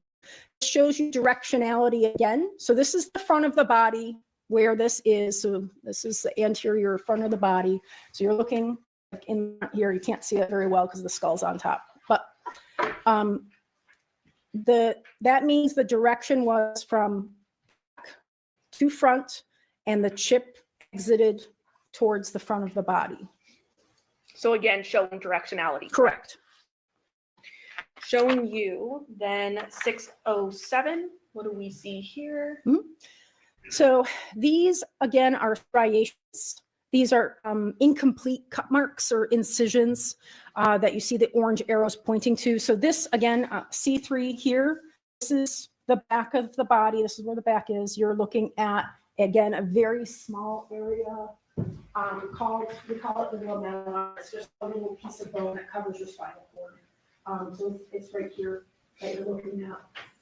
And so the cut marks, if I just put my fingernail in there, they're probably smaller than that, but they're right here. So the other cut marks were here. These are here.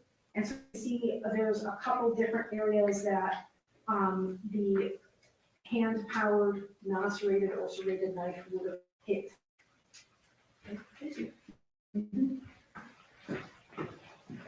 So in analyzing these remains, you were able to determine that 2 implements were used. Is that right? Yes. Okay, and they were what again? So there was a hand-powered, non-serrated or serrated. We could not determine exactly. It was a single, straight blade of some sort. And then the second one is a mechanically powered saw. Now, are you able to determine which implement was used first?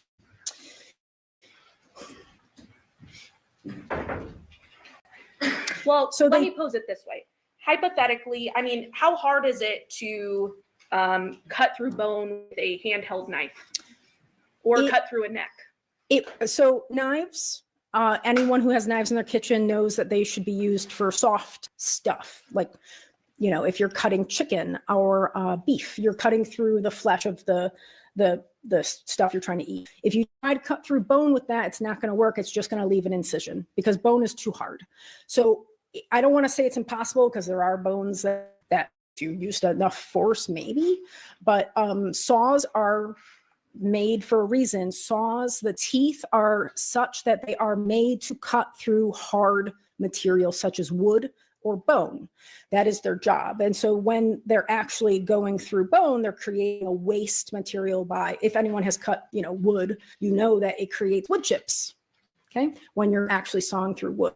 So I don't want to say it's impossible, but it's very, very difficult to cut through bone with a run-of-the-mill knife. You would need a tremendous amount of force with a handheld knife, right?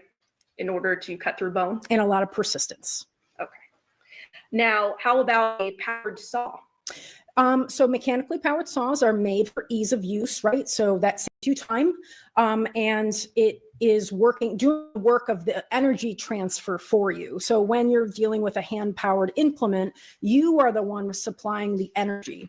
A mechanically powered instrument such as a saw is producing the energy for you, which is why you need a battery or some other power source, right? And so it's doing the work for you and doing the cutting part, or what we would call the, because when you're something like you go back and forth, but a mechanically powered saw is doing that for you. So that is going to make it a lot easier because you are not exerting force yourself or energy yourself. The instrument is doing that for you. Are you able to determine what brand of knife, what type of knife was used? So that's called, so we can determine roughly the class of the tool, which is what we did in this instance. Sometimes, and anthropologists typically don't determine an exact tool. That's not our job. Those are tool mark experts, which are beyond our training. Now, because of the type of bone this is, vertebrae have what's called trabecular bone. It means it has spongy bone. When you look at a cut mark, can I pass this around? Up to the judge. Okay. So this is, I think it's cow bone. It's not human. Promise. So But is it still symbolic of what a human would look like? Yeah. So this is symbolic of what bone looks like when it's cut through. So this is a saw mark through what we call cortical bone. Cortical bone is very thick. This is a long bone. But cervical vertebrae don't look like this. They have what's called trabecular bone, which looks like spongy bone, so it's a sponge. So it's but you can see the striations in there too, and you can feel the cut mark itself. But that's cortical bone. That would have been, that's easy to determine, or relatively easy, assuming you have the right parts, to determine further what the type of saw that would have been used for. Now, because of the cervical vertebra, how they're designed anatomically, they don't have a lot of cortical bone. They have trabecular bone. So trabecular bone is spongy. It'd be like looking at a bunch of open spaces and trying to find those striations that you see on the bone that's getting passed around. It's not possible for the most part. So, yeah, so it depends on the bones in the body. These bones in particular, you're not able to get more specific, which is why we stated it the way we did. And I don't know if I can simplify it or okay. Tell me if I'm oversimplifying. I probably overexplained Now, it, so. if it's a smaller bone, sometimes it's harder to make further determinations because you're dealing with a smaller bone versus a larger It's not just the size of the bone, it's the structure. So that's what I was trying to get at, is the structure of the bone is different, where if you have a lot of that thick cortical bone and you cut through it with an instrument, then you can see the features that are necessary to make a call on the specific type of saw that was used. These do not have that type of structure because they're small and because they are primarily made of trabecular bone, which is spongy bone, which is some of that you saw in the images too, where you saw these air spaces that were in there. That's the trabecular bone that has been exposed. Okay. Now, I've stood next to you. You're a petite individual. Is it possible for a petite individual to have decapitated? Well, mechanically powered saws do the work for you. So the energy transfer is coming from the saw. So an aid so that many different types of people can use them to do, whatever it is they're going to do with that saw. So many different people could use a mechanically powered saw to cut through hard materials such as wood or bone. So it wouldn't be impossible for a smaller female to do so, correct? I don't know if I want to comment on that specifically, but the energy transfer from the mechanically powered saw makes it so many different types of people can operate that tool to get through harder material. But there's females and males that use that tool in life, correct? Yeah. And they're able to do so. Yes.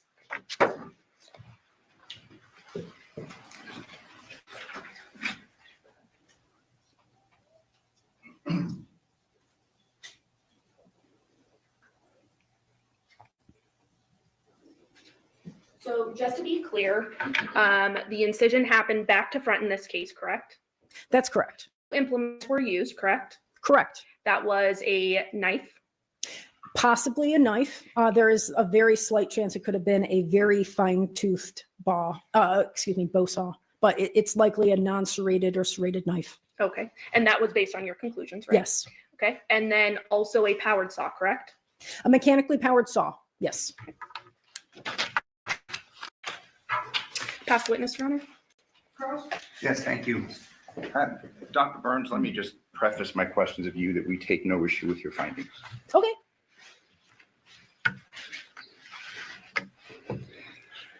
You were asked a question just a moment ago whether or not it would be possible if a small woman could have done this, and you said you didn't want to give an opinion as to that, correct? Yeah, I mean, I would reference the user manual for a mechanically powered saw to see who should or should not or could operate that. I'm sorry, I did not mean to interrupt Yep, you. you're fine. But all things being equal, it would be easier for a large person, let's say a 6'4", 205-pound person, to sever this vertebrae than a smaller person, 5'3", 130 pounds. Again, I'm not going to comment on the capabilities of different individuals on their ability to operate a mechanically powered saw.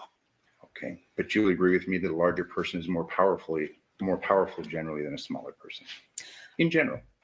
I mean, assuming they have full capabilities and they're not disabled and all of that. Absolutely healthy. Again, I don't want to comment on the capabilities of different people.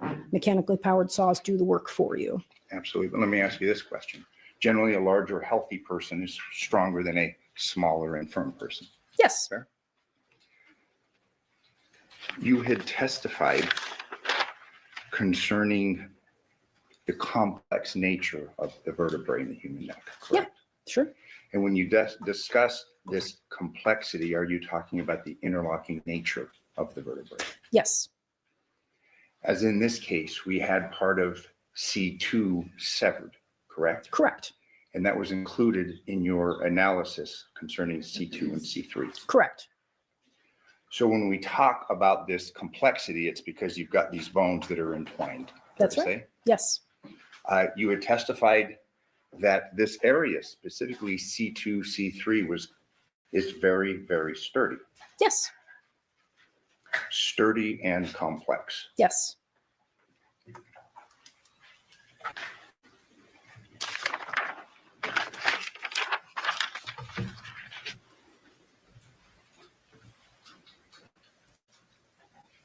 This knife, obviously, you were not given any sort of a sample, and you said that's beyond your area of That's correct. expertise. No comparisons. Correct. Same thing with the question concerning the mechanically powered saw. Again, no comparisons. That's correct. Aware of. But we know that it was a knife. Yes. Or you said a very fine, another serrating instrument in addition. So the hand-powered instrument was either a non-serrated or serrated knife, most likely, and very unlikely, but possible, a fine-toothed bow saw for the hand-powered one. The mechanically powered one would be any number of saws. We don't have enough evidence to say one way or another. Now, I wasn't told they just wanted an analysis done. I was not told any number of instruments when I was given these specimens. Understood. So in reference to the hand-powered knife, that still could have been electric, perhaps, but very fine. So I don't know about a hand, like you're saying, like a mechanically powered knife? Correct. In addition to a mechanically powered saw. Yeah, so anything mechanically powered would produce very uniform striations, whether it was a knife was mechanically powered or not. These were very uneven and in different directions. So unlikely. Unlikely, but possible, perhaps. Probably not. But you are very comfortable in your testimony and your conclusion that we had a mechanically powered saw. Correct. And that was given the nature of basically the injury, does it, C2 through C3? Correct. You are unable to opine as to the width of the saw blade, anything of that nature? So that we don't have enough evidence for. If we had the other pieces of the vertebra that were missing in this case, and if there were what we call false starts, which produced a kerf floor, which is the bottom of the cut mark, we would have been able to say more, but we cannot say anything more than what we said in the report. The cuts that you examined through C2, C3, the complex sturdy vertebrae, consistent with the Sawzall? Can you restate that? Yeah, consistent, what you saw, findings, would that be consistent with the mechanically powered saw? Correct. Yes. Are you able to opine as to what kind? No. Okay. Are you able to opine as to consistency? Like if I ask you if we have a Sawzall that's generally used cutting through drywall, things of that nature, would that be consistent with your findings here, having been used? A drywall saw? Sawzall. Yes, so it can include any mechanically powered saw. Yes. Fair. And you're not able to opine as to if it was battery powered or plug-in, correct? No.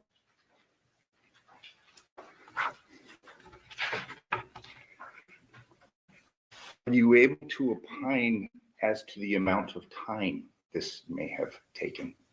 You mean the time in which it was inflicted on the neck? Correct. No.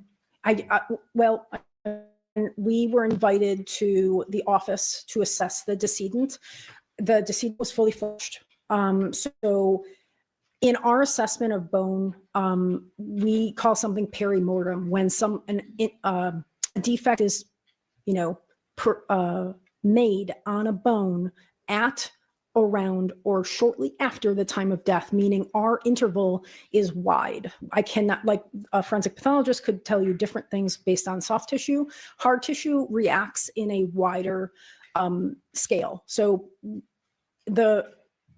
we cannot tell if it happened shortly before, at, or shortly after time of death. It could have been any of those, according to our analysis of bone, on how bone reacts to those implements. So, and please tell me if I'm oversimplifying this, but it's hard to give a window whether the person died, had just died, correct?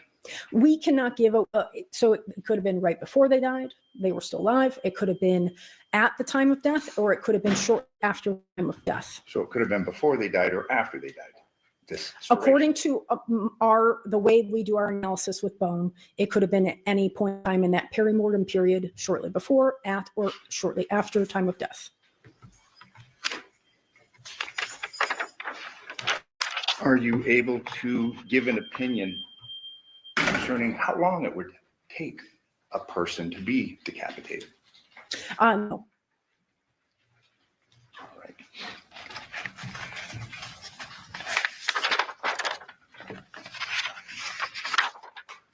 You authored your report in reference to your findings November 20th, 2023? Correct. Thank you. I have no further Yes. Can you read that statement? Yes, Your Honor, course indulgence.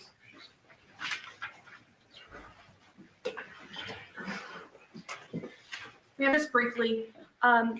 Now, you're not able to determine whether these incisions happen post-mortem, pre-mortem, anything like that, correct? Correct. So our definition of perimortem with bone, because of the way bone reacts to trauma, we cannot tell if the timing is shortly before, at, or shortly after time of death. Now we can tell if something is healed, right? So antemortem is what we call that. So healing trauma, you break a bone, starts to heal, but bone takes a longer time to heal. So if the forensic pathologist would have concluded that this happened post-mortem, you wouldn't have a reason to I would have dispute no that. reason to question that. No.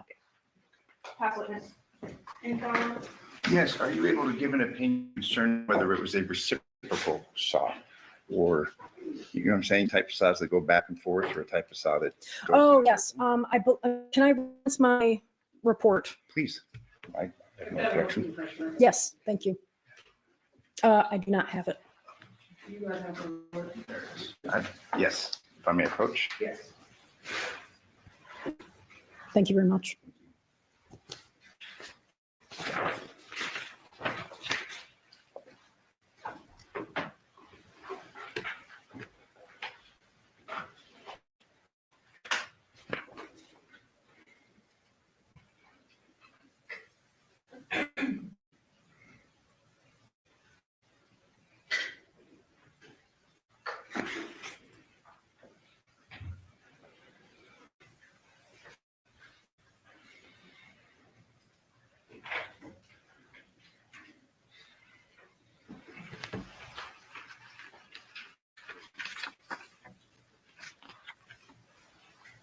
Mhm.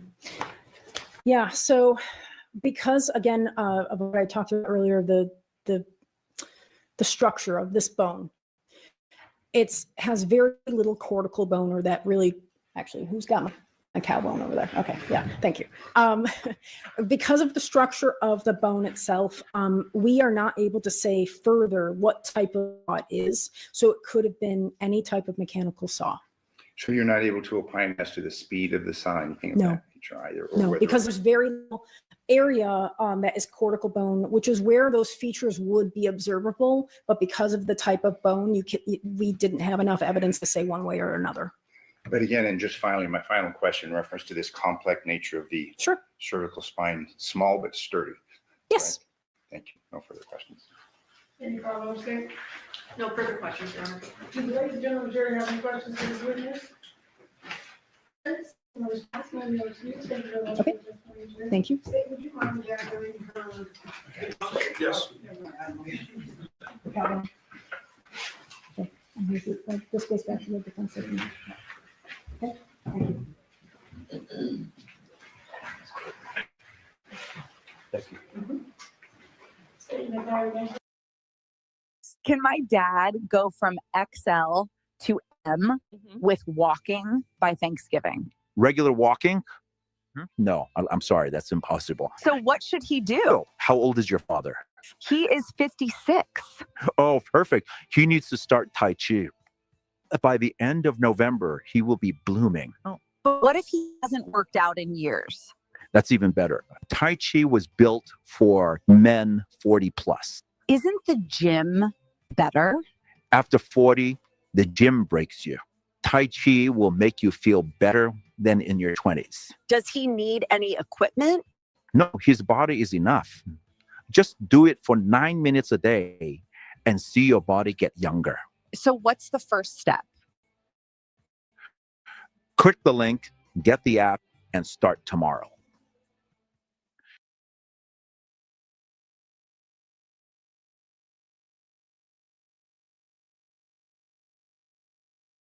Carrie Skinner.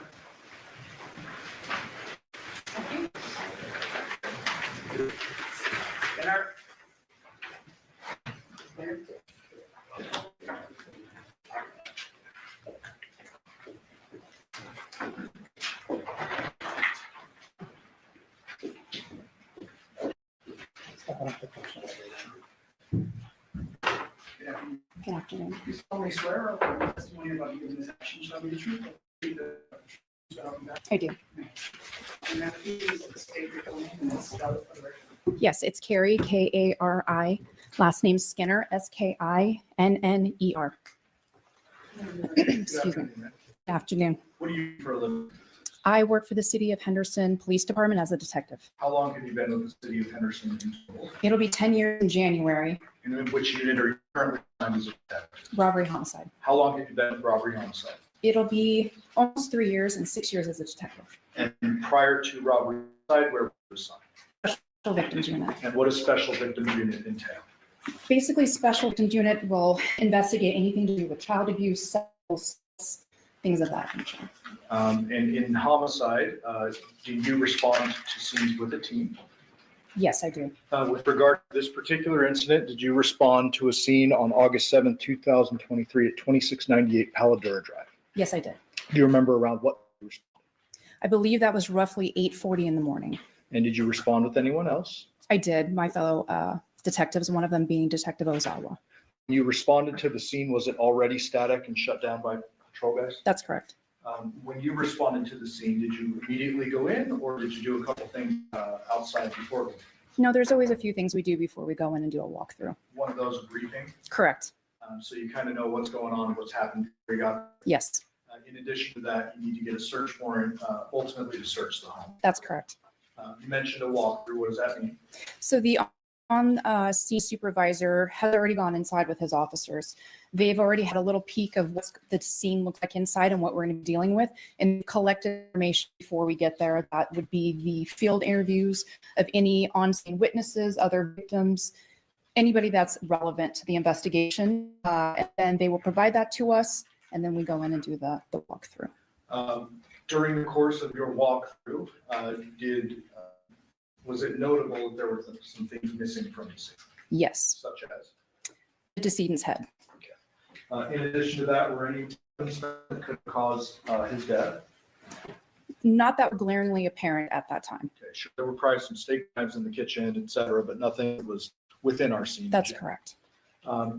Did you stay on scene there after the search was conducted? I apologize. No, I actually went over to the secondary scene, which was on Porcupine Rim. Okay.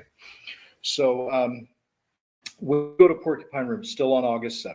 Correct. Did you respond there with Detective Ozawa? Yes, I did. Did you make contact with some individuals who were either witnesses or suspects? At that time, there were some individuals that were persons of interest. However, there were some residual people that we needed to contact that were family members. Were a couple of those family members two small children? Yes, they were. And with your specialized training and kind of history with special victims, did you make contact with them? I did. Did you speak to them? I did. Did you do it in a big formal interview setting or just like kind of get on their level and talk to them as kids? Unfortunately, I wasn't able to do what's called a child forensic interview, which is a very directed interview. It has guidelines for children, no leading or anything like that. And it has a very strict protocol on how you begin the interview, how you end it, and how you conduct yourself during that interview. Unfortunately, I was not able to provide that level of interview just based on the children's behavior at that time. Were they kind of all over the place? To put it politely, yes, they were very active young ladies. Okay. Did you ask them a couple of questions, just kind of information gathering? I did. There's a little bit of rapport building. What's your favorite toy? And they're involved. So you want to make them feel comfortable. There's a lot of strangers in their home. So I did my best to make them feel comfortable. And there was some conversations that were had with them. Did you, did they specifically say anything about a person by the name of Devyn? Yes. What did they say? They refer to him as someone that takes care of them. Yeah. They also referred to the fact when in passing, we were talking to them about being in the home, there were conversations we had around them, and it did come up that Devyn had watched them the night prior. So Devyn had home the night prior, according to the girls? Correct. Okay. At some point in time, did you have an opportunity before the home is actually searched to interview a person by the name of Devyn or Nikki?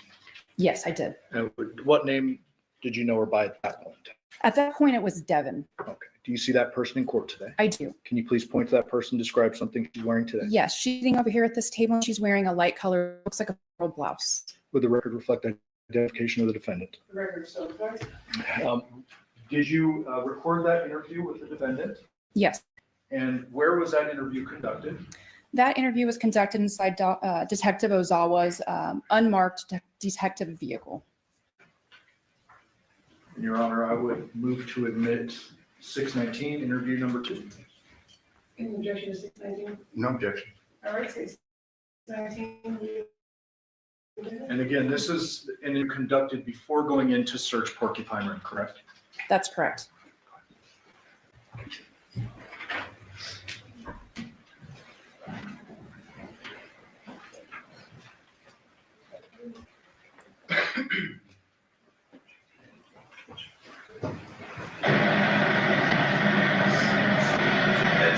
August 7th, 2023, approximately 15:08 hours, and my name is Dennis Down, Detective PD, badge number 1931. Also here is Detective Skinner, badge number 63. And we're here speaking again with Devyn Michaels. So you already kind of talked to us. Yeah. So it's actually we have the one was that last night when you left, the garage door was open from the feet and shut and everything, and then exited out the front door and go around the front. Yeah, correct. Because everything else that you put out the front door, and that was like the last thing I was doing.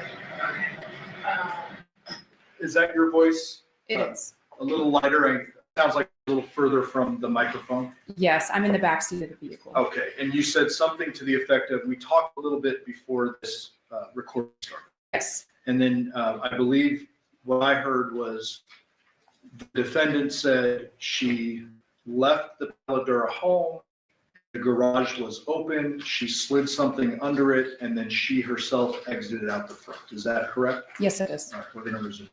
And then I spoke about that it did release some journals from the downstairs, the bathroom and the laundry room. Yeah, and we tried that as a joke, and it was like it's like this, I think, it's y'all. He's also going to jug size, or a little smaller. Yeah, I just, like I said, because I wasn't really paying attention to pay attention, it was just random stuff that was all in the house. Like,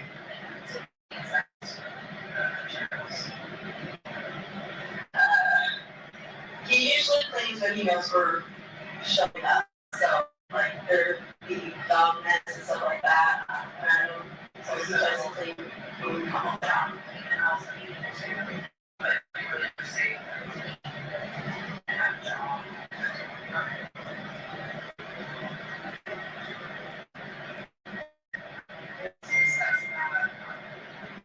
His act drew me out in his right. And that last night, where, as I told somebody, he said to me that he threw it away. Yeah. Okay. We kind of made the joke of it, you know, 2 points, do it to the judge type thing. Okay. So, and he called his neighbor. Yeah. He called her twice. No, I know they weren't married, but yeah, it was just.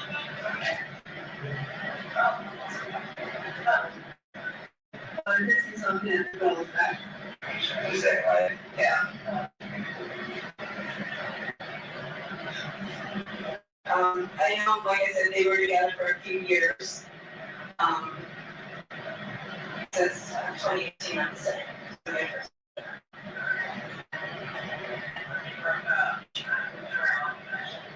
Arizona, Utah.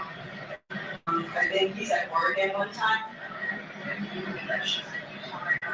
I think so. He says she does this like off the grid type of thing.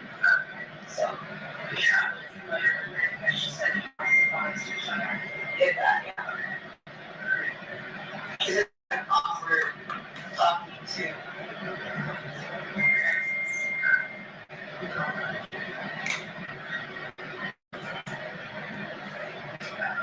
the last time you spoke to him, well, his mother's last night, just before you left, we got that but you mentioned putting a pina colada and Jameson bottle in the fridge, and his mom but we were just like randomly cleaning up the different things.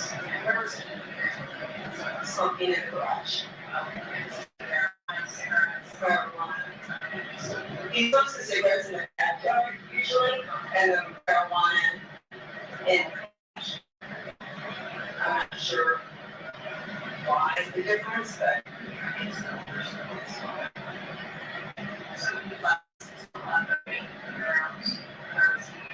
in the garage. And then I just went out. Detective, is the defendant saying that when she left, Jonathon was up in the garage? Yes. No,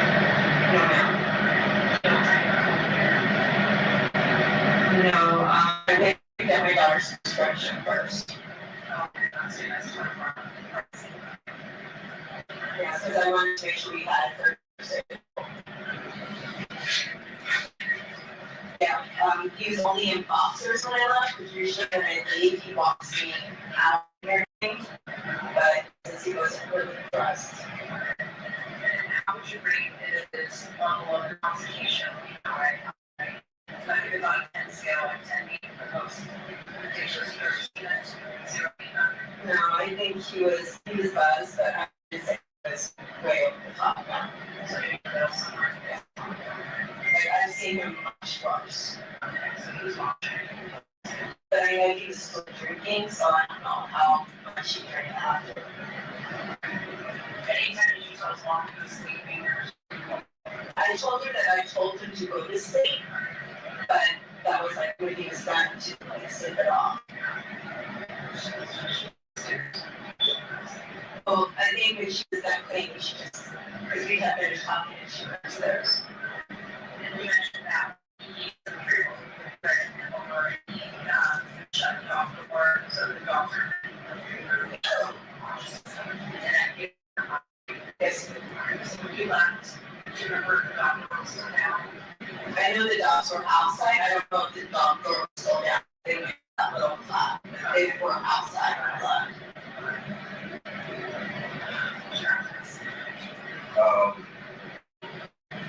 I just it's about the dead year. And so it's kind of just an odd dynamic, you know, that you had. It was basically confusing, you know, when we're talking to Yoko. It doesn't sound like she knows. She doesn't know that we are married like that. She just thinks that we're still here. That's we don't really want everybody kind of in our business. That's makes sense. Yeah. I hear that. Just like it was the same as I got to Yoko, I got to you. It was like that we didn't realize that we didn't hear or married or like you guys been married for years, you said. Almost 2 years, but Yoko does not know that. But are you guys without the dead year, it's kinda like it sounds like you guys are married or not because you guys love each other. You know, it's convenience. Like I have issues and he's been taking care of me and the girls. So what was your reason for getting married to that year? Because he believes as myself, he has more rights and access to things than someone just as a grandma. So like the other He can do anything as myself. He actually, I had to go into the hospital in an ambulance and he used to want to take care of all of that. Okay. So are you guys having incident together? Does he in your room? Sometimes, like I'll fall asleep when I watch TV, but he usually sleeps on the couch. And right there, and then. So you guys aren't really, when you say married, you're not like dating and we gotta build something together, intimate together, things like that. No, and that's why John's okay, because John knew that's what kind of okay with everything and being able to do it. Gotcha. And then, but there. Can you please hear me out? No, all work management platforms are the same. Monday.com is the one you'll actually love to use. Did you see the dashboards? They update in real time from your team today, so you're always in control. No freaking way. I don't have to put the data in myself. Are you for real? Monday.com handles all the boring stuff, so you can focus on what really matters. You know what? I'm ready to fall in love again. Thanks, Talking Llama. Monday.com, the first platform you'll love to use.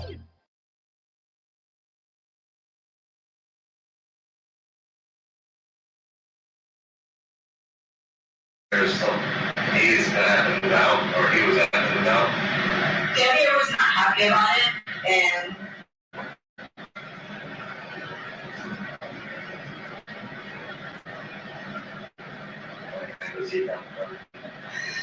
and the idea was John was not supposed to be moving in, but because of the situation going on with his mom and Andrea, he didn't really have to go. So that's why he's doing this guy. I was not expecting him to do that this fast. We talked about the piecemealing and slowly moving things, and it went from slowly to everything got moving there. It kind of got heavier. That's right. Very quickly. When you were talking about it earlier, saying, he wasn't good with it, but he understood. Like, when you say you two are married, I'm thinking, yeah, you guys are in love, and you guys know everything, you guys want to have your family here, but now you're bringing in your ex. That's why we don't tell anybody we're married, because you automatically assume the word marriage, this is what you have. Yeah. But a lot of people get married for. So I get it, I totally understand. And if you see the magical marriage, you won't really understand. Yeah, it's hard to hear that. The issue and stuff. So, When you called me, I was actually on my way to the meeting. yeah. I had to switch the schedule. You said you couldn't pick up your daughter's prescription on the vision, or after you left the house, right? Well, which place did you go to? At CBS, and see all. I have to see if you need it. It was Cheyenne, or See, sewing balls. Sorry, Rose. And then after that, you just come straight home. Yes. And you don't remember what time you left? No, sir, because I left and I went straight there, so I didn't look when it became here, so I usually will say what time it was. Okay, so you check just the time. Just get like a time frame. It's like when you left the other house. So then you weren't sure exactly when you left.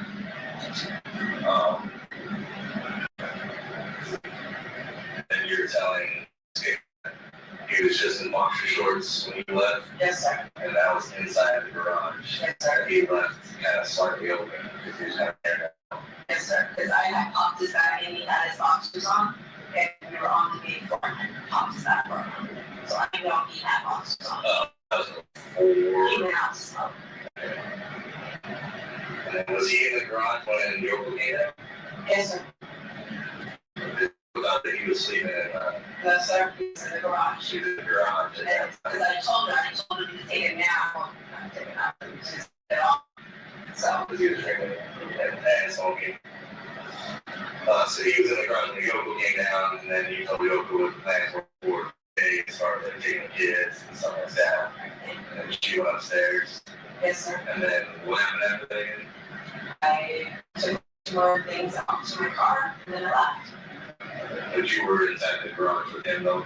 Briefly before I left.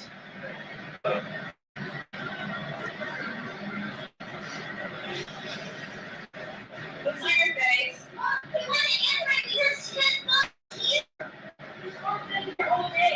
Whose phone was that? Oh. I guess, sir. Yeah, we'll on to that then. Thank you. Thank you. They're talking to me. There's being nosy in there. Please be careful.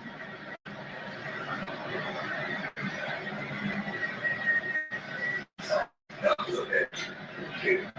Hey.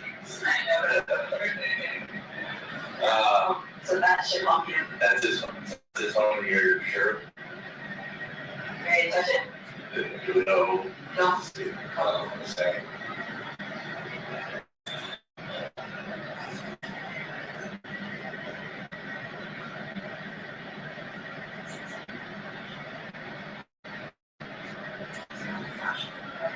That's like,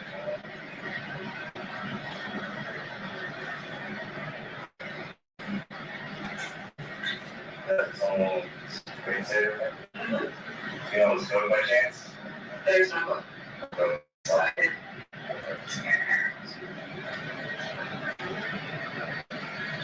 All right. Is that typical thing? He just leaves his stuff around? Yeah, he just lost his wallet a couple of days ago. Okay, that's what I Actually, yesterday. lost his. Yeah, he called me, do you know where my wallet is? And he sent a picture of it after he found it. Yes, that is very Typical. Okay.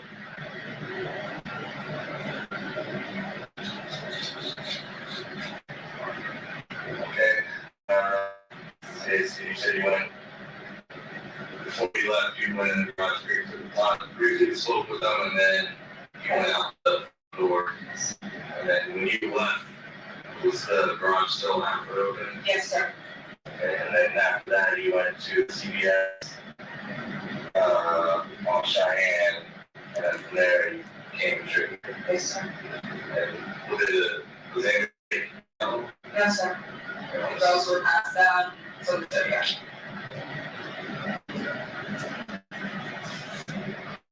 That's it. Is there anything else? That's it. So it's 322 and that. Detective, when the girls approached with that phone, did you observe anything of note on it? Yes. What? There appeared to me, apparent blood, and it was smeared on the screen. Okay.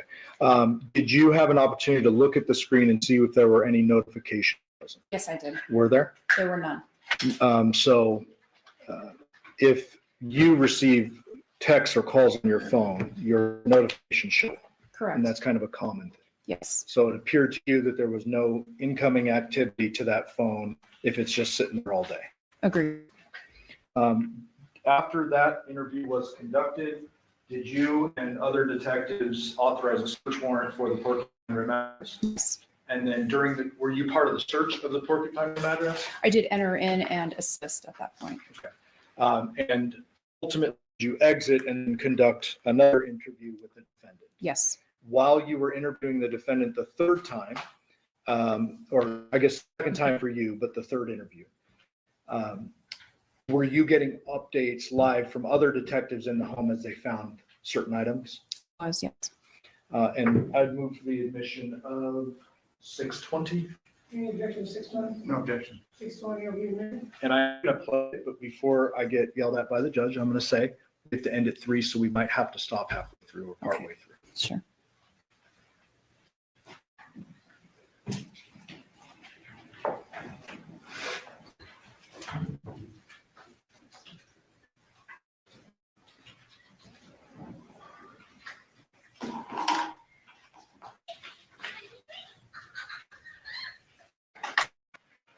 Before you start the plea statement, counsel knows.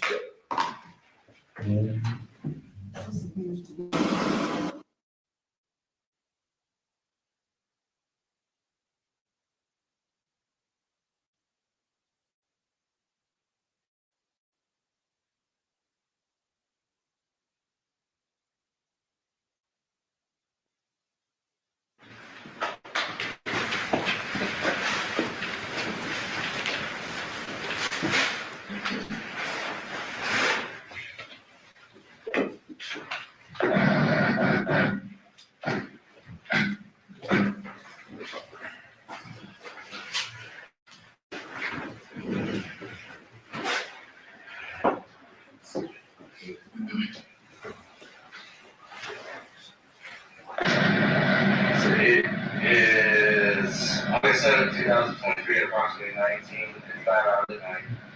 Detective Al Henderson, PD, badge number 1531.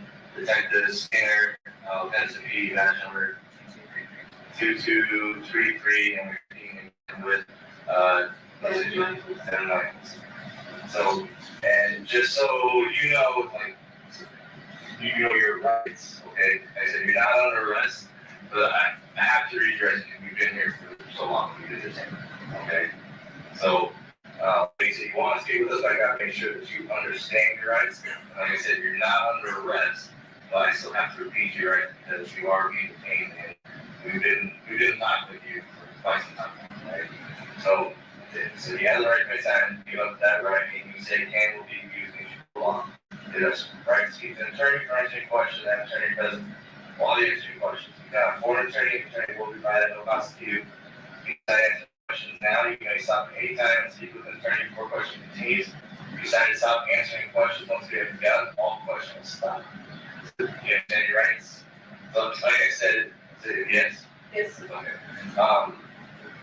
And it's basically because we've been talking to you for so long today, and now we're doing a search warrant. You are being detained, but you're not under arrest, like I said. Now, you're not under arrest, right? And I know this is all kind of just coming to a shock.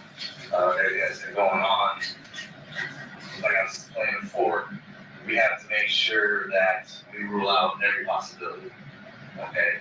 And so, like, with this phone right there, do you know how this phone got there? Well, it's by the cigarette butt, so it looks like he was smoking and he put his phone down. You didn't see the cigarette butt there? No.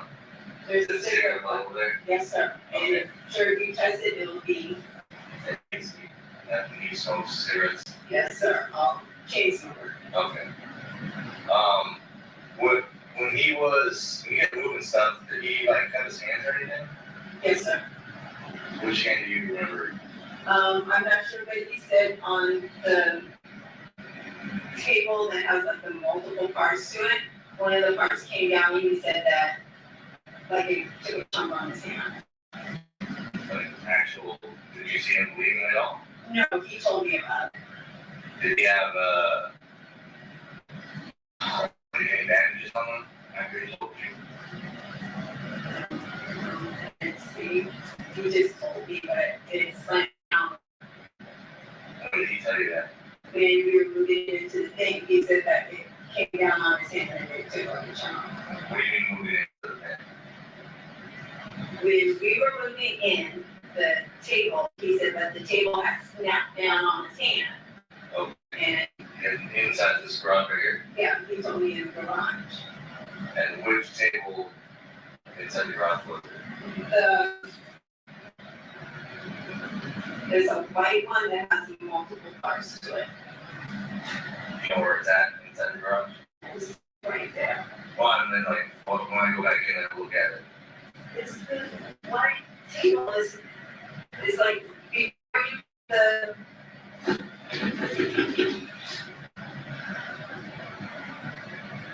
before you get to the street, there's a white table with multiple sections to it.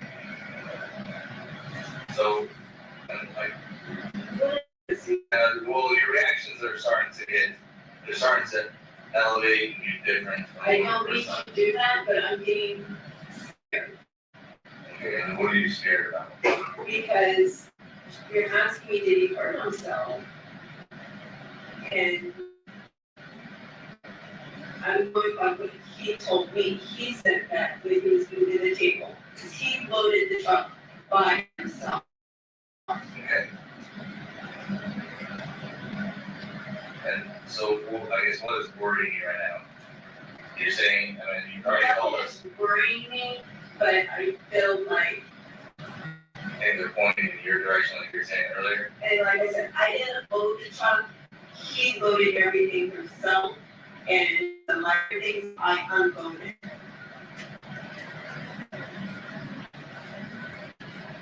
If I have the camera system, you can see that I did it. Did you guys already, what do you mean, so the cancer that you took down, it was up before you guys left? That was like one of the last things you took down? Yes, sir. Where's that cancer? It's in the garage. I showed it to him. And it's like the DVR and everything's in there? I think so. He said it records. Okay, and then that was recording you guys packed up right before I you did left. not pack anything. He packed everything, sir. But that was what you guys packed. Was that the last thing you guys packed before you left? Come back here. I didn't pack anything. He packed everything. But when I got back, he just typed everything out and we left. What do you mean when you got back? When I left here, I went back again, got in his truck, and then we drove back here. And so when you drove there, everything was packed. Yes, sir, everything. And then what time was that, do you think? It was around 8:20, 8:30. And then we got here, I think it's at 9:01 on his. Okay, and then after you unloaded everything here, We got, back over there. yes, sir, and his, Nah, did you leave your vehicle over there? yes, sir. Nah, why didn't you guys just pull that back? Because he wanted to take his vehicle because of the trailer, he uses it for, Like, why didn't you just drive your car, you drove his car? because he said he wanted to drive one car. I sat in the passenger side of his truck. Well, that's what I'm just asking, I didn't know what was the reason for, like, because you were planning on coming back here at some point, right? Yes, sir. So, it's trying to figure out why.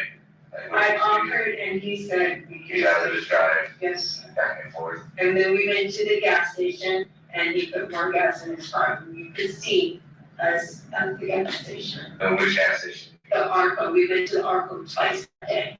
Which one's that? On Windmill and Eastern. Okay. You went to Arco, Windmill and Eastern after you guys left to get here? Yes, sir. So this might be between like 8 and 9 o'clock. Oh, definitely. It was like beginning, like at 8:20 when we were leaving to head back here. And that's when I told you the Mountain Dew that he left was still on the gas pump from earlier that day. And I went there and was showing him your drink is still sitting here. And where was that at? He left it on the gas pump the first we were. Oh, okay. You were asking, does he forget things a lot? Yeah. He forgot his soda at that time. Okay.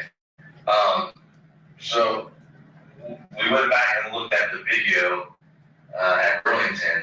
Do you remember anything else while you were there at Burlington? Like you said that you took Janae to the bathroom. Was there any time that you took both girls and you guys both split up? I had, after we came out of that, Janae with me and then kind of was walking around by himself. I think he went to the shoes.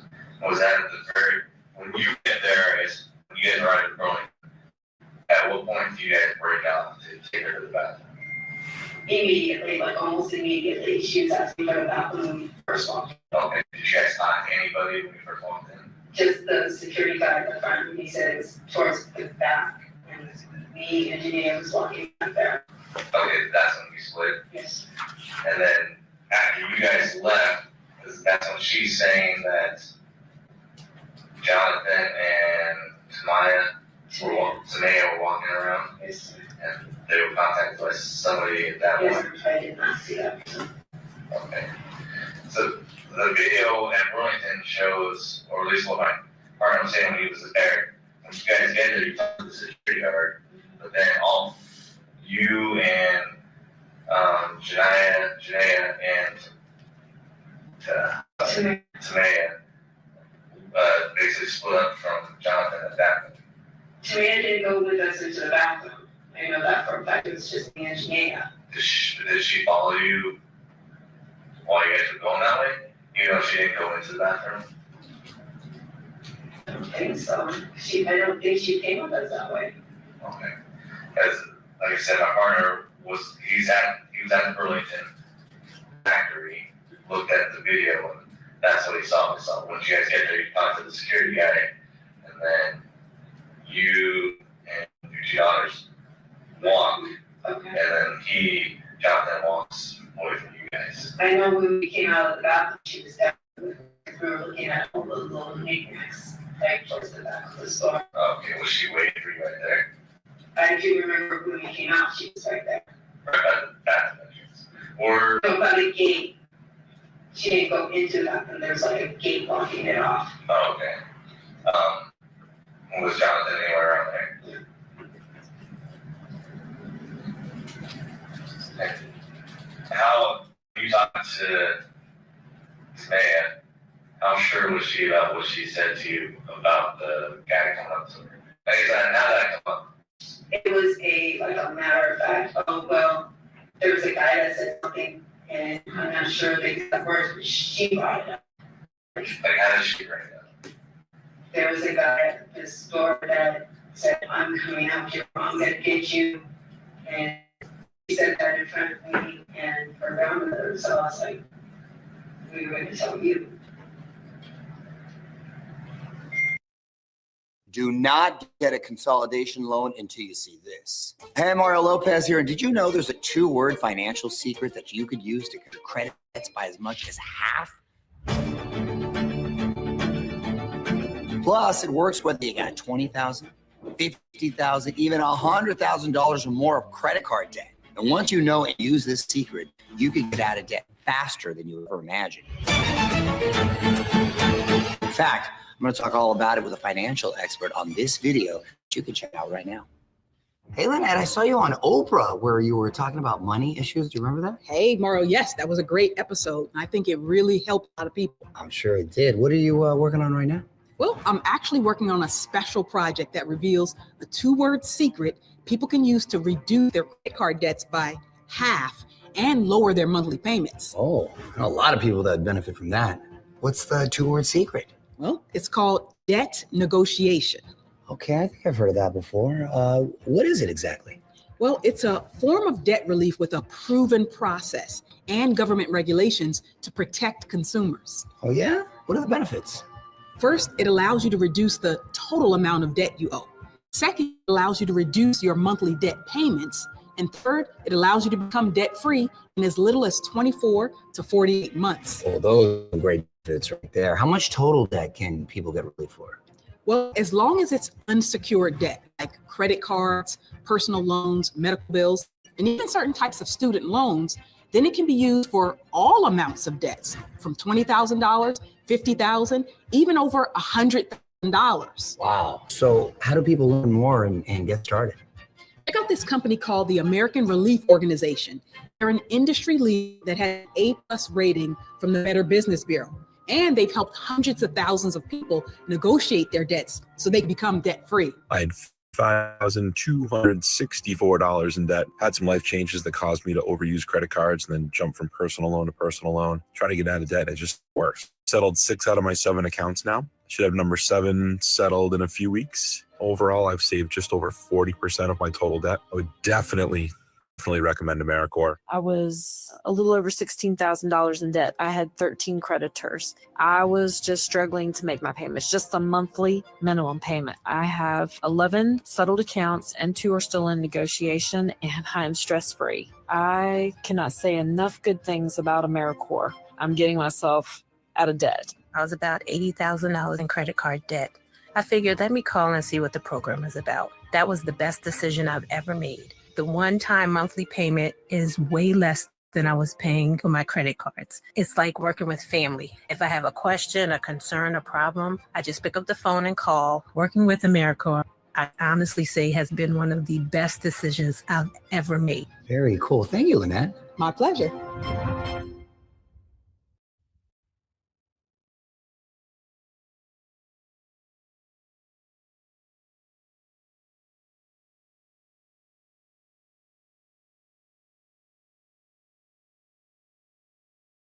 You think you're fine after a car accident until this happens. Most people don't realize that even accidents that seem minor can financially destroy you when the real costs hit weeks later. So she just volunteered that information. You know, she had any reason why she would tell you that? I guess that's what she saw or heard. Okay. And then after you guys split up after going to all those stores and you take the kids back here to eat, and then he goes back to the house, back in the house. No, we left Bonds. We took all the groceries out of his truck, put them into my truck, and then he went in to eat, and then we drove. So we went back to his house after Bonds to switch cars. And was your girls with you at that time? Yes, sir. And then you switched cars. What happens after that? I drove back here. And he stayed there. To go up to them. And then you got the kids back up here. I left him here and I drove back there to bring the truck down to help him unload it. Okay. Carrie, do you have any additional questions? No. Okay. So at this point, I have to ask you, like I asked before, do you know what happened to Jonathon? Well, the way how everyone's investigation is going right now, yeah, it's not a normal type of investigation, right? So that's why we have to go at the different avenues of this, make sure that we investigate every side to this case. Okay, So that's why we're doing this report here at this point. Okay, so I'm asking you, that, like right now would be the time, if you know anything about what happened or if you're involved in any way, now would be the time to tell me. Okay, so we're not going around chasing, doing other stuff. Like if you knew someone that possibly did this, but you're trying to protect them, or you knew something happened and you're not telling us, now's the time that we need to know that. My last thing I did was John. I was humping his back, and then he just, and while he was smoking, I was talking to Yoko. And that was pretty much the end, and then I finished looking.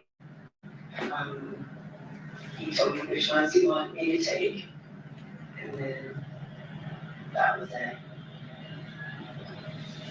Say that again, he finished looking at something. No, he told me like the kids' weed controllers. There's like little things that were light enough for me to take, and he was gonna load the bicycles and bring them down. Because he was supposed to come down first thing in the morning for us to take the girls to school. And when you guys were running around yesterday, what was, oh my God, I always mispronounce his name. What was he doing? He was here. Did he work yesterday? Sunday, no. He doesn't work on Sundays? And was he home pretty much the whole day yesterday? Like when you came back here and had the kids, was he here at that time too? Yes, sir. And then when we got home, he started cooking dinner. Do you know when the last time him and his dad talked? It's been a minute. They don't talk. John doesn't really talk to the majority of the people of the family, including his dad and everything like that.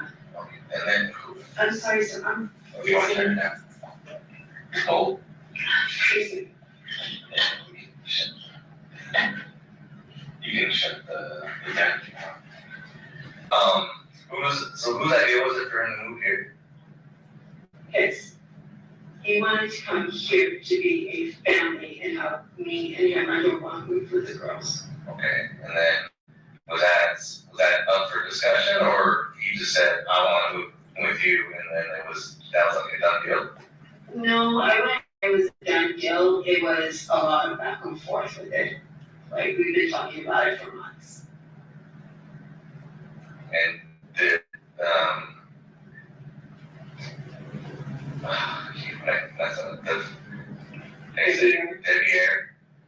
did Devyn know that he was coming? Not yesterday, no, absolutely not. And I mean, did Devyn know that John was moving in? Devyn knew that John and I had talked about it. Devyn didn't know about the idea, but I did not know John was bringing all that stuff. Last night. Gotcha. We were supposed to just be moving like the girls' things, the bunk beds, like all their old clothes, you know, like bags of clothes I had packed out for them. Okay. And what did Devyn and Jonathon talk about yesterday? They didn't talk yesterday. Every year I opened the door, saw that they were loading into the garage, and that was it. Oh, they already spoke to each other? And then Devyn sounded like he might have talked to them. So he saw him, went back inside. I think he just opened the door because he heard noises. I mean, I can't say to it, but he just opened the door, closed it, type thing. And then when I left, I just let him know I was leaving, and that was it. Raising 3 kids and 8 grandchildren, I've never seen a toy create this much genuine happiness. I've been a grandmother for 15 years, and this is the smartest purchase I've ever made. Last month, I got my granddaughter Emma this smart robotic puppy called Wuffy. I still can't believe what this tiny guy can do. This isn't just some stuffed animal. Wuffy has smart technology inside that recognizes Emma's voice and responds to her. He sits on command, barks when you talk to him, walks around the house, even tilts his head and wags his tail exactly like a real puppy. The first time Emma saw him, Her eyes lit up. She cuddled him and didn't want to put him down. I could tell she felt calmer and happier than ever. She sleeps better now and smiles more than ever. Woofy comes in two gorgeous colors, white and brown. I picked brown because it reminded me of my childhood pup. What I love most is watching Emma with him. When she pets his head, his tail wags and he makes these sweet puppy sounds back. It's like having a real puppy, but made from completely safe materials. 3 neighbors have already asked where we adopted him from. That's how realistic he looks. Emma treats Woofy like her best friend. She reads stories, takes him for walks around the house, even tucks him into bed at night. She's learning love and responsibility. Emma hasn't asked real dogs since. I have to admit, I got one for myself too. Living alone can feel a bit lonely sometimes, and Woofy keeps me company. At 50% off, Woofy delivers all that wonderful companionship for under $30. No feeding schedules, no destroyed furniture, no vet bills or chaos. Right now, you can grab Woofy for 50% off, but only 47 left at this price. Don't wait until tomorrow, back to full price. Order now while the 50% discount lasts and watch your little one's world light up with Woofy.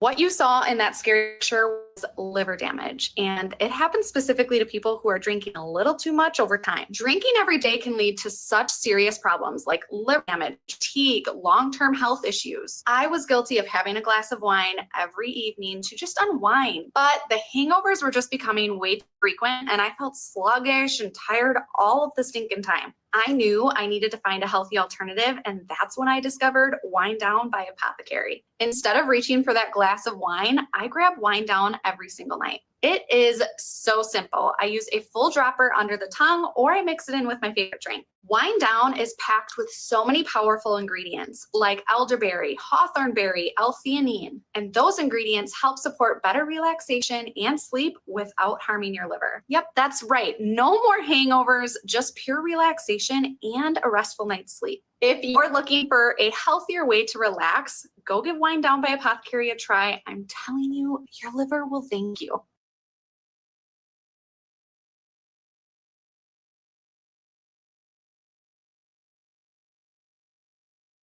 Did you have any reason to want her down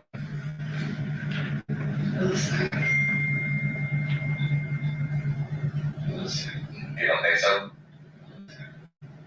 I mean, they didn't get along perfectly, but no. Anything like the past that they've gotten fights or anything like that? Arguments, but nothing ridiculous. Okay. Do you think Debbie would have anything to do with it? Or no, why do you smile like that?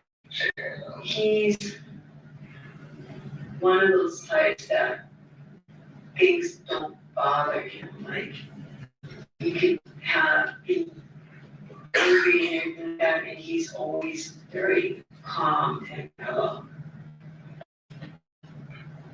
And how upset was Jonathon when we found that you and Debbie got married? Oh, he was furious at first. But once he started realizing, like, with all the medical things and everything like that, John and I started talking again, and we hang out. We actually go to birthday parties and like the 4th of July, get all the fireworks with the girls. Like, we actually were building our connection again so we could have more time with our family. And that's something that you wanted to happen also? Yes, sir. And then, because like, the reason why I ask these questions is, as far as like him being the one that said he was the weirdest, when he sounds like he's very pushy and kind of wants to get his way with stuff. Yeah, right? he definitely can be that way. Like, was this something that he forced upon you? Like, hey, I'm moving back in. It wasn't that he was forcing upon it, but I know he was having issues with Yoko, and she was trying to get him out of her house. Like the night, last night, she was telling me she still hadn't paid her rent money. He gave her $200. She was saying, see if I can get his his EBT card, so she could take the money off of that. So I know she was pretty upset at him for not being able to pay her back. She had been there since he had paid rent. So, and I sat there and helped them to the car company to kind of get the payments back on track because he was falling behind with that. His phone was constantly being turned off for non-payment and things. Do you think that He said that they were basically using his EBT to live like a lifestyle. Like they would go and get the fancy food area and kind of use all the money and keep it on the card. That Yoshida and Yoko would do that? Yes. How upset did that make Jonathan? So they argue daily. Do you think that Yoshida would have anything to do to hurt him? I don't see them being capable of hurting him. Like, I know they argue, but I don't see them being aggressive people. Like, I know Andrea buckled in on him. How long ago was that? Last It was last year. from what I was told. I just know that he was trying to get out of that house as quickly as he could. And it was supposed to have been like a piecemeal type thing. And it went from a gradual thing to everything now.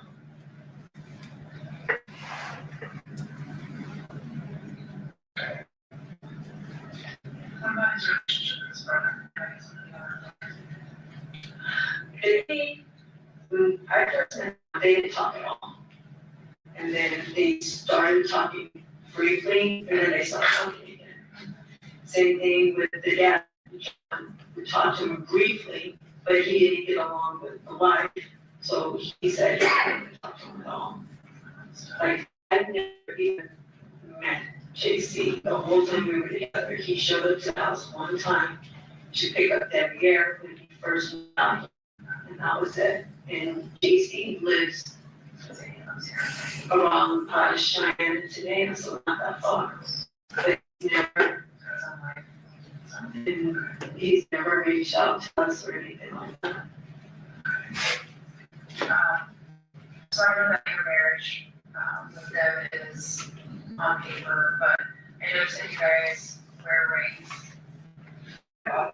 I know, but he wears rings too. So it's on paper, why are you guys doing the rings and stuff? And you got your ex moving in. I like the ring. I don't know. Rings aren't really significant. It was just part of the little ceremony that we do. Rings are very significant.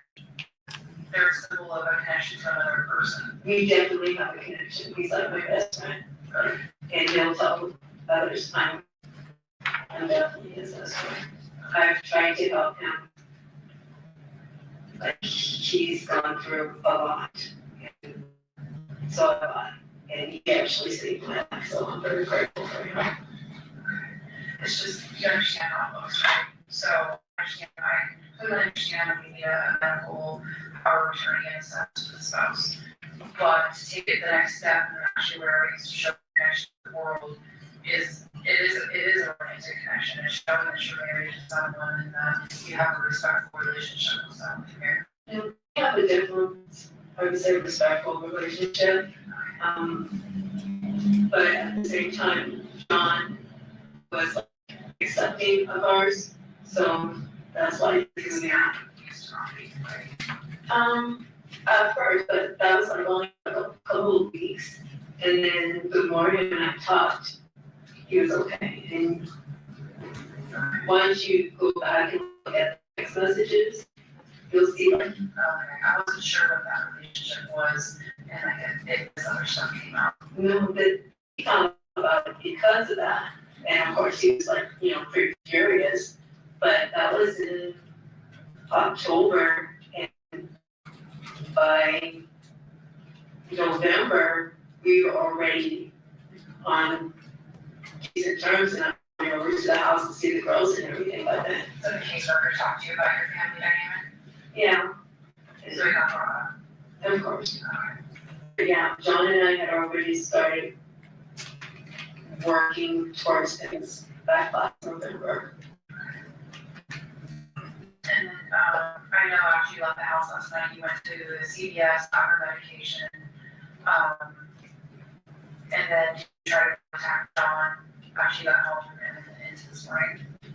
Early this morning I did. And that's when he wasn't answering, you were trying to figure out stuff. Right. Because he said everything was loaded up, and then when I got up to start packing everything, I didn't find anything of it. Okay, oh, that's right, the school supplies, correct. Okay, so you're obviously contacting him. Now, how do you know that he does not have a PIN code on his phone? Because I've used his phone when we couldn't get into work, because for a long time, when I would call him, it would go straight to voicemail. Okay. So I know his phone. Okay, so you've been on his phone in the past. One of the things that we noticed when we were walking up, we noticed the phone on the driveway. And then obviously went in and talked to you, we talked to your daughter, talked about your girls brought it over. When we looked at the phone, there were no notification messages to show that there was a missed call and text. So I'm asking a direct question. Did you know that phone was there, and did you look at it and then just forget about it or something? No, there should have been, because on my phone, it shows, Missed call, missed or notification. well, it shows delivered but not read. So it's showing that he's gotten them and he's not opening them up Okay. on my phone. So I don't know about no notifications on his side. Mine's showing me this there. I don't know how Does it it show red? Like, does he have the I don't know. I know on mine, once he reads it, it did, yes, it will. So on his phone, it should show red, if you looked at his messages. Yes, just like your book says. And back and forth. Okay.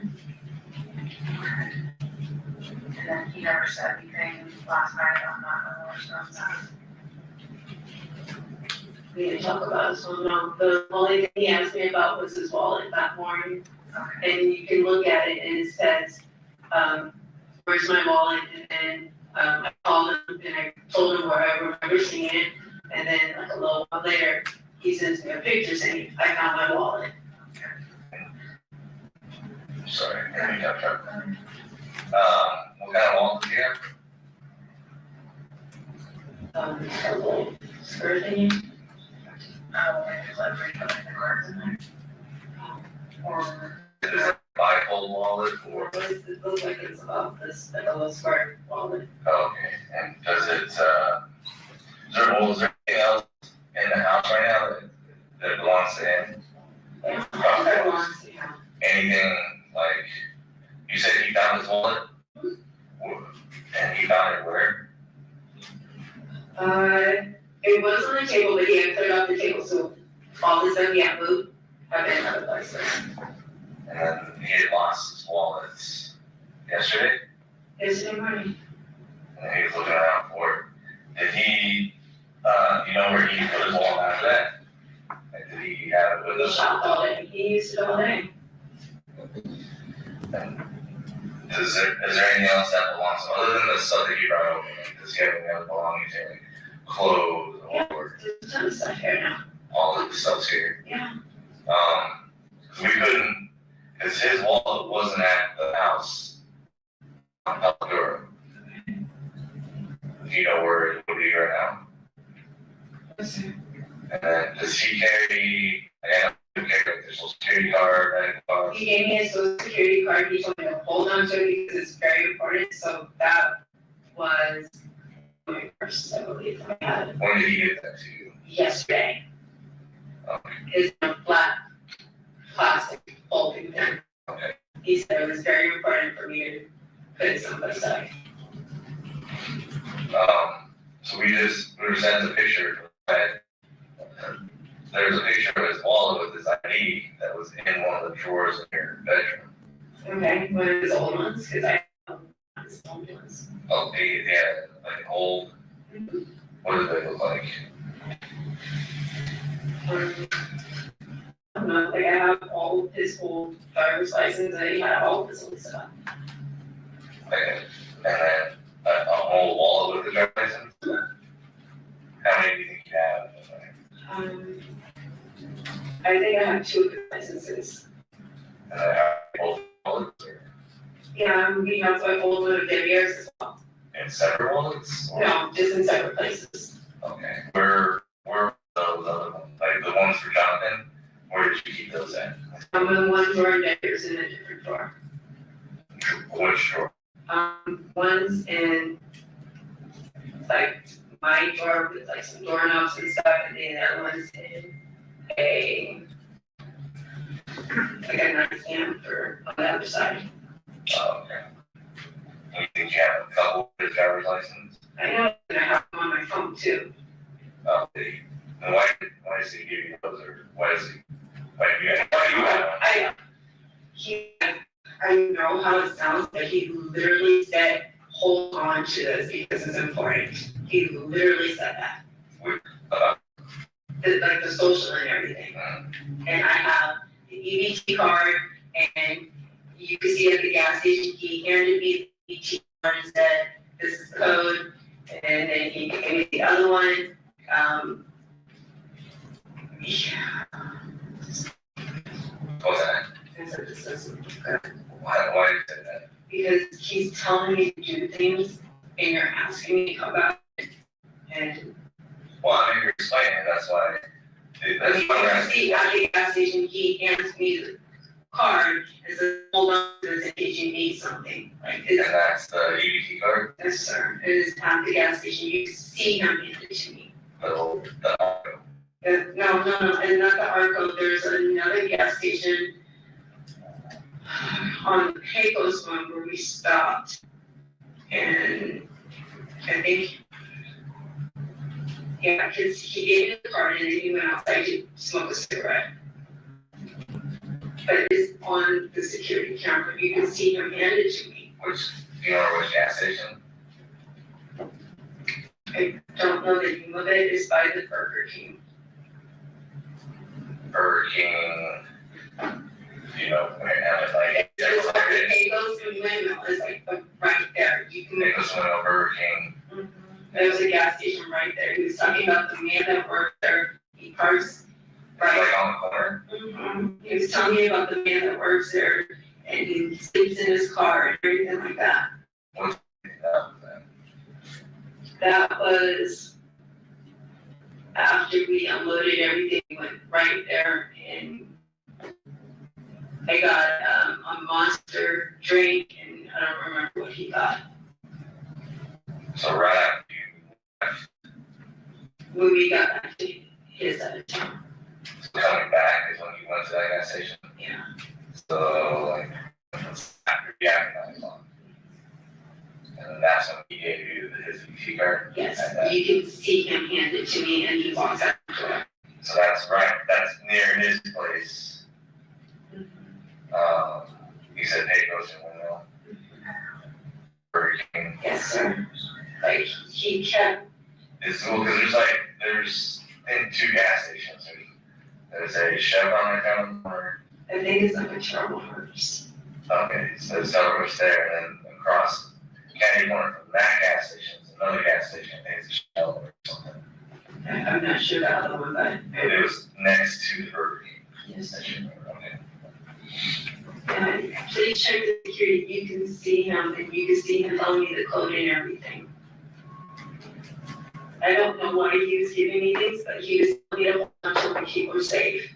And that's what I was doing.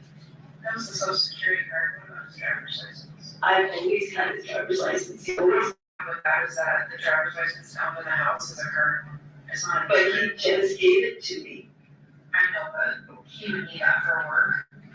That's He why I has asked another you, one. you said that he gave you an old one, you had it in the drawer. Well, no, he's given me old ones before, I have multiple ones.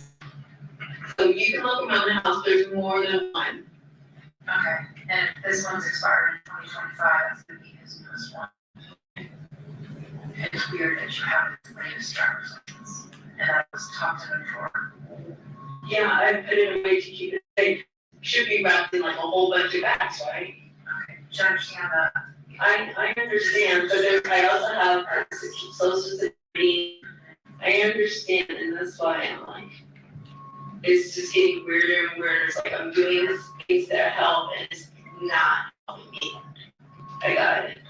Well, yeah, but it's that, just being able to explain some of the stuff, that's all we need. I'm trying to explain it, but the more I'm talking, the more it just sounds really stupid. And especially a driver's license, that doesn't need to really be kept safe. I mean, social security card or birth certificate, I completely understand, especially if somebody is transitioning in their life and are wanting to find a new place to live, you want your important people. but I don't know what else was in it. It was just a lot of things. But it wasn't his wallet, he didn't hand his wallet over to you. No, it was a lot of things. Like it was like a square thing he handed to me, and a black what are those called? But not his wallet. You know what his wallet was, you saw him about the license. So he had his, so when we find his wallet, it's gonna have his driver's license and his cards. Okay. I just don't know why someone gave a driver's license to someone. But not, he didn't give you a driver's license. When John and I were together, I had everything. He had me hold on to it so he wouldn't spend money needlessly and things like that. Like he's like, hold on to this. And Yeah, but you guys don't have that relationship right now. we actually were. So you're closer than we thought. Yes. I went. He asked me to marry him yesterday. I know what time it is, I apologize, I do have to do something on behalf of you. Today at 3 o'clock, what time will we stop in? 36 minutes and 55 seconds each. Okay, so we will pick that up on Monday. Ladies and gentlemen, we are going to take our weekend recess. During this recess, you must not discuss or communicate with anyone, including in any way regarding this case or its merits, either by voice, phone, email, text, internet, or other means of communication or social media. You must not read about this city media accounts or commentary about this case. You must not do any research, such as consulting dictionaries, using the internet, or using reference together. You must not make any investigations, test the theory of the case, research, aspects, or any other way investigate or learn about the case on your own. You must have formal curiosity opinion regarding this case, so find it to you. Ladies and gentlemen, we'll be in recess till Monday morning at 9 a.m. All rise for the jury.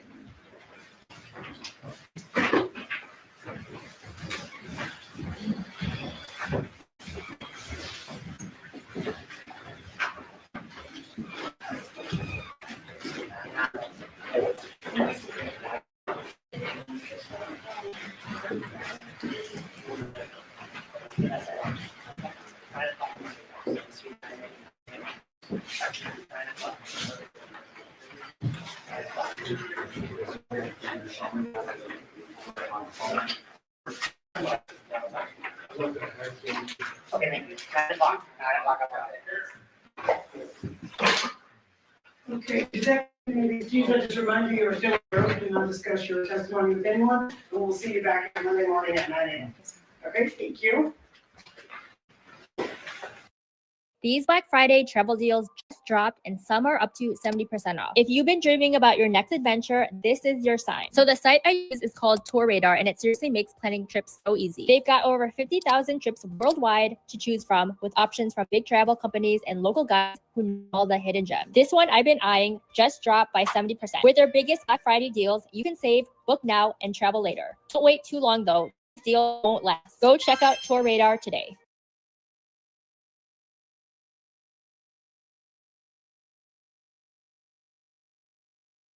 Thankfully, with my Spot Pet Insurance plan, my owners get up to 90% cash back on covered vet bills.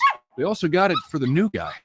Good boys like us rack up some bad vet bills, but Spot plans help my owners focus on our care, not the cost. It's no wonder Spot is America's most loved pet insurance. Play with them now, new guy. You're gonna miss them. Choose Spot for affordable pet plan options you both will love. Trust me, you're gonna want to sign up today before an emergency.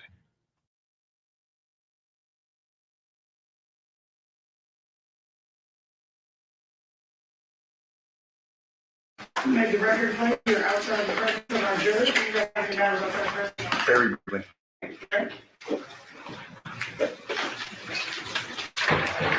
Things have been somewhat purged through the course of this case. We haven't gotten to bad acts of people and things. Now the state has played this where there's a reference to Andrea with a knife. There was other evidence to confirm that.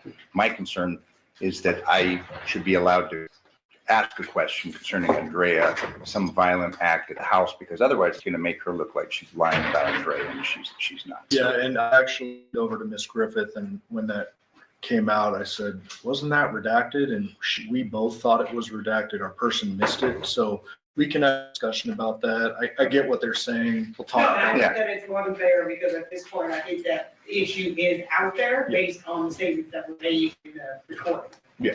Okay, so you guys have a discussion, and then if there's some dispute, then I'll resolve it. I don't think we'll have. Okay?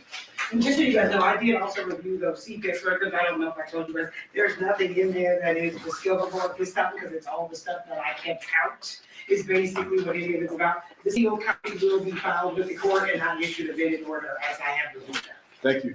It's all the CPS information about all the stuff that's not allowed. I understand that. However, it's my understanding in the family court records, there was some sort of a concession or something that Jonathon had filed or failed to do, or consented to her having custody of the girls. Well, there's a couple of references to, there's a couple statements that were signed by both of them. Like there's a family court order that comes out in regards to who has custody of the kids, and then there's a statement that they prepared. But this is, I believe, in 2019. This is when this is dated. I mean, I still have it, I'll review it, but it's like 2019, and there's a document that is handwritten, that is signed by her and signed by Jonathan, that is notarized in regard to the change of the custody of the children. But because it was 2019, and that wasn't coming in this trial, I don't find it to be relevant. I will re-review it and look at the date. Because I believe there was something that she's informed us that concerning 2023. If I'm not mistaken, that document is from 2019, but I will look at it again, because it is in there. This is the 2023 document. We proposed this and exhibit that you want. No, what they're saying is Jonathan prepared something. I'm assuming it's those handwritten documents that you're talking about. There's a couple of documents that appear to be handwritten, but the ones I recall are signed by her and Jonathan, and there's a notary signature on there too. But I recall those being 2019. I'll always look at them, and if it's a 23 one, I'll read that. All right, thank you. Okay. Have a good weekend. You too. Have a good weekend. You too.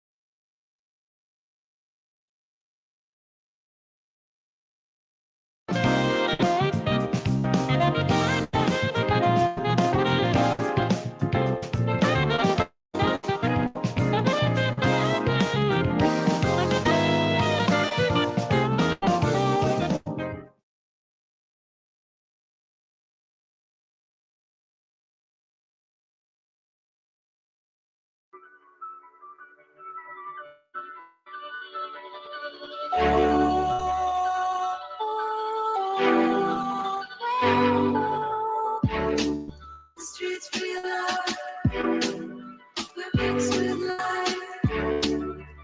Goes down, down, and life shines bright.